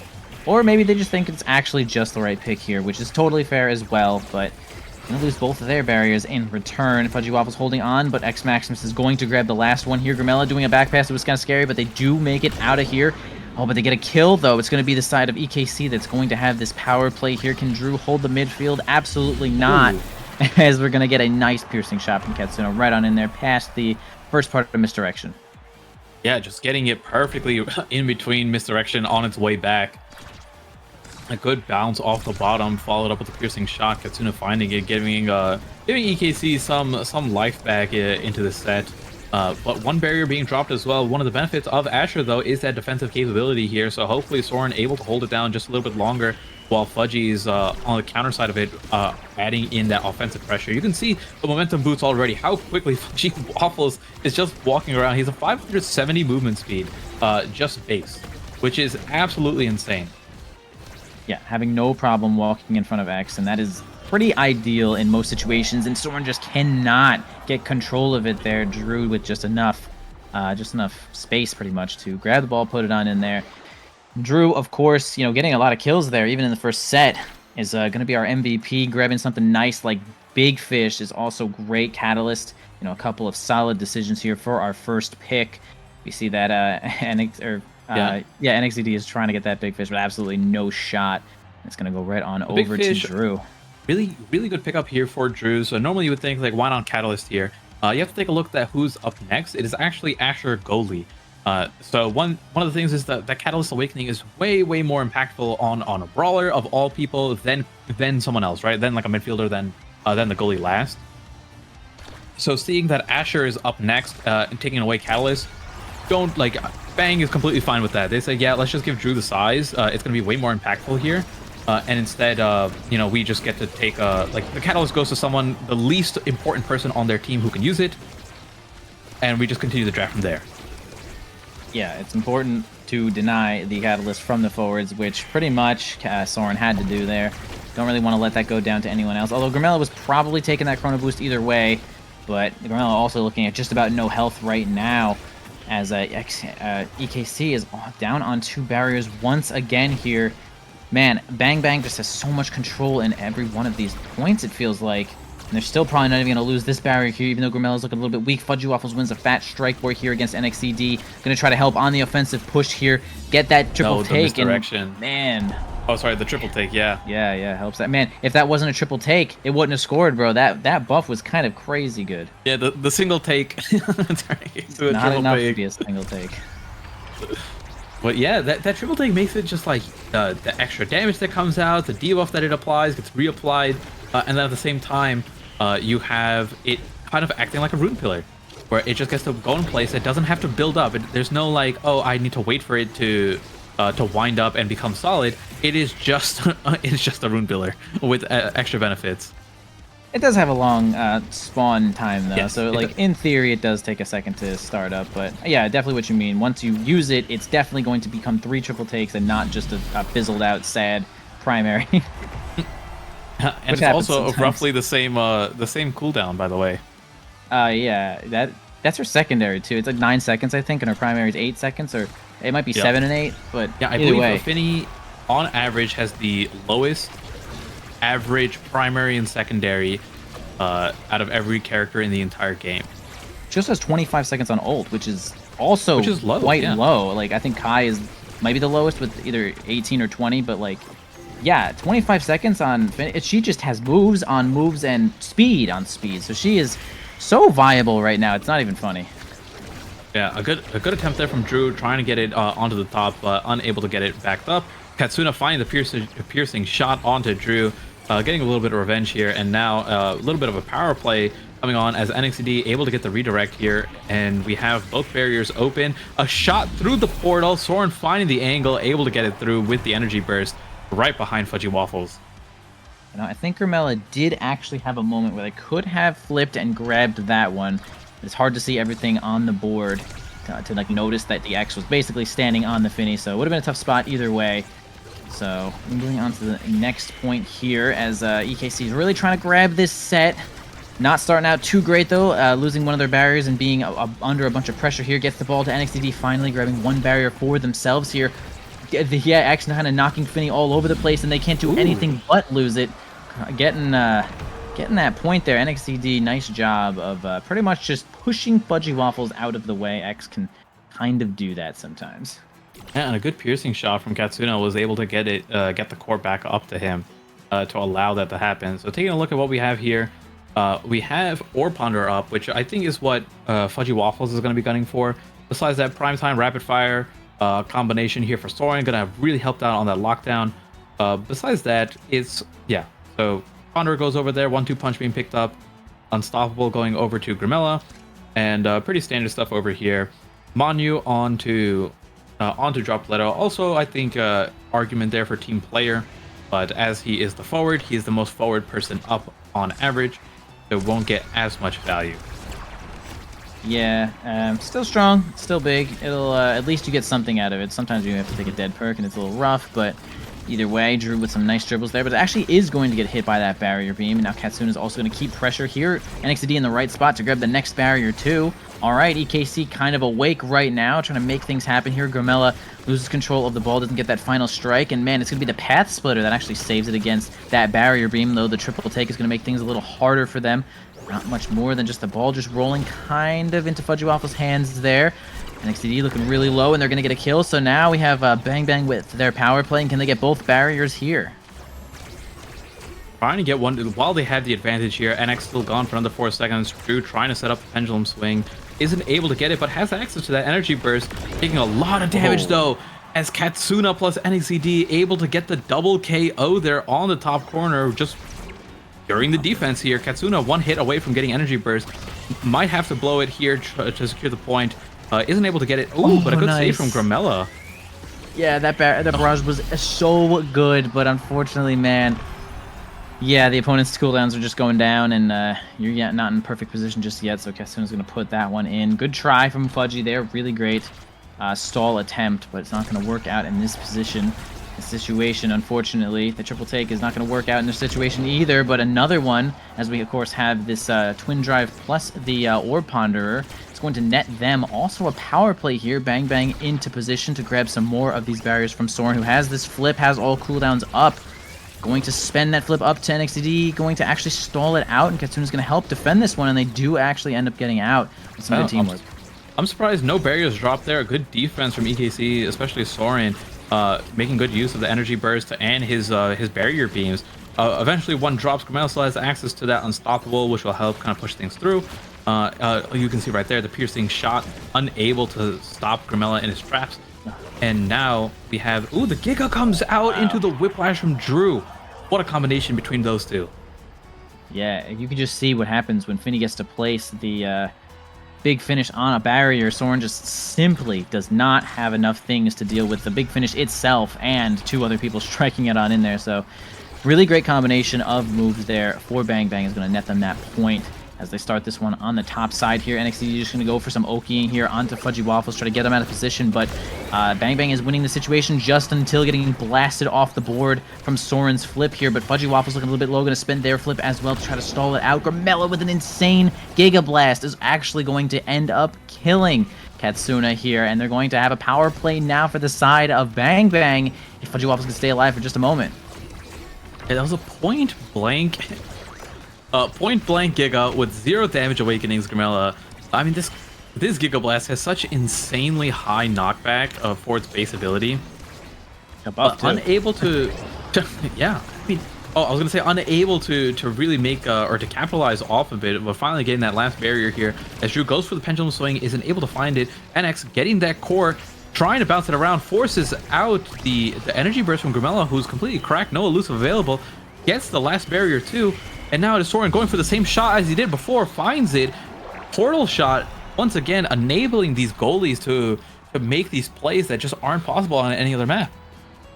Yeah, that's definitely one of the interesting things about Gates. It does allow the goalie to do something crazy like that at the cost of their flip, though, to get a really great shot on the goal when the barriers are down. We got another Big Finish showing up, but it's going to be another power play here. Actually, it's going to be the side of EKC, though. Can they make something happen here? NXT can't seem to get their hands on the ball into the portal once again. Yeah, okay, now finally with a little bit of control here, Katsuna's going to try to help it on through. Soren trying to get it over to NXTD, but Drew with a really great Death's Touch is going to interrupt just about all of that here. Fudgy Waffle's going to play a little bit offensive here to try to regenerate as well. Big Finish not going to work out, but Katsuna gets a kill there with that energy burst, and it's going to be a power play for the side of EKC again, dude.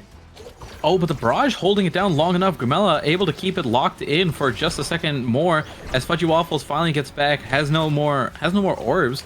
But still, I mean, we take that and just hold. NXTD with full prize fighter stacks is ready to just bell ringer anyone who comes close to him. You can see just the bull rush and the weak side or the weak hitbox of the bell ringer doing so much to Fudgy Waffles here. And oh my gosh, she did it. Yeah, and once again, folk, the energy burst ability scales with everything, right? It scales with your damage or your power plus awakenings. So that energy burst just being used as a tool to deal damage and finish off Fudgy Waffles there. I believe Fudgy Waffles is not going to get his hands on Orb Dancer. Actually, I'm not sure. They might just let him have it at this point with how the last set went and him being at 0 orbs. They might honestly just give it to him, but no, being picked up by Gramella instead. Yeah, also look at X's power right now. I mean, 236 power. Once again, simply disturbed from some of this. A little bit of health here showing up for Finny, though. Glass Cannon is probably going to work out for Soren being in the goalie position. Extra special here for Rasmus, I guess, buffing up the ultimate with that Monumentalist. Maybe that'll work out for them, as it'll probably make the ball red before overtime when it's sitting out there. Katsuna get a little bit of extra speed here from Explosive Entrance, or not speed, more like a dash range, but it's what you're looking for. But NXTD super power right now. You can see him just kind of knocking people around here with that Maximus. It's just a lot of knockback. In addition to having all that damage. 219 power right now, and he can get another 23 from getting this KO here, or getting another KO. That is an absolute insane amount. Just look at all he needs is some cooldown reduction, which he got from the reverberation, and you can see the amount of damage he just did. Fudgy Waffle is going to be looking for the afterlife next year. He died in the midfield off the top, just trying to run away from NXTD. Soren going over for the Yoki flip, manages to get the barrier with it. Probably gonna look for a shot through the portal. Is able to get it over to Katsuna and a slow moving car. Oh, but a nice Big Finish. Able to get it. Katsuna just an energy away from getting burst. Has it available. Might flip it just to get it over to NX and does find it, but no avail yet. Either way, EKC are doing just fine, holding it down, beating their way through. Yeah, even with Fudgy Waffles grabbing that peak performance, which is extremely necessary, it seems, it's kind of not enough right now, as NXTD is simply going for the Oki strat onto Fudgy Waffles here with maybe an occasional hit extra from Katsuna to reset some of that stagger, but Yeah, a tough spot here for Fudgy Waffles to make it happen, but they are going to kill Katsuna in that spot. Okay, Drew has a chance to get a couple of barriers here, but Soren, good defense. Going to lose one, though, right here. The double team from Fudgy Waffles and Drew might make it happen. NXT can't really get in there. Going to sit outlet, but man, ends up getting 2 kills just out of kind of nothing. One from Maximus, one from Energy Burst, and I mean, think about how much damage he's doing with some of these moves at 243 power. I mean, it's disgusting. Yeah, it doesn't matter if everyone on their team besides Grimella has a staggered awakening, and it just doesn't matter. It is too much. Oh, nice shot from Soren, able to get it over straight to NX, who finds the rebound there. And now we are match point for EKC. And if EKC wins this, it is them moving through and Bozo no longer moving through. But this is game 2. If they win this, we're going on to a game 3 first. Yeah, game 3 definitely going to be showing up first before Bozo Bunch throws in the towel, puts down the trophy. It's going to be a tough game 3 to watch. But man, NXTG just going for the Oki strat, gets the evade, but actually Drew ends up walking towards the edge and is going to get slain by the bell ringer here. Going to lose to the triple take. We can see Soren kind of just really feeling themselves there right now. Yeah, the BM is coming in from this last couple of points here, and I mean, it's Bang Bang could still win, and that would be pretty crazy. Yeah, they do have good awakenings on their side too, but it's mostly this X that is just so hard to deal with. Just sitting on top of Fudgy Waffles makes it hard for him to get momentum value. You can see NXT is just running at Fudgy, making sure he doesn't get any orbs, making sure that he doesn't get the momentum boots, the mother boots, if you will. Okay, getting scored on. Look at that. Grimella actually thought they had it. The barrage able to get it in towards the end there. But either way, Soren also doing a great job of holding it down here. We have the rapid fire prime time and Asher barrier beam plus the passive on the goalie side makes it really hard to get through. Usually it takes you going around the Asher or just hit stunning the Asher an insane amount to finally get the barrier down. So it's one of those things where this is where we're seeing the benefit of the Asher. You don't get to apply that offensive pressure at all, but you have the defense like no one else.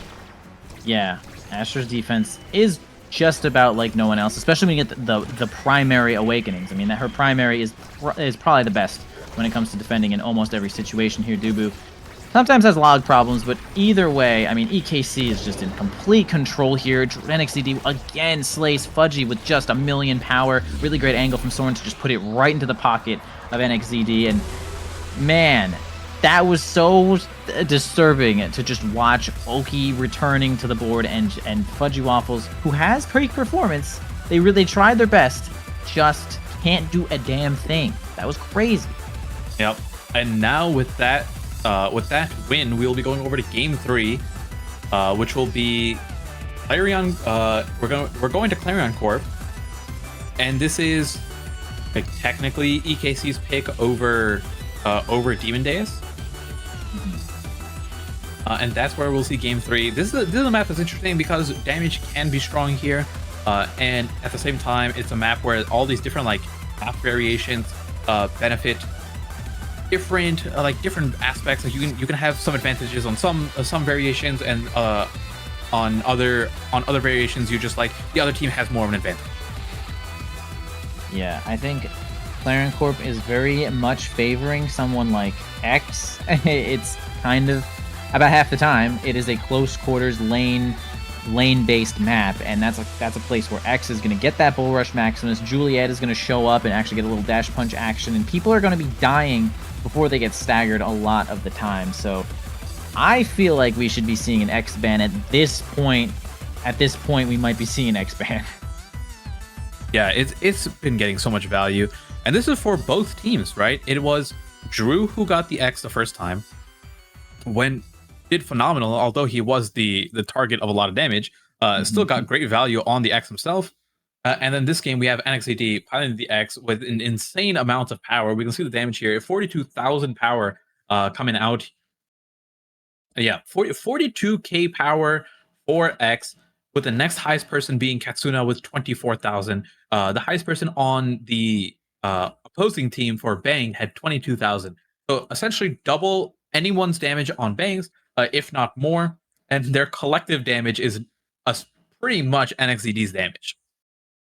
Yeah, and Fudgy Waffles is definitely the super sponge that is going to be granting NXCD 1,000 kills and 1,000 punches, and you just can't do anything about that because we mentioned the mother boots are really the thing that lets Finny kind of get around and kind of just get in front of the forward and make things happen. But I mean, when your mom is away, the X will play. Man, Yeah. that sucked. I'm sorry, everybody. All good. But yeah, to the point that you were saying about Finny, the advantage of the Finny is when the core is on their side. When you can keep the core up and you can use your abilities to triple take as a rune pillar to lock something down, to help redirect, or to apply the debuff to help damage. When you can use the misdirections from across map to just like shoot out these projectiles, kind of like Luna rockets, or that big finish of being able to take barriers on its own, or just be a nuisance when trying to go for the goal. But when you have to use those abilities on your own side, and you don't have access to your own momentum boots, and you're just being pushed back into your own barriers, it's way more weaker than the offensive pressures that we've seen or the offensive capabilities that Finny has. Yeah, I mean, you can just think about triple take and big finish.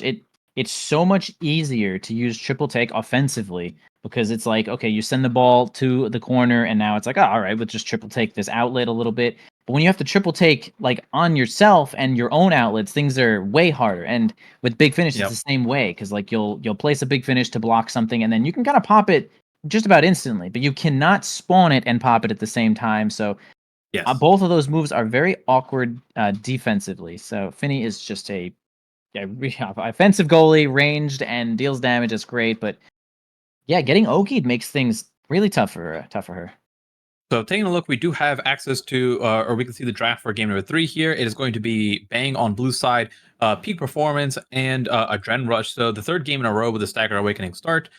We have Luna and X taken away. So your prediction was right there. The X was extremely powerful, and we just don't want it going over to blue side this time around. So Drew piloted it well. Get it off the screen. First pick of Bang going Fudgy Waffles, third game in a row, picking up that Finny, followed by EKC taking the Juliet. Which is going to be, like you said, those close corridors. It makes it really easy for Juliet to fish for those KOs, whether it's on the side streets variations or the big orb. Either way, it is a smaller map with these close quarters, small kind of like pathways to walk through, which means Juliet gets to shine here. And NXCD, if you guys have been in the queues recently, NXCD has been going crazy playing this Juliet character. I've seen him in probably, at least in my own games, it is the character that I see him pilot the most. So this is a character that we don't see as much here in NASL, but fear not, this man can pilot it to the highest degree. Oh yeah, I do not doubt NXCD's profession here to be slaying people with Juliet, especially with Adrenaline Rush. I mean, you probably could not ask for a better opening here for Julie on this map here. Maybe 1-2 punch is like the only other thing just to get kills, but she can kill with that 1-2 punch, and Adrenaline Rush makes things like so much worse. It is you, if you get killed by this Juliet, you are basically the source of them scoring like instantly. It just becomes overwhelming. Dash punches everywhere. You know, the ult is going to make things like if she gets perfect form for some reason or catalyst, it's like, yo. Yeah, So I think NXCD has like the really ideal situation here. EKC, maybe has priority right now. I'm not sure. Honestly, it might be everyone taking. Okay, I was gonna say I was expecting everyone to take Peak Performance there, with NXCD being the exception. So it looks like only him opting in for the Adren Rush, going in for that, just opting in more for the Adren Rush playstyle of, hey, I'm already locking in pummelers. Let me go for the Adren Rush, get a second off all my abilities, and then immediately, just the punch, a proxin already. We got a KO within the first 5 seconds of the game. Yeah, I don't see the Adrenaline Rush though. This is just pummelers. What? Somehow did not get killed. NXCD did not get an assist there. That was a little crazy. It might have been Katsuna with the piercing shot then, because Katsuna is the one who's level 2. Yeah. Katsuna definitely won the score the kill there. Sad that NXCD didn't just accidentally tap them just for the Adrenaline Rush. That would have instantly ended the point pretty much. It's great. Okay, now NXCD be flying. That's Adrenaline Rush. Yeah, it's just a little bit overwhelming here. Yeah, dash punching just for the heck of it. Has ult. I mean, it's just...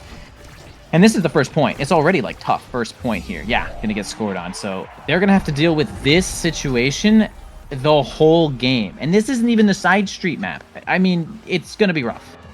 It's definitely gonna be rough, but I think the way these points are going to go down comes almost purely off of NXTD's ability to fish for these KOs.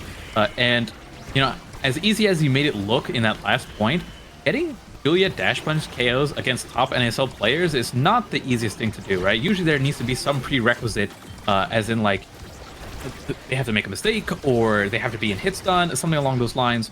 It's not as easy as it is in solo queue to get some of these KOs. I do agree with that. Having flip though, now that is something that'll kill NASL players. To add that with the dash super punch to make it happen. NXTD, you can see him already kind of holding onto this flip. Not really getting into too much of a position to make it happen, but Drew now sees the win condition to slay NXTD while they have this flip, but don't seem to make it happen just yet, as we're going to have NXTD probably just hide in this safe spot here. Almost reverses it perfectly, onto Drew. That was close, would have been pretty incredible, but doesn't seem to work out, and only one barrier down for each team, as we're kind of just commentating the bloodbath that could be NXTD finding opponents and reversing that back and forth. NXTD playing a little bit of Rengar jungle, hiding yeah, right? That's bush. Exactly it. Oh my goodness, the death touch. Thorin following it up with a little bit of BM, has the pummelers for that added damage. But NX, a good redirect there, able to find it. The strike, getting that top corner of the barrier here as he has to retreat a little bit just to get some health regen here. Piercing shot coming out from Katsuna, unable to secure it, but a good possession overall for EKC as they're keeping the core forward just fine. Yeah, for sure. Someone holding it down right now, but actually going to end up losing to the top spin there. Going to block the goal with that Death's Touch. Man, that triple take doing a great job of holding the ball against NXTD there as well. Soren going to keep it onto the bottom side. NXTD hanging out in the side street. Katsuna going to try to make a play onto the top side. Doesn't seem to work out. Drew now has possession, but Soren's big enough to keep that one alive with that whiplash. It's going to work out for them. Drew again with a little bit of possession. Does get the better of Soren, but misses the edge of the goal where they needed to hit it. Fudgy Waffles has this flip, could move up and make a play happen. Now a little bit too much pressure for NXTD just to try to fish for a kill, and Drew does win the strike war eventually and puts themselves on the board. Yeah, honestly, a really good defense there from Soren, but the amount of attacks that they got onto him was too much. Eventually, one of them ended up going through here. NXT going for the KO, manages to get it. I think with the help of Katsuna, I don't actually think his dash punch was enough to KO that. But Adrenaline Rush live, that triple take holding it down just fine as NX tries to find the second one. Energy Burst comes out from Fudgy Waffles, a great defensive flip from him as NX has to retreat now so he doesn't lose his own life.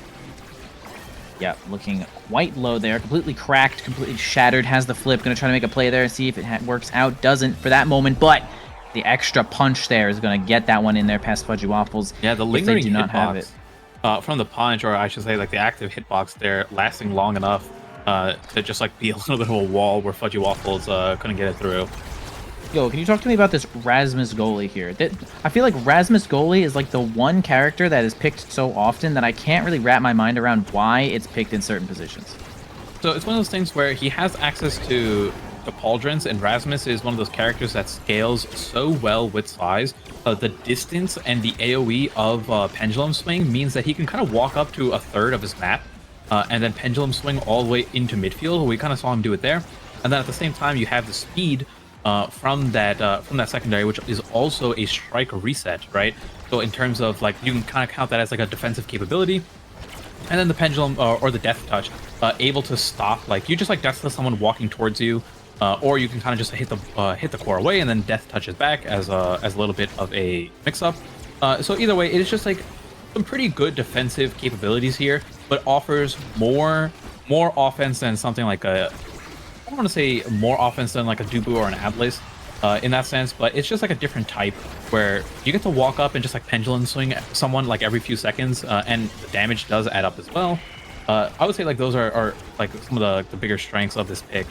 What do you think about this start though? Do you think this is like this map, this pick, these opponents, this starting awakening? You think something in here means that you should have been playing Rasmus? Like, I'm curious on why we have Rasmus here. I would disagree with the Rasmus pickup here. It is something that Soren plays more often than others, but I think a size awakening is what would justify the Rasmus pick more than anything else. A really huge Rasmus as the goalie is annoying to deal with, but as of right now, he doesn't have that extra size, just has that pauldrons.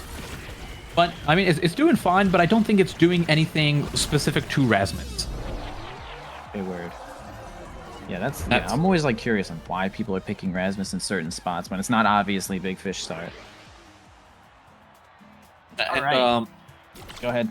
I think just that pendulum swing able to one of the bigger things I think is actually that pendulum swing able to hit away someone like the Kazan, who's like annoying when they have they're more of like a core control brawler, right? Who's trying to look for this mix up on you on net, so you just walk up and you pendulum swing him and he's like, okay, go away.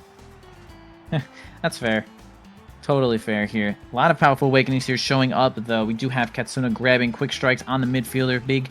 Big moment there to get some quick strikes. Fudgy Waffles getting stacks on stacks. If they can stack that up, you'll see the fastest Finn you've ever seen, bro. That's a lot of speed here. Grimella grabbing the Chrono Boost too. And NXDD getting a little bit more power with the prize fighter. Soren getting some more speed here with that explosive entrance is fair. A little bit more damage too to help out. And Drew 1-2 punch, so good on Kazan, especially with the press the point passive, making it just faster, and now it's even faster than fast. So kind of hard to react to Drew's strikes here, and we'll see if Soren can keep themselves alive, as Drew is going to be...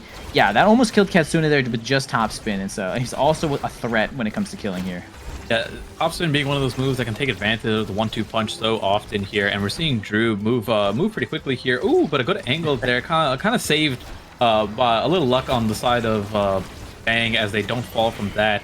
Katsuna uses the energy burst, has to back off, has no more access to anything. They do manage to find the barrier, and the slow core rolling in as Soren manages to get it from the bottom side there. I think that was just like him redirecting it with the whiplash. Yeah, the whiplash, I guess, with a little bit extra power from the pauldrons, a little bit of extra impact percentage here from explosive entrance, just fast enough to get it on in there. So good move up from Soren as they're going to try to push it onto the bottom side past the triple take here. They're going to get a big finish barrier as well, really nice from Fudgy Waffles, but a kill here is actually going to net Bang Bang, maybe a barrier or two. Soren and NXDD are alone here to try to defend once more. Okay, the ult comes out a little late, and they're going to grab that barrier as well. Fudgy Waffles using the Atlas Center to help them out, and yeah, Soren cannot seem to hold that one down against Grimella here. It's going to be Bang Bang taking that one. You know, EKC was feeling really good last game, and they are indeed up a set right now, but, you know, Bang Bang is a good team, and I want this to be close. Yeah, these points are so drastically different if NX can find a kill versus if he can't find a kill, right? They have to play the game way more meticulous if they don't have access to the Adrenaline Rush being active and that power play.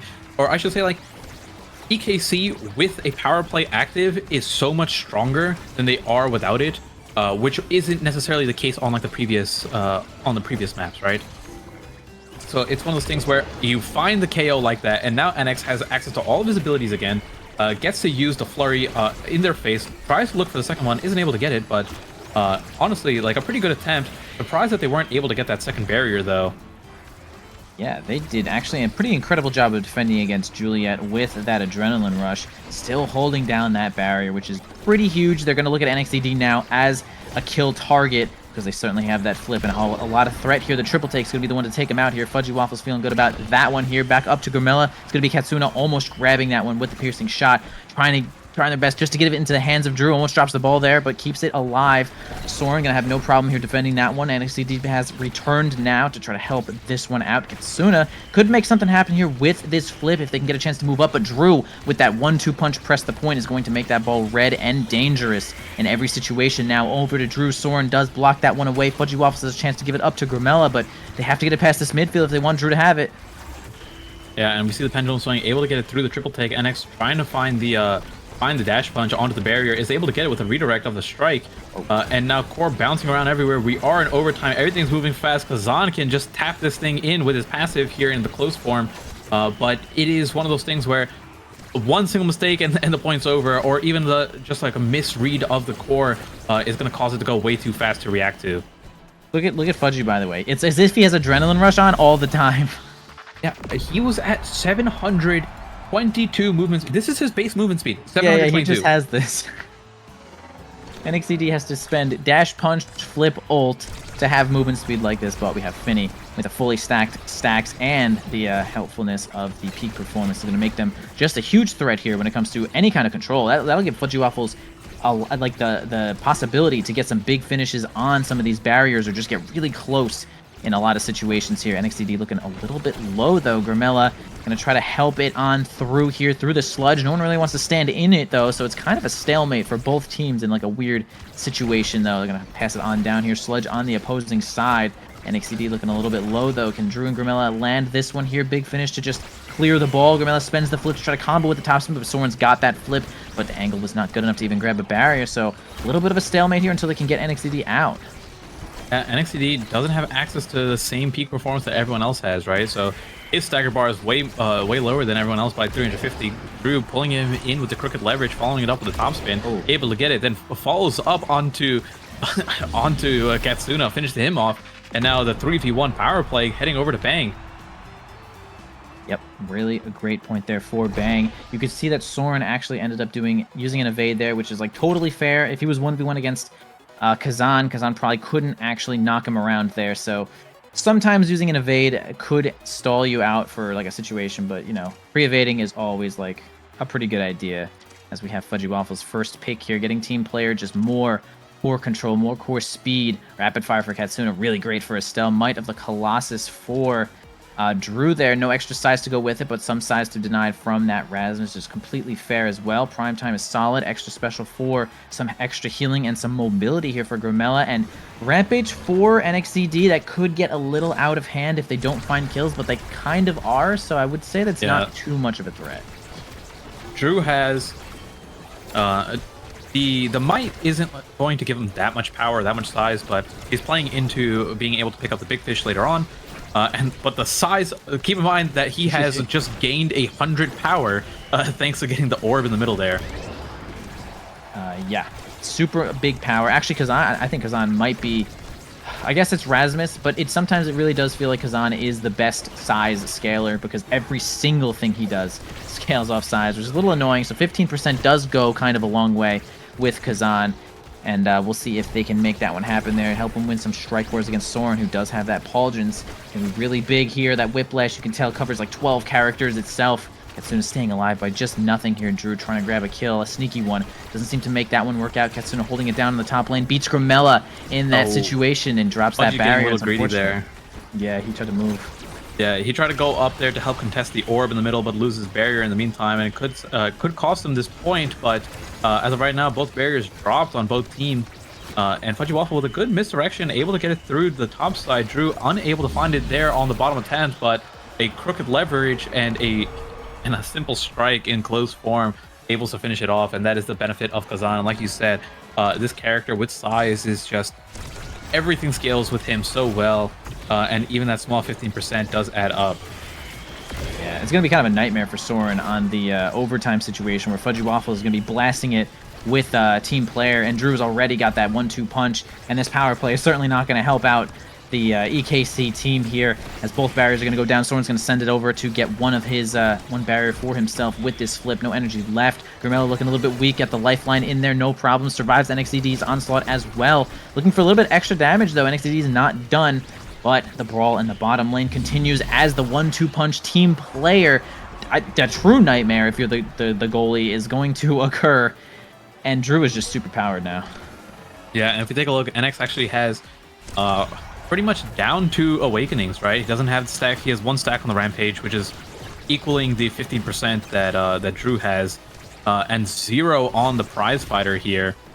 And now we're seeing how the game changes off. And this is kind of what I was talking about in the earlier sets, where it is not easy to find KOs onto these players, right? And NX is having trouble finding them as Grimella and everyone else is adapting to where they need a position. And it is Drew who's kind of running rampant as Fudgy Waffle gets to do whatever he wants. The core is always on the enemy side. He just gets to play a little fun game of Sonic the Hedgehog. He is really just kind of... It's funny, I feel like everyone here is having a tough time. Things are tough, interactions are hard, and Fudgy's having fun. I feel like Fudgy's having fun, and that seems to be a problem for EKC here, as this Finny is just... Oh, Orb Dancer for Finny! Or Glass Cannon. Orb Dancer or Glass Cannon going over to Finny, and then Drew can take... the Catalyst is available, but honestly might opt in for the Big Fish instead. No, choosing to go for the Catalyst. I think either one's fine. That is a tough choice there. Orb Dancer does go over to Finny here, which means Big Fish on the Rasmus. Is there a speed cap? There is like a we're speed gonna cap, see right? over 1,000 speed. This guy is going to be actually flying like crazy. Although, man, Soren does end up getting that big fish. That's kind of a big deal. I feel like if Soren moves out to midfield now, it's going to have a lot of impact when it comes to getting some of these barriers or even getting a score here, especially with a little bit more power here from that explosive entrance and more pendulum swings just in general. So we'll see if that causes any kind of problems. But Drew is going to have access to a lot of extra energy here with that catalyst. Getting hit and hitting just gives you so much control here, as we can see both of those barriers already down. The side of Bang Bang is just really kind of in it right here. Yeah, NXCD kind of abandoning the KO goal, using his abilities to try to break the barriers instead, and not fish or anything at the moment. Unable to find the KO, but does get the barrier here as an energy burst is popped for Katsuna. Has to go back. Drew using his own energy burst sends it right at Soren, as he probably predicted Soren to use the pendulum swing towards the bottom side.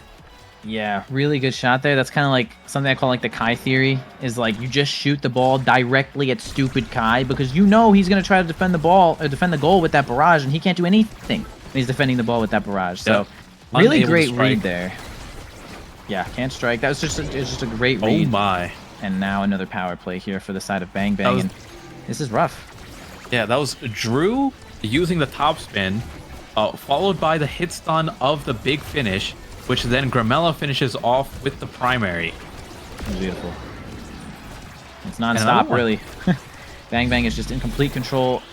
And now Soren, who was BMing last game because they were crushing it, now is in probably the roughest spot you can be in, considering the opponent is at, the game is 1-1, the opponents are at literally match point, and you guys have one little set 0 points, and you would now have to climb the biggest mountain, and you're relying on NXCD now to just get a kill or something, because it's like, maybe just fighting the core here is just not enough. Yeah, and you can see how much he's struggling there, unable to get these KOs. Has zero, like that, if he had one stack on Prize Fighter, he gets the KO there, but because he doesn't, like NXCD is down 2 Awakenings, right? He's playing with only his starting training plus 2 Awakenings, and everyone else in the game has 4. Yeah. This Julia right now is definitely extremely sad. No speed, no nothing. Pummelers is not going to be slick kicks. I mean, can't even get the ball to NXCD, and even if you did, not much is going to be happening in this midfield. Look, we have the stacks of stacks have stacked, and now Finny is a rocket ship, and everyone else is just, I don't know, another kill onto NXCD. I mean, Bang Bang is just in so much control here. Yeah, Fudgy Waffles gets to hold his half of the map just fine. Let's see how much movement speed he's going to get if he takes an orb here.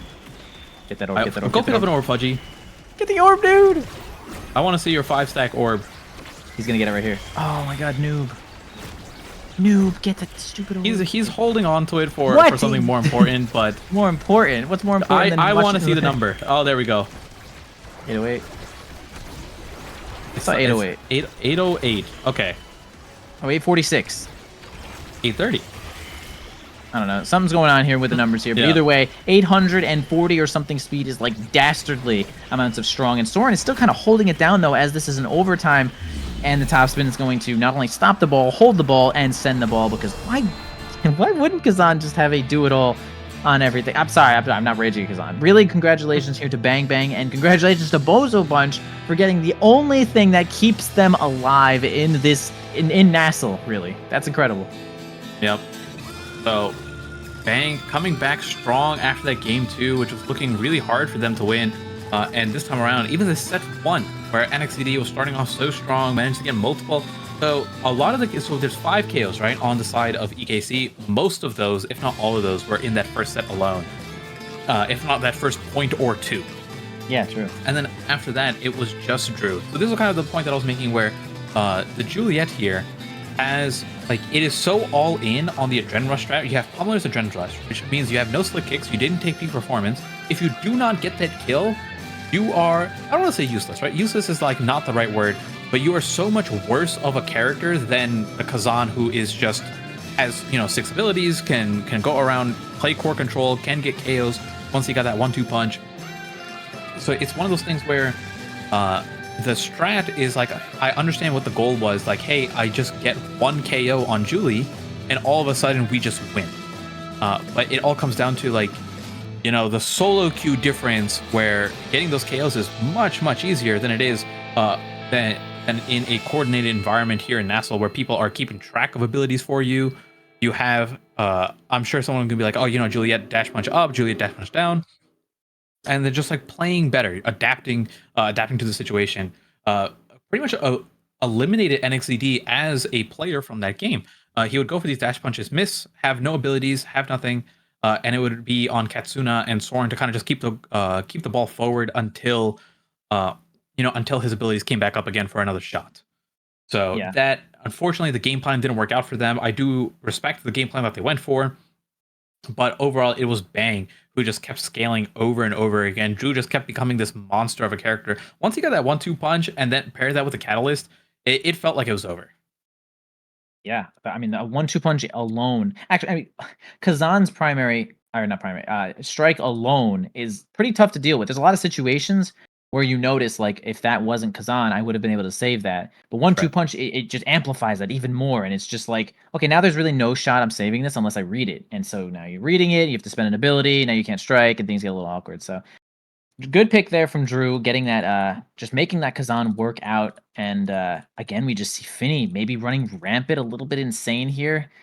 Yeah, I liked the Juliet pick, but it didn't seem to work out. I feel like the support for Juliet wasn't there. Like, she also has a ton of knockback when characters are shattered, and that like basically never happened. So the second win condition wasn't really there for them. Either way, again, congratulations to Bang. They played it well. They scaled what they needed to, and they are going to keep themselves alive, and they're going to keep Bozo alive with that life support. And that will probably be it for us, man. Yeah, we're heading out. Thank you guys again. It was a blast casting this with you, Envy. Hell yeah. And we'll see you all next time. But next up, be prepared for a spectacle between Demons Raw and Sad Boys. Oh my gosh, yeah. Stay tuned for that one.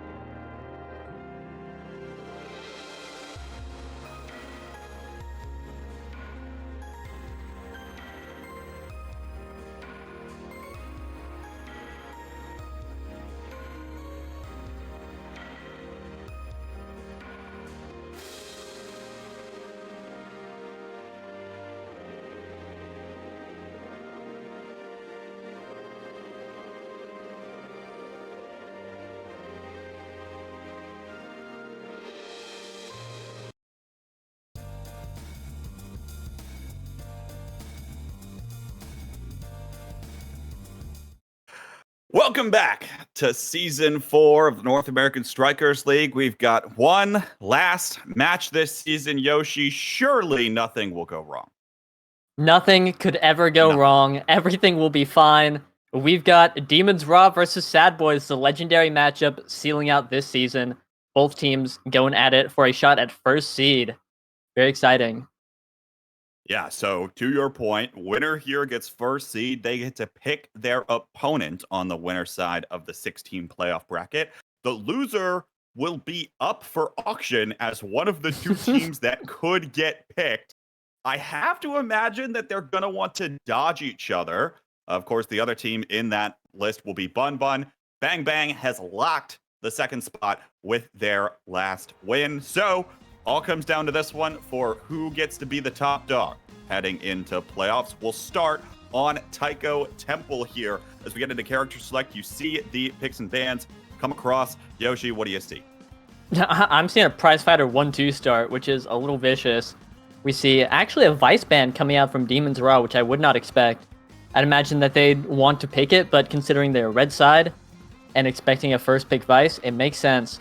But instead, Sad Boys locking in the Finny goalie first pick, which has been incredibly popular recently, and it makes a lot of sense. It's incredibly fast.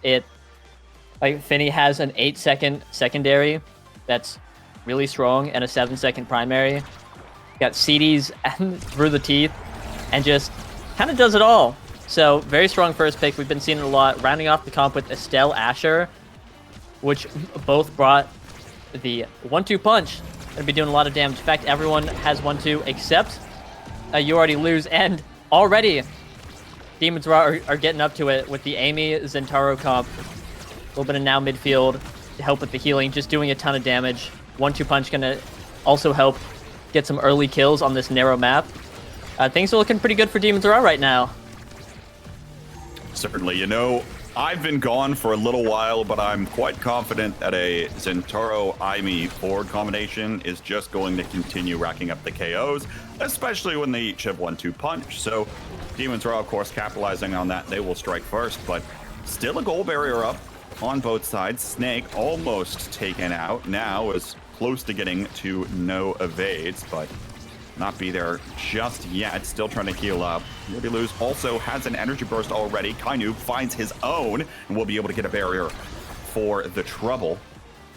We'll see where the rest of this one goes. Vaughn looking down to Bells, who, by the way, did take Vambrace in this last one, looking to try to stay alive, but a KO will come through for Sad Boys there, taking out Kainu. Bells finds the goal barrier, looking for the path splitter. No. Denied there. You Already Lose, energy burst. They'll just go in himself. Who needs a forward anyway to send it into the net? Yeah, no confirmation needed. That one's just gonna slide around the world, lock into that bottom corner, and that'll be first point for Sad Boys. Yeah, I think the Vambrace pick from Bells is really interesting. I like it because he has 1-2 and can just drop his abilities, deal a million damage, and then heal back up. And the damage is obviously going to get a lot worse as the game progresses. But already, Vaughn staggered right here. KO'd even. The Amy and Zentaro comp is just out here, set one, dealing a ton of damage. I mean, You Already Lose, chip down. It's looking tough. Bell's huge primary there. Able to help You Already Lose get it out, find the clearing angle, and will alleviate the pressure, killing the penalty in the process. Core down to the bottom side. It actually will hit the barrier there out of that big finish.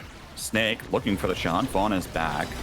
There's the firewall sentry out again. Kainoob stepping forward. There's the drone. Vaughn will be able to collect and is playing second goalie.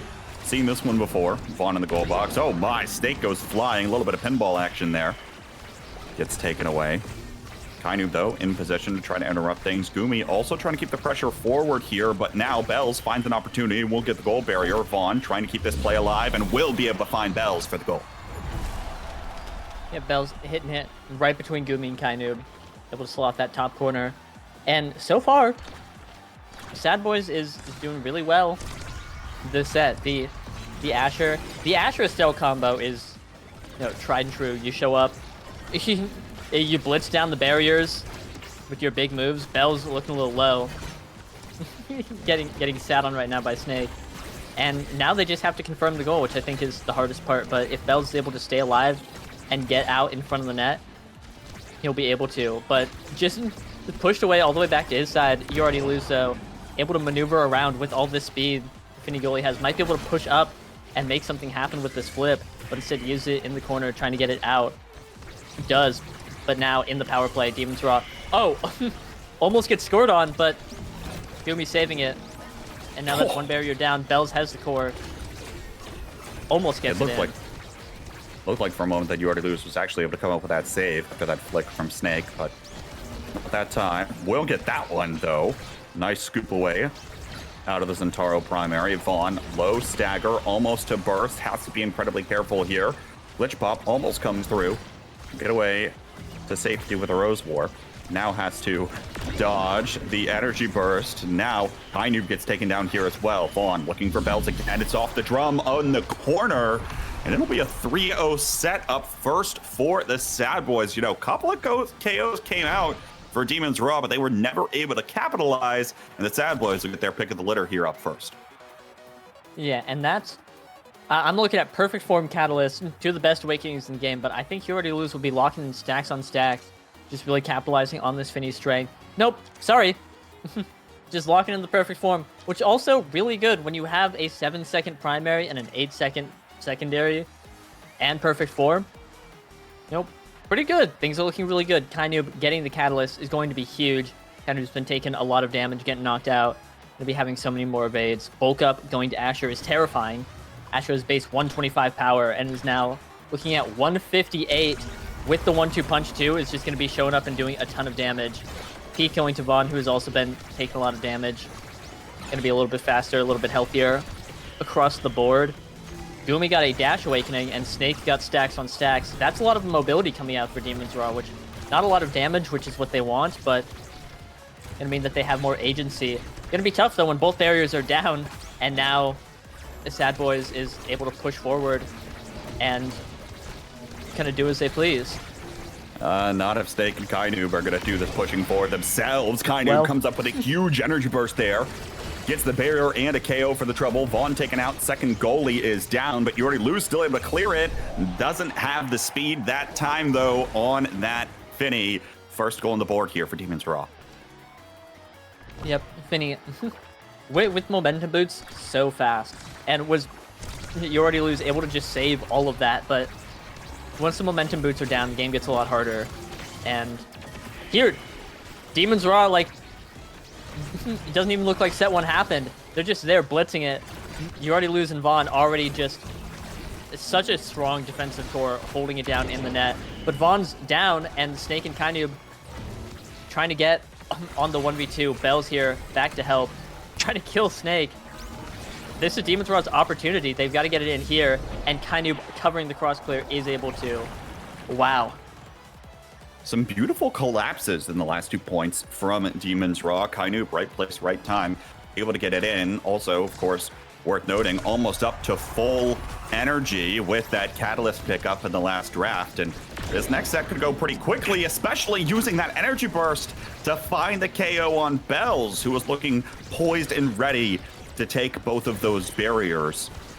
Gonna see what else happens here. Gumi moved up pretty far forward, reminiscent of where he'd like to play normally. Kainoob, though, able to take that barrier himself, looking up to Snake. No, that one gets denied and intercepted. Bell's now in the corner, looking to get some work in.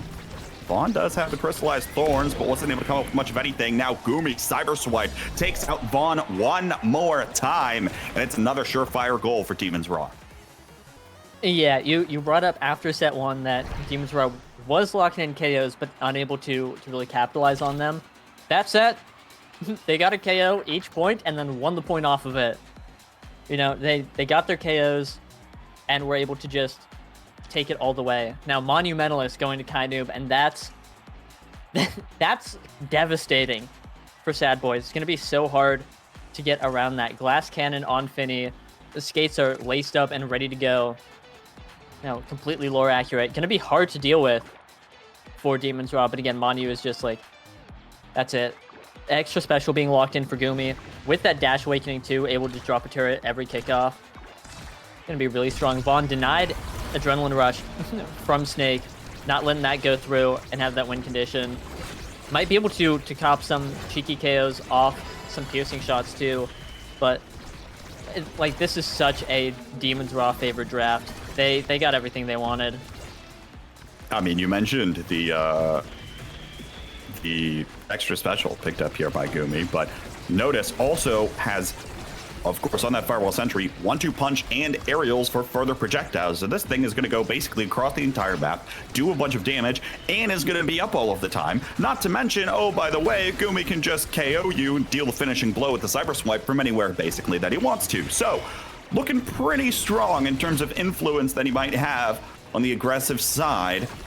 But York Luz moving up forward, trying to help out the offensive play. Vaughn gets the snipe for the KO.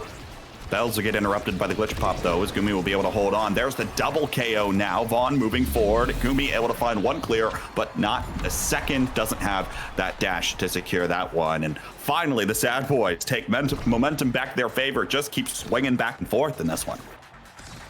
Yeah.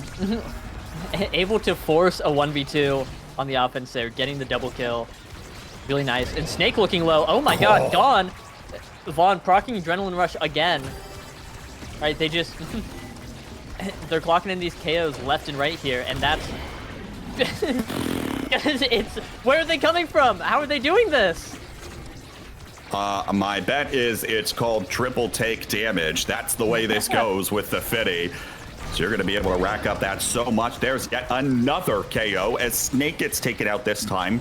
And the effective time for Vaughn's Adrenaline Rush is extended. You know, you would think that Vaughn picked that up in the last draft more so as a denial rather than an actual pick for himself. But been making use of it here with 3 KOs in this point alone from the Sad Boys. Snake, beautifully placed primary, is going to be able to find the goal barrier here. Triple take, trying to get this one back on forward, but now it's going to get back behind Bells. Kind forward on the lifeline. Energy Burst, you're going to lose this, ready for it. Bells drops back, glitch pop. No, Gumi so close on that save, but it's going to go in regardless. Doesn't have the angle. And once again, this swinging back and forth here, Yoshi. Sad Boys looking ready to take another 3-0 set. Yeah, really. Just back to back to back. Just absolute wipes. Hey, I'll say it. I said Adrenaline Rush was a deny. I was unfamiliar with Vaughn's game. Just showing up, getting these KOs. I mean, Snake is gone. Not even Vaughn. Bell's just able to get it. Locking that in. A little bit of 1-2 punch action on the Asher.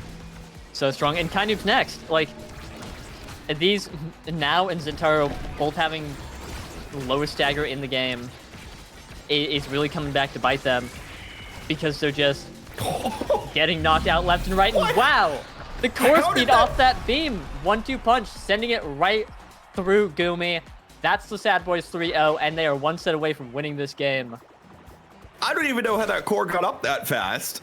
Outside of the big finish, then it goes forward. Vaughn able to kick it forward up to Bells, and that, of course, comes out of the primary. Vaughn picked the litter in this draft. Reptile Remedy is on the board here to deny that away. Also, Deadeye and Stinger, of course, online as well. He'll pick up the rapid fire here for the extra piercing shot. Some of those extra confirms on those KOs. But a little bit of healing here coming out for Kainu with that chrono boost as well. But that Reptile Remedy denial, of course, taken away by Bells. Yeah, scary draft here for Sad Boys because Demon's Raw picked up Deadeye on Gumi and Stinger Primetime on Snake, who is currently not having the greatest time, having to fight Bells, who has a million stagger. But you know, having 2 primaries and Stinger to just constantly proc it is pretty strong. And then Gumi with Deadeye 1-2 punch, like that's a lot of damage coming in, and Demons are almost able to get the point right there, kind of with the flip off this catalyst, and Gumi in there ripping the flip and getting it in. Demons Raw might come back and 3-0 this set, take us to a set 5. The back and forth on this game is brutal. Folks, it's set 4. Only 10 goals have been scored in this one so far. Back and forth is the name of the game here as the momentum keeps swinging. But there's another KO here coming in. This one might be even continuing further as Yordi Luz is taken off the pitch. Vaughn is next on the chopping block, super low on Stagger. Bells has to play perfectly here in order to get this core out and is successful in doing so. Baits enough time out here for Yordi Luz to come on back in. Very fast core, but of course Caleb is ready for it as the seasoned veteran he is. Back up to the top side here though. Bells now trying to go up there, but Core gets out ahead of him. Sad Boys on the scramble even still. Snake in position looking for the Core. Kainu can't get it to him yet, but has another energy burst available. There it is. Gets stopped by Vaughn, and now it's back on forward. Goal barrier will fall. Gumi does have an energy burst of his own. Would love to use that, of course, on the offensive side, but not afraid to use it defensively. Beautiful clear from Yordi Luz in front of the drone, then steps on it to get it taken away. And that's one opportunity that'll go down. Glitch Pop almost came through, but wasn't quite on the angle. Once again, Vaughn, low stagger here. Needs to be able to get this one forward, stay alive for just a moment, and create a passing play opportunity here for Bells. But Kainu back again forward. Yordi Luz, core flipped, as does Gumi. But there's Kainub's again for probably like the third time at this point. Snake, there's the primary, and it will just go through. Vaughn couldn't quite find the Rose Warp that time, and Demon's Raw, hey, Yoshi, who do you think's gonna take the next goal? That 1 point away from 3-0ing another set. If things are, this game is wild. Snake is dead, guys. For all the Snake fans out there, I have terrible news. Actually, no, he's fine. For all the Snake fans out there, no! And he's gone. And this is looking like a Sad Boys point. I'll say it. We might not be seeing the reverse sweep because Kainub is next. Looking a little low here. Close to a flip. Has it here. Hold on. Gumi sticks around. Was further forward there and stuck around to try to kill by the time. Now Snake, once again, low. This time, KO might go once more back over to the Sad Boy. Snake in the corner, though, has to use the evade. There's the pass splitter out from Bells. We'll buy some time here, but it just gives Kainub some time to dribble and get that energy burst back online. Snake low again, now bounced off the center drum. Continue to get kicked around a little bit here. There's the energy burst. Kainub finds the gap, slots it in. It'll get both barriers. Gumi forward. Core didn't get back to him, though, for the shot. And so even still, their best shot is Snake up there on the top side, but Vaughn will take it out with the piercing shot. Vaughn looking for Bells again. There's a glitch pop, sends it back towards the goal barrier. Now Core going so fast. It'll go right behind everybody, but Bells slips right back up there and finds the goal. Finally, we're not gonna get a 0 on the other side of the scoreboard in this one, but still incredibly close here. Felt like it was very momentum-based overall in terms of who's able to get the most KOs up first, or who's able to get the most goal barriers. As I say that, Demon's Raw able to take both them up first in this goal. Yeah, getting both goal barriers. Things are looking good. Set probably about to be locked in for Demon's Raw. Flip coming out from Vaughn. Responded with Kainub, who's looking a little low. Things might be rough if they're able to get this KO on Kainub. With the goal barrier, open net, might be able to do something. Kainub's back to full health. That's not happening. Kainub and Snake on the offense. Gumi with a flip, might be dashing in sometime soon. Get something done. Makes a nice save. And another one. Core's just moving so fast on this 1-2 punch start. I think Kainub almost gets assassinated. Snake looking low. But the Manu almost puts it in. Snake dribbling it up. Glitch Pop help keeping it up. Tries to get the Zentaro primary in there. A little bit of slice and dice action. 2 flips for Demon's Raw. And Bells is KO, not even with the flip. No! It's in! Gumi just narrowly missing the strike. It looked like it hit so close, and we're looking at a 0.5. Looking on as Sad Boys, 1 point away from winning this game. Game point now for the Sad Boys. Bells low for the first time in quite some time and does get taken out there. That's huge after the mountain of stagger has been taken down. Vaughn, though, able to play the interceptor this time. Though gets down to Kainoob, has energy burst. Last one will fall. Kainoob burns the energy burst. Won't have that as a resource. Snake looking to try to take Vaughn out. Will be successful in doing so, but Bells is going to find Kainoob as well. The triple take comes out, but it's not there in time. Snake finds it. We're going to a set 5. We're going to a set 5, and that was set 4, and there were, like, it was chaining KO after KO after KO. Brutal, vicious bloodbath. And now, here comes probably an explosive entrant Centauro. Yep, there it is. And so, you know, what would make this game more interesting if not more damage on Centauro, quick strikes on Kainoob, Vaughn opting in for the stagger, missile prop going to You Already Lose. Big fish on Bells, and this guy has 3 stagger awakenings, 2,850 stagger. Look at that health bar. And with Might of Colossus, rocking out at 204 power. This is a lore-accurate Titan. I mean, that was just the Sad Boys draft luck of all time. You would think that Demons Raw got everything they wanted. So did the Sad Boys in that last one, with the Big Fish dropping all the way down to Bells, with Might of the Colossus and Reptile Remedy and Bulk Up, all giving extra stagger, extra power via extra stagger, and extra size to boot. Gonna be feeling pretty good on this one. Just the one thing, Bell's feeling a little sluggish. Doesn't matter though, still in position to be able to get the goal barrier, and now I'll be looking for even more. Bells, like, once again, looking to the top corner, but Gumi will be able to send it away. Now flips forward, has energy burst, still doesn't use it offensively. Utilizing it as a defensive resource, it seems, for the most part so far. Now able to get it in front of Bells. Gets stopped for a moment from the Oni's blade. Gumi back in time, able to flip forward. There's a cyber swipe, 1 goal barrier falls. Back over to Kainoob, but a KO goes over to the Sad Boys. The Snake gets taken off the pitch. Kainoob looks next. Energy burst utilized by Gumi to keep this one out from the net. It's a 2 versus 2 now on the pitch as Vaughn gets taken down.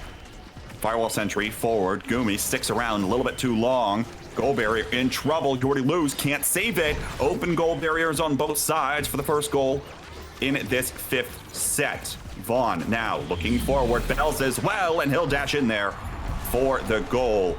Able to come out there on top. By the way, going back to Sad Boys draft luck, You Already Lose, missile propulsion, hello, exactly what you want the Fitty to get at this point. The extra little bit of distance on those misdirections, and Vaughn denying that reverberation, also huge to keep the KO dreams alive. Yeah, absolutely. And here, I was about to say two core flips for the side of Sad Boys, but now 0, unfortunately. But doesn't matter. Snake has been knocked out. You Already Lose looking low. Kainoob using his flip, trying to get it out. Both goal barriers for Demon's Raw preserved. You Already Lose waiting for this orb to come up. Is staggered. Core coming his way. Able to save it. And Demon's Raw kind of on the back foot here. Struggling to get it through Bells and Vaughn. Oh. Vaughn just dealing a ton of damage, has plenty of cooldowns, and Bells is massive. Takes up the entire lane on his own. 2 flips now for Demon's Raw. Gumi kind of Gumi walking up, kind of flirting with the midfield line. You Already Lose finally taken out. Snake looking like he's next though, so dangerous. But the barrier is saved for Sad Boys. Sorry, just kidding. And Snake getting the lifeline, looking to put it in, but again, just struggling to get any sort of offensive momentum. As Snake is staggered, almost KO'd. You Already Lose isn't KO'd, and Gumi whiffs the flip, hits it in anyway, and we're looking 1-1 in this set. Okay, so Vaughn energy burst, sends it up to the top side, was looking for the corner, couldn't find it. Gumi whiffs the energy burst, doesn't matter, still strikes right after to get it into the goal. You can tell these players might be a little bit nervous in game 1 on Taiko Temple. Between these two, now though, Bells in position, able to take both barriers. No response, no clear angle, thanks to all the extra size on this Azure, but it doesn't matter. Snake able to take both back on the other side as well. Triple take almost sends it back forward. There's a pass splitter out, trying to shove Gumi away from the goal, but he locks the core in the corner with the Firewall Sentry. There's the big finish out. We'll slow down the core for just a moment. Vaughn now looking for the piercing shot, trying to get this one out of the corner to Bells. Not able to this time. Has to be careful though, because he's looking a little bit low. But actually, it's Gumi that goes down first. Kainoob has to play goalie for now. Energy Burst is going to get utilized just on the edge of it. Waits for the perfect time. Goes down to the drone, almost up to Snake. Gumi back up now, but Bells is in position, and it's game point for the Sad Boys. Yep, one away. Bells just able to cover every option on the cross clear there. Just so much bigger than anyone on Demon's Raw. Snake looking a little stacked up. Got a flip. Got the stacks online. Has no health. Unfortunately, took half his health to like 2 abilities and has been shot dead in Ohio. And Sad Boys looking to finish this one quick as both barriers are down. Kainoob is low. Vaughn close to a flip. Bells almost puts it in. Kainoob is almost dead. It's looking like it's in right here. Gumi trying to save it. They're just trying to kill Kainoob. The flip blocked away. It doesn't even matter. Gets sent. Shepherded all the way to his own net. Gumi died, and that's an ace. That's the ace. The Sad Boys finishing off the point in explosive fashion. They'll get to play with their food a little bit for game 1 for the mental damage before setting it off to the game 2. You know, that is textbook Sad Boys. You leave it to the last point. They find a way to KO everybody, and they are coming right back at you. We'll take game 1 here, and now Demon's Raw has to find some kind of response, but I don't know, Yoshi. Felt like the draft luck was there for the Sad Boys. They just played those drafts so well to set themselves up for success, and the fact that Bells was like you're unable to get it around Bells. He's so big. You can't KO him. What are you gonna do, right? Like, he was a menace blocking out some of these lanes and clear angles. Yeah, just so hard to deal with. Yeah, what do you do? What do you do when the giant guy is there? It's just like he does 1,000,000 damage, smites you in 1 hit, and Sad Boy is clocking in 20 KOs as compared to the 15 that Demon's Raw had. And hey, Demon's Raw has always been known as the KO team, right? They're the best to do it. It's part of why they are so good. But Sad Boys has spent this entire season perfecting their damage comps, and it's showing. It's showing. Bells was on point with so many of these KOs. Vaughn had Adrenaline Rush, was doing so much damage, especially with help from You Already Lose. It just... They've become a damage threat in and of themselves, and it's oppressive. They showed up and played Demon's Raw's game better than Demon's Raw did. The thing. That's the thing with this Sad Boys roster, right? Is at this point in the season, they are dialed in, right? There might be some shenanigans happening earlier where some people are on break, vacations, whatever. But now it's crunch time. They realize it, and they're back, right? You don't want to mess with this version of the Sad Boys. You might be able to take a match or 2 on them earlier. Right now, though, they are dialed in. They know the kind of game they want to play. They've got the read on how they want to play the game, and now it all comes down to execution. Right now, they are proving it once again, defending champions, of course, continuing to have that title. We'll see whether or not they're going to be able to take it the whole way, but certainly right now, looking like the favorites and could be coming into playoffs in the first seed, though we know how that goes. The first seed doesn't always come out on top in playoffs, so we'll see what happens, and of course what happens in the next 2 games, because now we're going over to Atlas's lab. That, of course, was the Sad Boys pick, so it should be known here as Vaughn's lab. Yeah, locking in to Vaughn's lab. Very interested to see how the character draft rolls out. Another map is very strong for damage. Both teams, rubbing their hands together, thinking, how do we lock in these characters that will just KO the enemies, get those power plays. And if we do see a game 3, we're going to Demon Deus. The damage map. Above every other one. And there were a few. There are a few that are really good for damage. So I'm very interested to see how this goes. I think that I think Demon's Raw has always played very well on Atlas's lab, but like you said, Vaughn's lab tells a different story. So it could just end here. Could just pack it up, go home, Sad Boys taking the first seed, or if Demon's Raw shows up, has something that we don't know, able to match Sad Boys on their own map, could be pretty big. Here's what I'm thinking though, because to me, it seems like a lot of this so far, a lot of the day so far today, and a lot of the talk has been around this Finny pick, right? Mm-hmm. Well, Sad Boys got blue side in the last one. Demon's Raw will get the option of blue side, which presumably they will take. No, they decided not to take it. They took red side here, and they are electing to ban the Finny away. Okay, so fair enough, but they probably have to stick with that in game 3 too. Like, they're locked into their ban in the next one. I don't think they get the choice of what happens here coming up, because that has to go away. Most likely Sad Boys will be on blue side for game 3 here as well.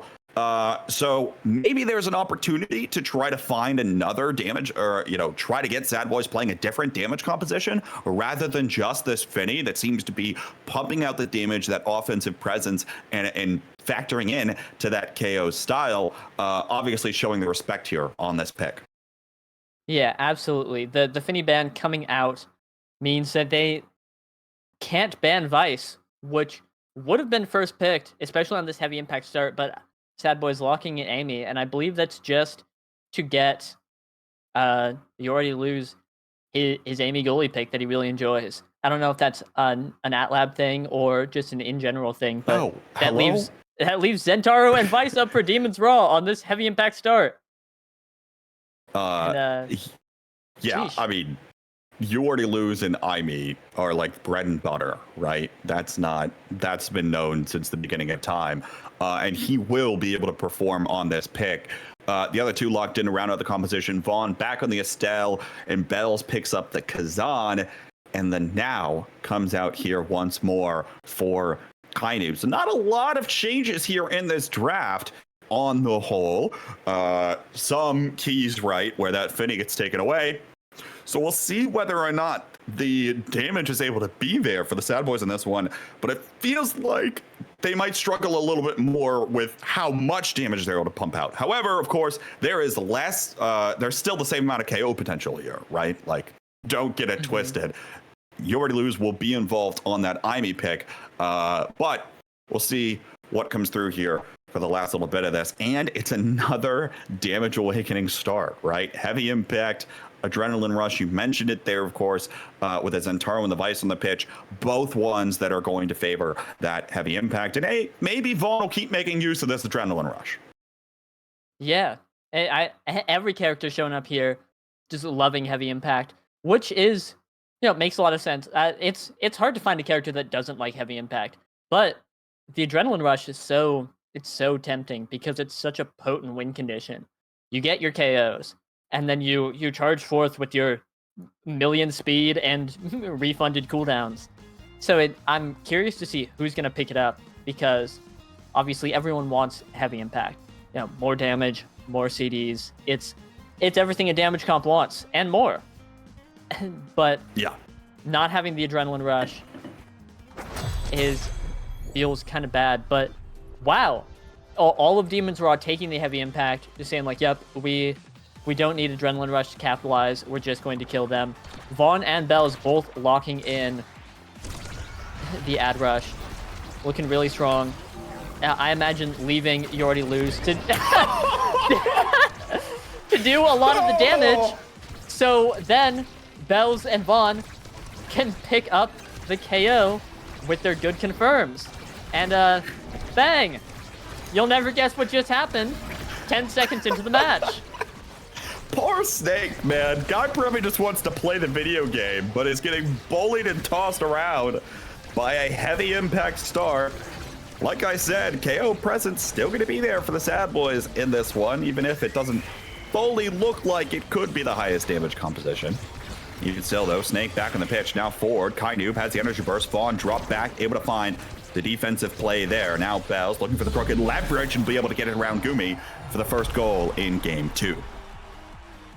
Yep, really well played by Bells. A classic, a new Kazan bread and butter as of the Season 3 patch, with strike resets on abilities, able to strike, hook strike, and just mix up anyone.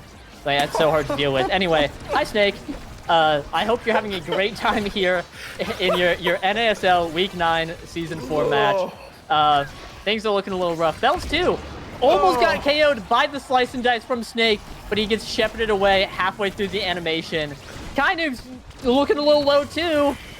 Things are tough. Gumi with the flip, able to get the barrier, and Demons Raw has Sad Boys on the ropes here.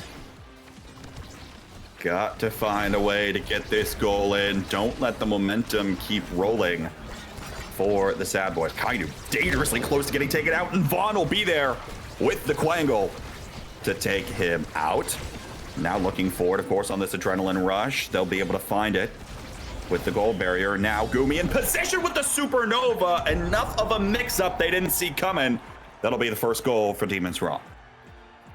Yep, just ripping it right there. Send the course straight in. A straightforward shot. Unfortunately, no one there to cover it. And, oh, hey, Snake. We've got some abilities with your name on them. Snake's just going to show up every kickoff in his hospital bed. Just trying to get something done. Kainu now. Hey, take your pick. Someone is getting shot on the streets. Kainu having the lifeline, having the now mines, able to heal up, but still at less than half health.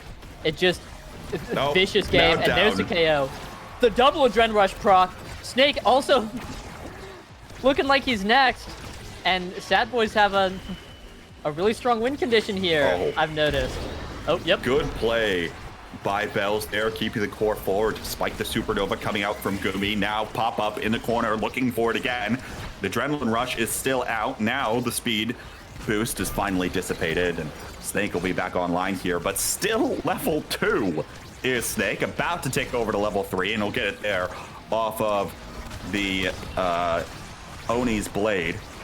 Bells, though, about to take over to level 4. Vaughn with an energy burst already there. Now you already lose forward. Doesn't quite able to get the core in with the Firewall Sentry. Now the core will drift up to the top corner. Possession back over to Sad Boys. Vaughn in the corner, though, has to be a little bit careful here. No evade. Snake looking for the KO. Doesn't find it there. Vaughn happy to just drop back and play a little bit more defensive. Gumi, seen that clear a million times over.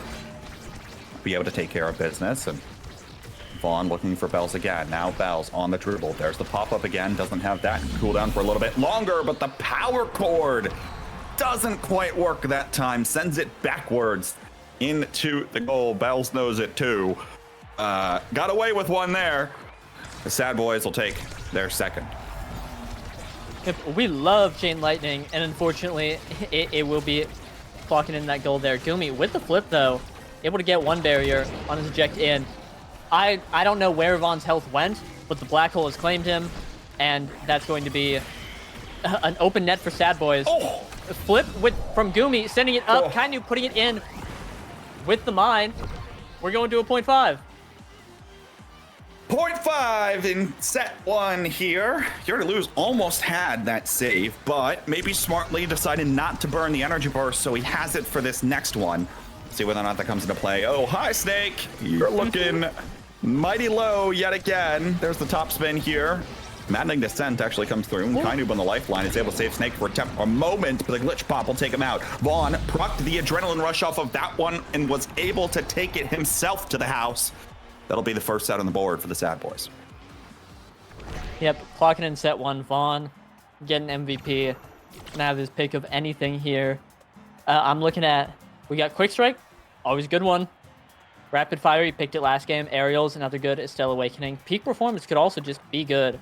Probably going to opt in for Quick Strike. Peak going to Kainub, looking for a little bit of stagger, which is smart. having 0 stagger is definitely very rough. Vaughn did take the Rapid Fire. Deadeye going to Gumi. I mean, you already lose. Sorry. A little bit of brain rot from last game. Aerial's going to Gumi. It's going to have that even longer dash range, longer power chord range, which is going to be super influential on this game. Snake, I'm pretty sure getting 6th pick Quick Strike. It's gotta feel pretty good. Hey, yeah, not bad. Weak awakening. And Bell's locking in unstoppable, which is gonna be hard to keep up into a Vice now. Well, Zentaro, but when it's up, it's gonna be pretty impactful. Can just like eat an entire supernova. It'd be let's pretty be nice. clear. Nice option. The Unstoppable was more of a deny away from Snake so they can keep bullying Snake around, right? Like, that's the name of the game. Doesn't matter, though, because this time Bells will be first off of the pitch. In set 2, Gumi has the energy burst, sticks around on the front line. Now Kainu back down to Snake, playing the goal. Nice triangle formation, but not able to capitalize on the goal. Gumi still has energy burst, but now is going to drop back because Bells is back online. Oni's blade out. Gets over to Kainu. Vaughn still trying to keep it forward here. Looking for Bells once more. There's a pop-up top spin. Not able to find it there. But you already lose. Able to find the KO against Snake this time. Piercing shot forward. Adrenaline rush is procced on both Vaughn and Bells. Vaughn looking a little low. Bells now has the opportunity for a dribble. Gumi there. Interrupts it with the energy burst. Snake's turn. I'm assuming that he has enough time to breathe and there's not someone right there on top of him. Now gets hit by the black hole and almost gets taken off, gets saved by the firewall sentry there, away from the top spin, but it's probably about to get taken down here next. And no, never mind. Goes evasive in the Oni's blade, and the core is able to find the net. Staying alive that time is Snake.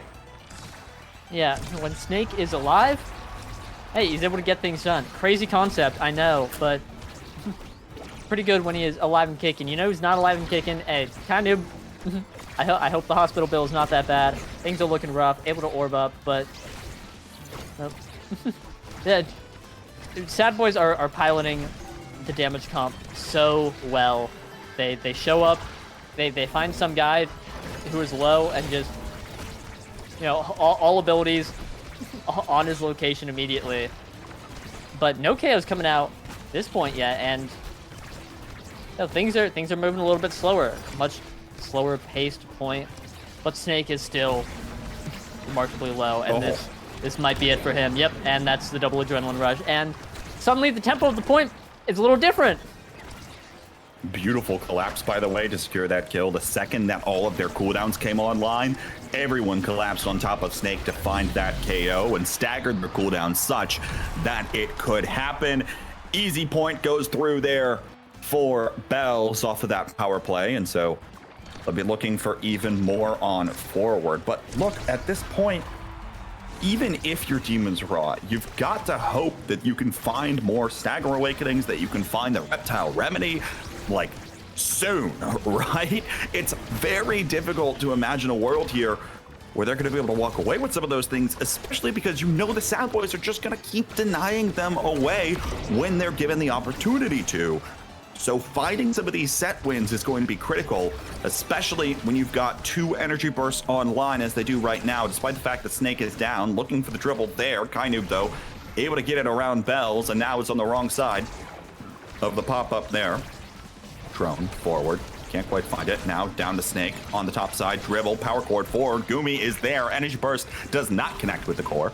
Kainub still has his own. Now uses it, looks for the KO. But Vaughn will get out scot-free. Never mind. 2 players off the pitch at the same time. It's a 2v2 now. You're to lose. Now step on forward here, looking for Bells. But now Snake finds the KO. Bells not able to find the redirect in time. And that one will go in. Demon's Raw on set point now. Like I said, really hoping for something good on this next carousel. Where did half of the people in this game go? Both the midfielders just got executed point blank, and then you already lose. Like, got shot down out of nowhere, and now both barriers down with the Sad Boys. Demon's Raw really needs to win this set right here, right now, and fast, able to get those defensive awakenings that Sad Boys has been denying, or else we're just going to be seeing more of the same bloodbath. Snake looking low, no evades. Wait for all the cooldowns to come online. Bells in pursuit. Snake will drop back. Does have that orb online for Demon's Raw. Now we'll tick over to level 8. Vaughn now is the one looking low. Keeps the core forward on the piercing shot. Energy burst comes out here. Now Bells, no stagger. Supernova almost sends him away, but it doesn't matter. Kainub able to step forward, saving the energy burst. just in case something wrong happened there, I suppose. But able to come away with that set. Now, here is the critical. Snake up first in this draft is huge. What are his options? Big fish, explosive entrance. Not the defensive options you really want here, but of course, as the Centauro, you'll take explosive entrance anytime you can. Yep, absolutely. Curious to see who will be picking up Big Fish, and someone will be picking it up.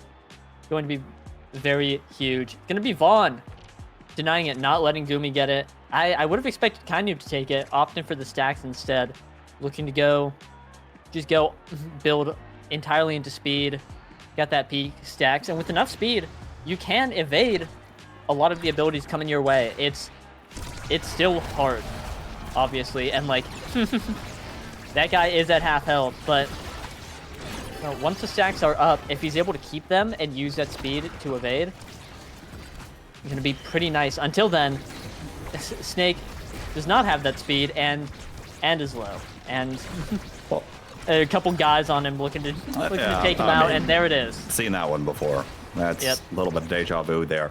To the point, though, about Kainu's speed, consider the stacks they just picked up. Of course, also his peak performance, and also has that extra speed boost when he opts into it from the secondary, too, right? So there's some opportunity there for Kainu to pick up the pace in this game a little bit.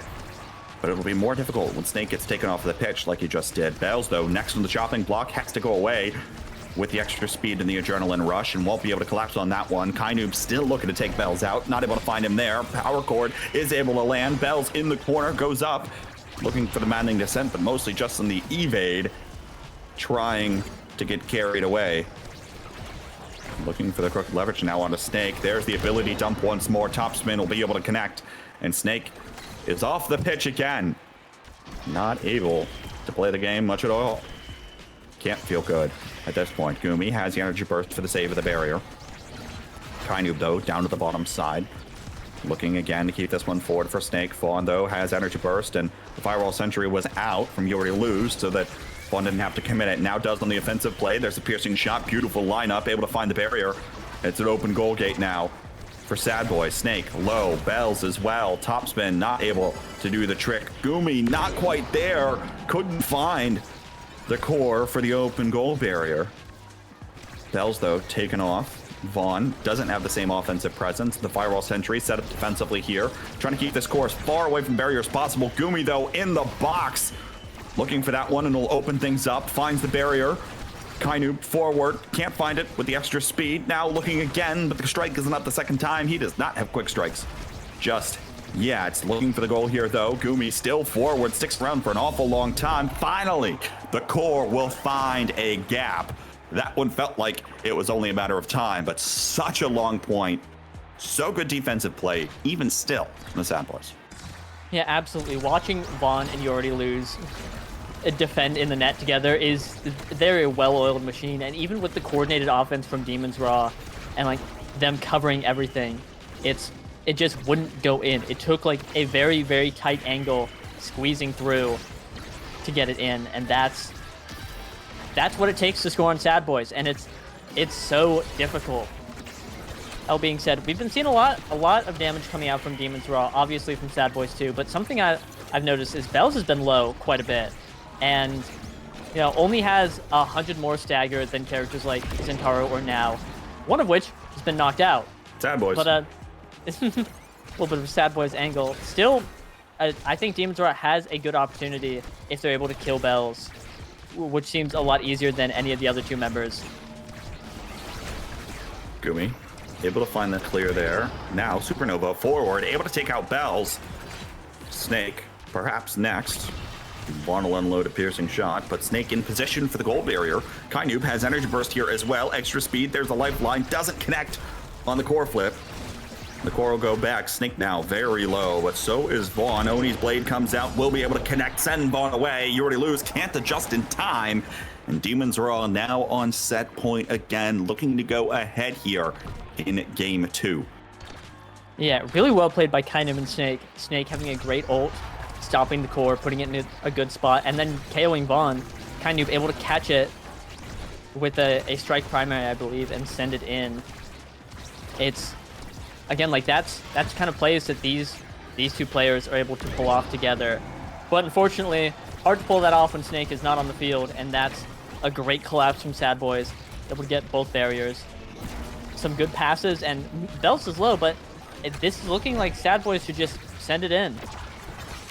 Well, Adrenaline Rush is down, and now Bells is completely down. Tables have turned. Snake now. And Neoni's Blade couldn't quite capitalize. It's back on over to him. You already lose low on cooldowns. Oh, no, not able to find the clear. That one bugged on my end. Slight visual bug, but regardless, goal barrier down. Snake now forward, looking for the dash. Can't find it. Kainoob Energy Burst sends it forward to Snake, who's able to find the Strike War victory. Demons Royale now up in set 3 as we head on to set 4. Yeah, Demons Royale playing spectacularly. That entire set, their offense was just so on point, able to get through Sad Boys, and that's it's such a blue draft. Yeah, oh my god! Is there another blue awakening that we could find to put on this? Yeah. Oh my! Searing attack of blue. See, Catalyst being picked up by Kainoob, gonna be really nice. Perfect form going to Bells. The double pick for Sad Boys. Honestly, pretty unfortunate for Demons Raw, but that's a Dash Awakening for You Already Lose. Perfect form on Bells. Or Ponderer on Vaughn. It's going to be a pretty big deal. And then Gumi and Snake rounding out their builds, with Snake getting Stinger again. So could pull up pretty nicely. Doesn't have prime time this time, which is a shame, but heavy impact means that going to be having a lot of abilities. Going to be doing a small amount of stinging. I'll say it. Maybe Demons Raw got denied a little bit in that draft, but I don't feel super bad for them. Kainoob gets Catalyst. Gumi gets Cast the Last, which, hear me out, could make a difference, especially if a power chord hits. The extra stun duration. If Demons Raw are able to capitalize on that and further punish, rack up more damage, that could be some of the difference in terms of finding some more of those KOs. We'll see whether or not that will be the case here. Oni's Blade is able to send one away. There's Vaughn sent away. Goal barriers will fall here for the Sad Boys, and it's been all Demons Raw. There's the double KO, as Snake has a core flip as well. You Already Lose uses the Firewall Sentry, now has to use the secondary, finds the Energy Burst, and is able to save it away. You Already Lose now next to the chopping block. He'll get taken out. And finally, the Demons Raw will send it through. A Herculean effort from You Already Lose, but it's not enough this time. Yeah, unfortunately not enough. You can only do so much when you're taking damage and getting KO'd, but like, it's unbelievable every time. Right, the score on Sad Boys challenge seems so impossible because this You Already Lose guy shows up and does things like that. Like, oh, my bad. Sorry that I had what looked like a checkmate, and then all of a sudden he just made a miracle save. I'll think about that next time.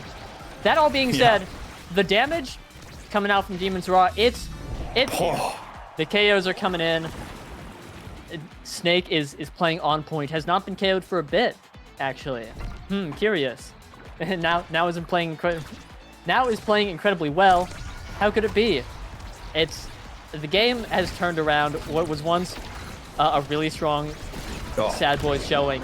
Still is, but it's hard to show anything when you're dead on cooldown. Look at how fast Kainoob was moving there for a second too. With everything he's got, and now has the extra energy as well. Off the Catalyst. Vaughn, though, taken off. This time, Power Chord able to connect. Firewall Sentry is out, trying to keep this one away. Oni's Blade also out. Manning Descent comes through from Bells. Has the Energy Burst. Well, with the core there. Can't find it. They don't get saved by their own angle this time, and all of a sudden it's game point, but it's a 2v2. Doesn't matter. Kainoob steps forward. We're headed to a game 3. We're heading to a game 3 fast. Both brawlers getting assassinated that last point, but Kainoob on the enemy side with the now mine, the proximity drone, able to pop it in, and wow, the back and forth continues as we had another vicious KO game. You Already Lose, locking in 7 most in the game, and that's Sad Boys locking in a grand total of 16 KOs to another 15 by Demons Raw, very consistently getting their 15. Chat, jeez. Are you not entertained? Is I this not mean- what you came for? This is it. How much better than this does it get? The only difference is like this is the championship match. Okay, that's the only thing that makes this game better. It's Sad Boys versus Demons Raw. It's the last game of the regular season in season 4. It's for who gets first place in the league, and everyone is playing so well, capitalizing on the awakenings that they are given and capitalizing on the compositions when they're able to pull through. You saw in that one, I think the key, one of the keys was that Finny ban. I imagine that is going to stick, and the Sad Boys are going to need to find another response to either out damage or be able to stick with Demons Raw in game 3, as we will be heading to Demon Deus. You cannot run, you cannot hide on this map from these damage compositions. Yeah, the damage is going to be coming out now more than ever. If you think you've seen damage so far, you've seen nothing. This is about to get crazy, down and dirty on the dais, and it's I'm excited. Hey, because How can you not be? Yeah, I mean, I'm sitting come on. I'm sitting here in the booth. I'm also just like, I'm watching Sad Boys versus Demons Raw at the end of the season. This is great. Yeah, you like got they're your going feet out. kicking up on the bed. You're like, oh, look at me. I'm so Yeah. excited. Feet kicking, watching two of the best teams to ever hit North America just kill each other. What more can I want? An absolute brawl for the first seed heading into playoffs of season 4. Now, another thing, whether or not, these folks actually want seed 1, it's another thing, curse of first seed, you will lose in playoffs, blah, blah, blah. We'll see whether or not that actually ends up coming to fruition this season as much as it did in both leagues last season. But of course, time will tell. Even still, both of these teams want the advantage heading into playoffs, and both these teams want the bragging rights for at least the next 2 weeks heading into playoffs to know that they are the top dog here.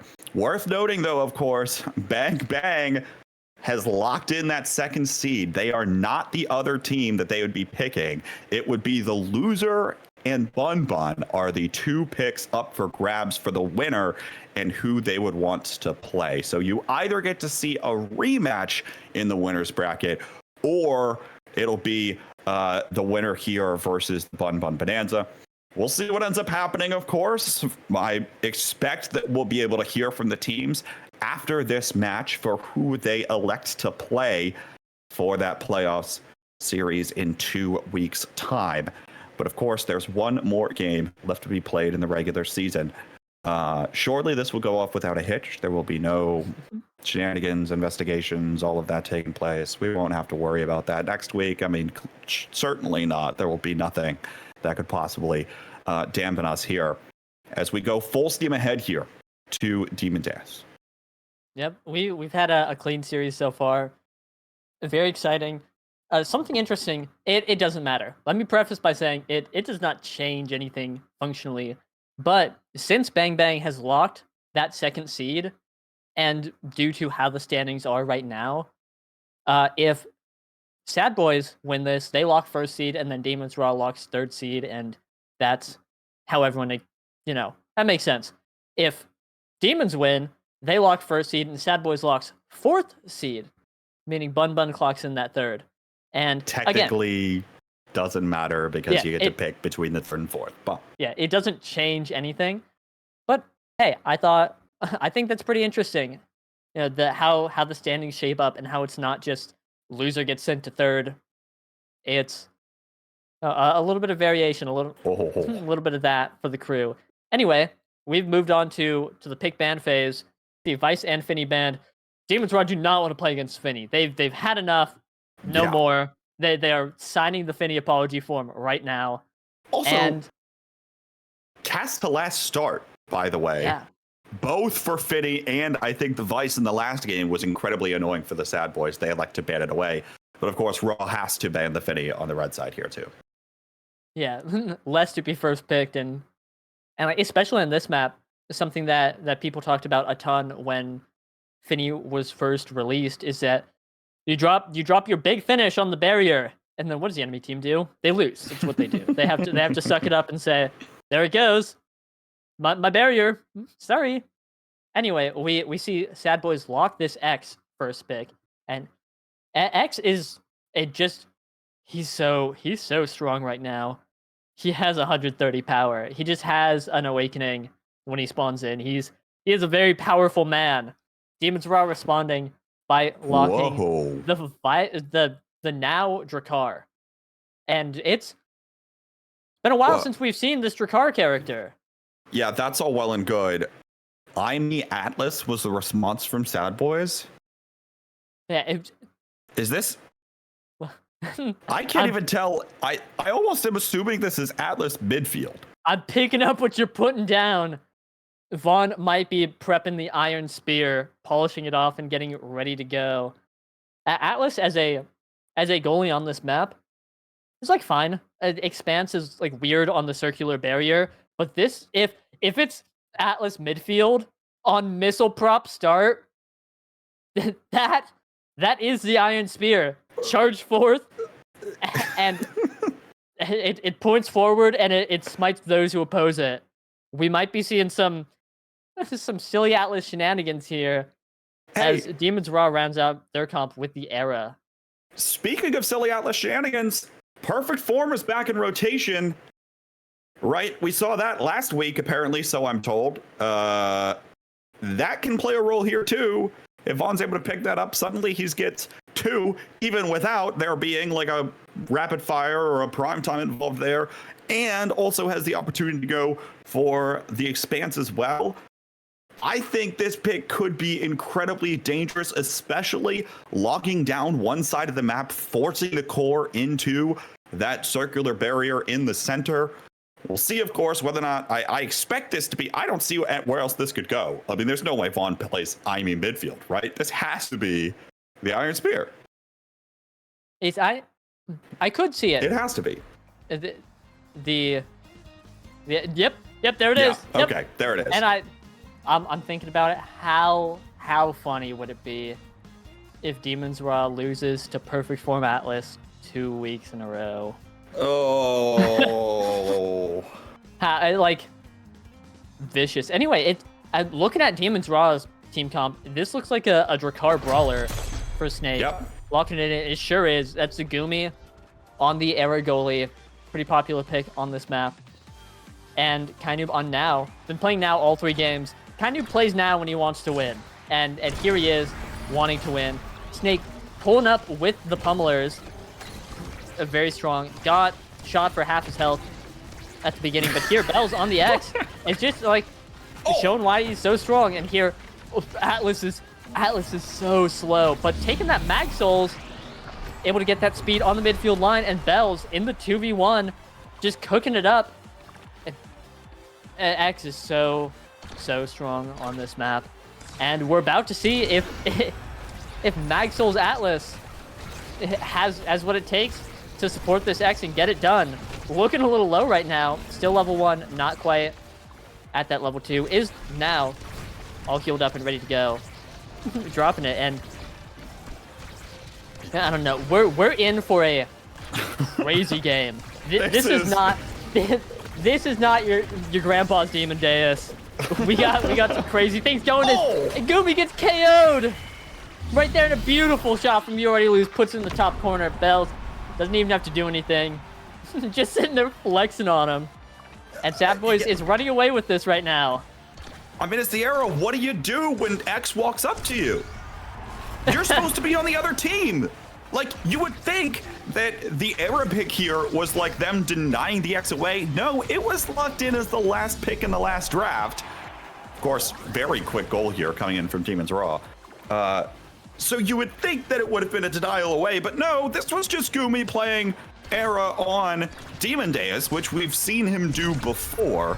Not quite with this kind of composition, though, but it has to be relying, I assume, on the speed that they get right now. There it is. KO comes through here as Vaughn gets taken off of the pitch. And now, all of a sudden, Demon's Raw looking poised for another one, actually gets sent away. Energy Burst is going to be able to find the second barrier. Bell's in the X Maximus. Castellas there as well, not able to send the core away. There is a beautiful Maelstrom, almost continues to carry the core, but no, Kainub now in position. Will knock Vaughn away, and Snake has dropped back to defend the goal barriers. Kainub dribble, beautiful weight around the glitch pop. We are tied up here in set 1. Sad Boys kind of dissected Demon's Raw those first 2 points. Really got it over and done with. But Demon's Raw clapping back very nicely. And you talked about Gumi on this era goalie. I know that... Oh, X damage, hold on. I know that he really enjoys the pick, and it's because he doesn't have to play goalie. He's the best offensive goalie in North America, and he gets to show up, supports his team with speed, and then like shrink the enemy brawler, and it's great. And then drop like a Maelstrom, and things are looking good. And, oh, what a great blow! Caleb takes out Gumi. Can't do anything when he's dead. Snake looking like he's next. Both barriers down, and Sad Boys poised to win this set. Right here, Gumi coming back. Demon's Raw all healed up again. The Missile Prop Atlas almost sending it in. Has a flip, riding the Mag Souls line. Takes out Kainub with the flip. Bell's a little low, but Sad Boys with the power play. Looking to get it in, and Vaughn, the Iron Spear, will send it right in. Lord, is he ballin'. Absolutely. Balling out of his mind. You already lose first on the carousel here. We'll see how this one shakes out, but one of the things here again, watch whether or not this core is going to get to Gumi. If the core gets in his goal box, I think it's doomed, right? That's the main problem with this era pick right now. Bells is just there continuing to harass. Even if he shrunk, doesn't really matter, right? We'll see whether or not Gumi's able to pick up the pace here with this glass cannon pickup, able to try to find even more speed, try to find potential opportunities to get around this, but even still, I feel like it's going to be very difficult, especially with the Mighty Colossus pickup here from Bells. Yeah, Bells going big mode, looking like a big guy. And yeah, he should just win every interaction if the core gets to him. That's just the strength of the X pick. Looking a little low though, Snake picking up Stinger, and that's Missile Prop Stinger Drakkar. That guy has 2 shotguns. They're even stronger, and he can just pick someone to wear down. And Bells right here is getting that treatment. Now almost getting shot, looking really low. Just Snake is glued to him like a moth to a flame or some other analogy. And there, hey, he got staggered and then he just got shot. And not shot as in like hit with an ability, quite literally shot. Shot down. He is gone. Fortunately, the power play doesn't amount to much, as Sad Boys are just putting on the pressure. But Vaughn gets shot. Killed, not staggered. Core flip's coming out, and Demon's Raw just struggling to get this barrier. Finally gets it down. Snake at half health, looking a little low, but Vaughn on respawn, hitting the astral projection and sending it in. Bang. The Iron Spear waits for no one. Steps right back up and is able to send the projection home. Coming out on top here, and it just seems like a monumental task for offensive pressure to get going right now for Demon's Raw. And if that's the way it is right now, I struggle to see how that might change unless they're able to pick up more of these KOs. That seems critical. Gumi able to go super far forward though with this extra speed. Kind of able to find the second barrier. They have to be able to collapse on this one right here while they have the power play opportunity. It almost slips between the two of them, and now you already lose. Able to take the cyber swimp away and the glitch pop to take the barrier, keep the core forward. Not able to pick up the second goal barrier of the Sad Boys. Snake now has the energy burst. Vaughn will use his first. Snake looking for the drone, but Yordi loses ready for it. Now, once again, open goal barriers. Demon's Raw need to collapse on this. Orb gets taken by Kainu, but he's still rather low. We'll have to drop back for the orb on his own side of the pitch. Now, oh no! Goal barrier falls, and now the core just drifts slowly into the net. Sad Boys once again pulling ahead. They're about to go up 2-0. Yeah, this Sad Boys comp is just brutal to deal with. They have so much defensive and offensive potential, especially with Demon's Raw comp being almost entirely offensive. The idea is that if they're able to get it to the other side, Gumi can just push up, and then they have 2 midfielders and a brawler putting on a ton of pressure. And it's really strong. They were able to get both barriers pretty quickly there, but then they just had so much trouble scoring. See, both barriers down now, but they have to get it through the midfield again, and then get it through You Already Lose. Find a situation that they can get it up, and it's so tough. It's so difficult for them to score. They have to like take the gamble there. Small little interaction took place. Kainu predicted You Already Lose was going to clear it right back to him, so he preemptively hit the energy burst button, but You Already Lose just patiently waited and sent it down to the bottom side. If you're Kainu, you have to take that gamble because you don't know when you're next going to get an opportunity to get the core through. Snake opportunity, that one gets sent away by the core flip from You Already Lose. Overtime here once more, lock and load. Snake steps forward. You Already Lose still ready, still poised on the defensive side. Now Snake sends it around again, but Vaughn with the projection interrupts that. Able to dribble around a little bit. Now the expanse comes out as Vaughn looks to try to keep this one forward midfield, but no, not able to do it there. Projection sends this one around the barrier one more time. Gumi will collect. Now it's up to Kainu. Snake has the energy burst, looking for the bottom side. You Already Loses there. Bells finds the energy burst and finds the KO. Another power play opportunity. This one swings right back around. The projection goes out as zoning, but Gumi's still back enough with enough speed and time. Good Bewitching Beam as well to keep that one in the corner, still staying alive. Bell's not able to find the core just yet, but the second he does is the second it's in. Sad Boys up 2-0 in Game 3, looking to be on top of the table at the end of the regular season. Yeah, Sad Boys are just running away with this game. It's hard to conceive what Demon's Raw, what their win condition is. How do they win? What do they do in this Monumentalist? Normally I would say getting denied from the Era goalie, but I'm pretty sure he's just picking it. He has missile prop for a stronger primary, and now he's got the massive secondary, and that's crazy. And that's what the Iron Spear is here. Twin Drive being picked up by Gumi. Gonna have 2 speed boosts. Catalyst going 3rd pick. You Already Lose taking it. Gonna be really nice. Team player going to Bells. Yep, it's there. Snake gets explosive entrance, and that's just even more damage. It doesn't matter. He's dead. It's fine. Executed. Kind of with the big fish. Get some stagger. Gonna help a lot for staying alive and just being big. Being big is nice, especially on this map, where it's like there's a lot of narrow spaces, but it's still a pretty open map. This map is so strange, but there, 1 barrier down for both teams. Looking good. Demon's Raw just struggling to contain the X. Yeah, once again in the goal box, able to stun Gumi, sends it back. Gumi's got no response for Bells on this X. By the way, I mean, if that last draft didn't show it, Gumi picking up the Twin Drive shows where the cards are, right? You're not playing a normal game here. You're playing, let's try to get as much speed on my forwards as possible, and myself for that matter.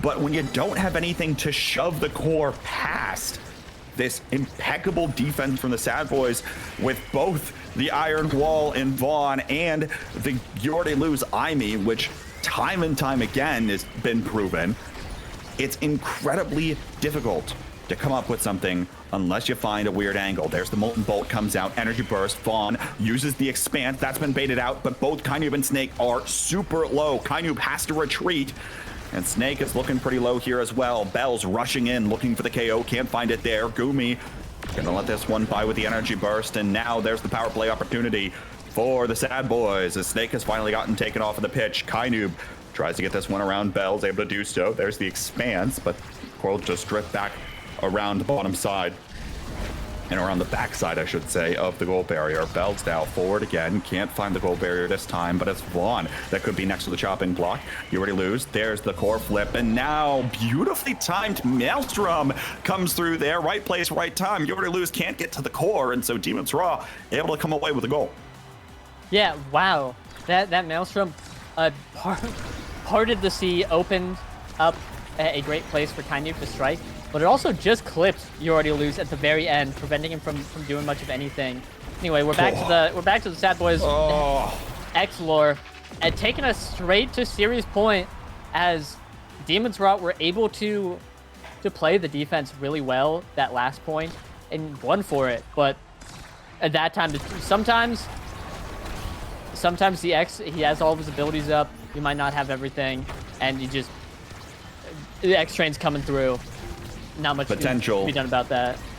Potential for the last goal here of the regular season if the Sad Boys are able to come away with it. They are on match point. You already lose forward, wants it himself, despite the fact that the goal barrier is completely open. Not able to find it there. Snake keeps him in the corner. Gumi starts to sneak forward, but now there's Bells. X Maximus is out. He'll take a goal barrier on the punish.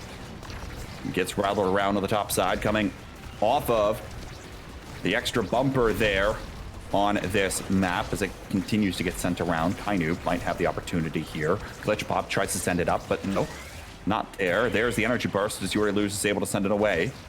Bell's starting to close the gap here. Has to be careful. There's the energy burst as Gumi is able to have that to send it away. Now looking for the goal himself, trying to step forward, but You Already Lose is there. Snake, no simple lock and load, is going to be able to get this one past the 3-time Nassel champion. Bells once again has the energy burst. Here's the firewall centering. Gumi able to send it around the backside. Buffon starting to collapse in on this. There's the core flip coming out of Snake. X Maximus not timed well enough. Here's Kainu looking for the shot, and he'll find it with the core flip. We're tied up here in set 3, excuse me. Do or die for Demons Raw. Absolutely do or die. This is Demons Raw's opportunity to get their foot back in the game, get any sort of momentum. Because right now they've been playing on the back foot this entire game. One barrier down, this is their win condition. If they're able to, just play offense the entire point and just run them down, eventually they will be able to get through. But barrier down there as well. The moment they have to fight through the defense, things get really rough. Things get really rough. X Maximus was out, firewall sentry, Bells is there, and the Sad Boys will continue to beat Demons Raw. They will be at the top of the standings at the end of the regular season, and Demons Raw will not find their revenge today. Yeah, so close. Almost there, but Sad Boys was just able to run them over in that last point there. And that's it. Sad Boys winning. They're claiming that first seed, winning the series 2-1 against Demons Raw. They get to pick who they want to go against in playoffs, and Demons Raw gets sent to third. Again, not even second. At the Atlas forward pick, Magnetized Soldier, able to run through and get it done. And that is critical. What this once again gives me deja vu. It's game 3. Vaughn comes out with a weird and quirky pick, and it's a 3-0 in set sweep from the Sad Boys. Nassel Season 2 Grand Finals. Same exact thing happens. That time, it was Vaughn on the Octavia. This time, it's on the Atlas on a map that you would not have predicted it, but funnily enough, made sense off of a missile propulsion start in that last one. Also, we might need to fact check this one later, but history might have just been made. We believe that is the first match in the past 3 seasons of the North American Strikers League that Demons Raw has lost with their starting roster. That is the first time that set of 3 players has lost a regular season match together. Looked a little shaky, couldn't find a win condition with that composition in the last one. And now it's Sad Boys that's able to take care of business there. Yeah. Beautifully done by Sad Boys. Just they've been here to play all season, and obviously here going against the other best team, both fighting for that first place, claiming that victory really shows that. They're here to play, and and play they did. Again, claiming that first seed and running away with it, making history today. So, of course, we'll see what the actual decision is in a bit. But Vaughn did type in the chat earlier that they would most likely not rematch against Demons Raw and elect into picking Bun Bun Bonanza. We'll hear that confirmation. Well, but yeah, crazy concept, right? We'll hear that confirmation perhaps in a bit on the post show in just a moment when Tech is joined by a few of the members of some of the teams that you'll be seeing compete in playoffs. But for now, folks, that is it for season 4. The North American Strikers League playoffs are right around the corner. Yoshi, we got anything else for the crew? Nope. That's it. A banger series. A great way to end the season, and I'm looking forward to playoffs very much. So playoffs are in 2 weeks for your next bit of North American Strikers League gameplay, but we've got a post show coming up right on the other side of this break. Don't go anywhere, folks. We're going to be right back with some opinions from the players.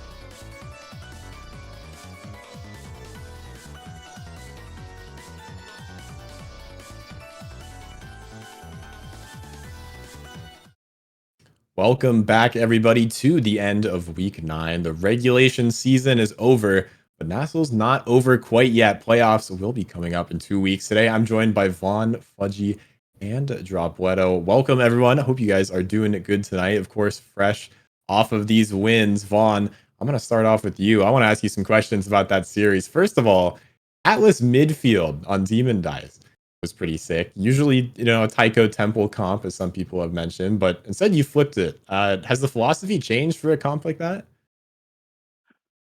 Well, hey, no one does it like me. That's all I'll say. I have not lost on Atlas midfield yet. I've played it against pretty much a lot of really strong teams. It was missile prop start, and it looked like the potential to be good there. I think I am probably the most. I don't know if I could say I'm the best player, but I'm definitely the most flexible player in the league. I've played every character in the roster except for 4. I think I played almost 20 characters in NISL. So if it looks good, my teammates trust me. If I say I want to do something and then I just execute, and it's just another day down the beach, And Missile Prop Atlas is really strong, obviously. So it looked good, and it just let my X really go to work as I patrolled the midfield line with the Maxwells. Oh, absolutely. It looked incredibly dominant. Of course, one of the maps banned was Oni Village. So, your team's pretty well known for playing it. Why did you guys decide to pick it off this time? Well, we haven't been playing as much Oni Village this season because we actually think that map is hell boring. And even though we're really known for our ball movement, and actually every NASL Grands we've won, it's been on Oni. Like we've played Oni during the Grand Finals, except for the most recent one, I think. But yeah, we actually find that converting on KOs and playing maps where we can abuse our strengths as a team that we've been working on is really important. Like Ali and I combined, we lead the league in KOs between forwards. There's this whole narrative because it's not a core control meta like Sad Boys is disadvantaged, but I think it's just crazy to me. If you've played against us in the regular season, we've probably KO comped you, and that's kind of like every comp. But that was generally the vibe. Where I think Oni Village, when the game isn't KO based, I actually think the better team wins, or the higher executing team wins more often if both teams are trying to kill than if both teams are trying to core control, because the core control team can snowball out of control a little more easily. So we actually opt into like just shaking on the damage, like you saw in our game day with demons. Like it was 1-2 punch prize star into ad rush heavy impact star, and we're going ban for ban. So that's our strategy, and we'll see if anyone can take us down. That's right. And, clearly Sad Boy has been putting in a lot of work, but just how much have you guys been putting in to prepare for these matches? I've heard many scrims. We haven't been able to play them recently because we've been traveling. We haven't really played any since like before the LAN, and I know everyone else on the desk is working really hard too. Especially, well, I mean, the guys literally all on the desk with me. At least I think everyone's been working hard. Like I want to make sure I shout out everyone. It feels like the teams that made playoffs really put in the work to do it, and so I'm happy that it feels like the level of play is elevated even more. So Absolutely. And of course, you guys are number 1 seed after that match. Can we get some insight? What might you pick for your guys' match in a couple weeks? probably Bun Bun. I'll be honest, we just beat Demons, but Demons is the only, I might be wrong here, but the only team that's beaten us in a best of 3 that's in playoffs with the exact rosters. So makes sense that we want to avoid them for consistency. Bun Bun, we had a really close series with them last playoffs. We were able to squeak out the win. But I think realistically for us, even though we got the win today against Demons, it's a team that we respect and we view as our rivals. So probably just going to be Bun Bun unless something changes. I don't know. We'll see how it goes. Yeah, makes sense. I believe that's the first game that Demons Raw has lost with their main roster all season. So definitely an impressive victory. Congratulations off that win, of course, for the Sad Boys and being able to clutch that up. I'll move on to you, Fudgy. So, how confident are you against these teams moving forward as we head into playoffs? How are you guys feeling? We are very confident. I mean, we're as confident as you can be. It's obviously Sad Boys and Demons Raw have a huge legacy, and it's really been it's a climb to kind of get to their level. But we truly believe that we're right there with them. And in these next few weeks, we're going to be doing a lot of prep, like we always do for every single game, and just kind of reach that level. We think I think a lot of teams have a really good understanding of the meta right now. So it'll be interesting to see if anything changes. I don't think there'll be a patch or anything, but I think really just nothing to blame, but just how well you play right now, and I think we can play well enough. Absolutely. And, talking about the meta and talking about patches, Finny popping off. We saw you today playing Finny, scoring 4 goals in that very first match. Bringing back the fudgy waffles from the goalie waffles that we all know. I mean, how are you feeling about that? I mean, I was having a blast. Every time I play Finny, it's so fun. You just have cooldowns nonstop the whole game. It's just I was just saying, Drew, I'm stealing all your goals this game. I definitely literally stole a couple of his goals. Shout out to Drew. This is your time. If you are seeing this, vote Drew Rookie of the Split. Vote Drew Rookie of the Split. If you are seeing this, vote Drew. But yeah, Finny's a ton of fun. Well, you heard it here first. And, some sort of topics of conversation. We talk a lot about the players and a lot about the teams making it to the finals. Will You Already Lose finally be dethroned? Or will he go on to win the 5th, I believe, now in a row of some crazy tournaments? What do you think? I mean, what am I going to say? Bang Bang's going to lose? No. Bang Bang's going to win. Our plan is to win 6 games, and then suddenly we're national champions. That'd be pretty awesome. But we're ready for anything. We're going to prep for anything, and I'm down to dethrone these guys. Absolutely. Thank you, Fudgy. And Dropletto, we're going to move on to you. Bozo Bunch qualifying for the playoffs. You guys made it to top 4. How are you guys feeling, and what are you going to do to prep? I mean, yeah, I talked about it with team. I'm feeling the best that we've ever felt playing this game. Like this weekend, I think all 3 of us played absolutely insane. So, Bozo Bunch, known for their high octane scrims and really working on prepping for every match, but I think we're gonna do a little bit more than usual. First time ever. Love to hear it. And about these teams specifically, is there a team that you're excited to play against moving forward through the playoffs, or is there a team that you're afraid of? Or you said you're in the best spot. I'm expecting you guys to beat someone down. What are you thinking? Okay, I really want to play Bun Bun again because we got absolutely dog washed when we played them like 2 weeks ago. We got like 18-0'd or something. I don't know, but I'm down to show that we're not going to let that happen again. Oh, for sure. That'll be a good match. Excited to watch that one. And of course, Bozo Bunch very well known for playing that Era Mako X comp. How do you feel about it in the current meta? We've seen a lot more Finny goalie, of course, moving forward. So how do you feel overall about that? I have some very strong opinions about Kitten Comp. I think Era is the worst midfielder in the game. And I think every time someone runs Kitten Comp, they are agreeing to start getting hit until they hope they roll a really good draft. So you will not. I don't think you'll be seeing Kitten Comp from us in the next coming weeks. Okay, sounds good, Vaughn. I saw you clapping at that too. How are you feeling about Era as a midfielder? Clearly, you agree. Yeah, clearly, I think that shit sucks. Drop is right. I think Drop's got a good sense of it when he's not asked about his own picks. He always has W picks. Do not ask this guy about X or Rasmus balance ever. They're not that Just good. out. Yeah, okay, buddy. But yeah, I definitely think the midfield pool is not Era. Thank God. The character has been really pickable for years, literal years. So I'm so down that she's weak. It makes the game super boring. She's definitely better as a goalie. So I think, Yeah.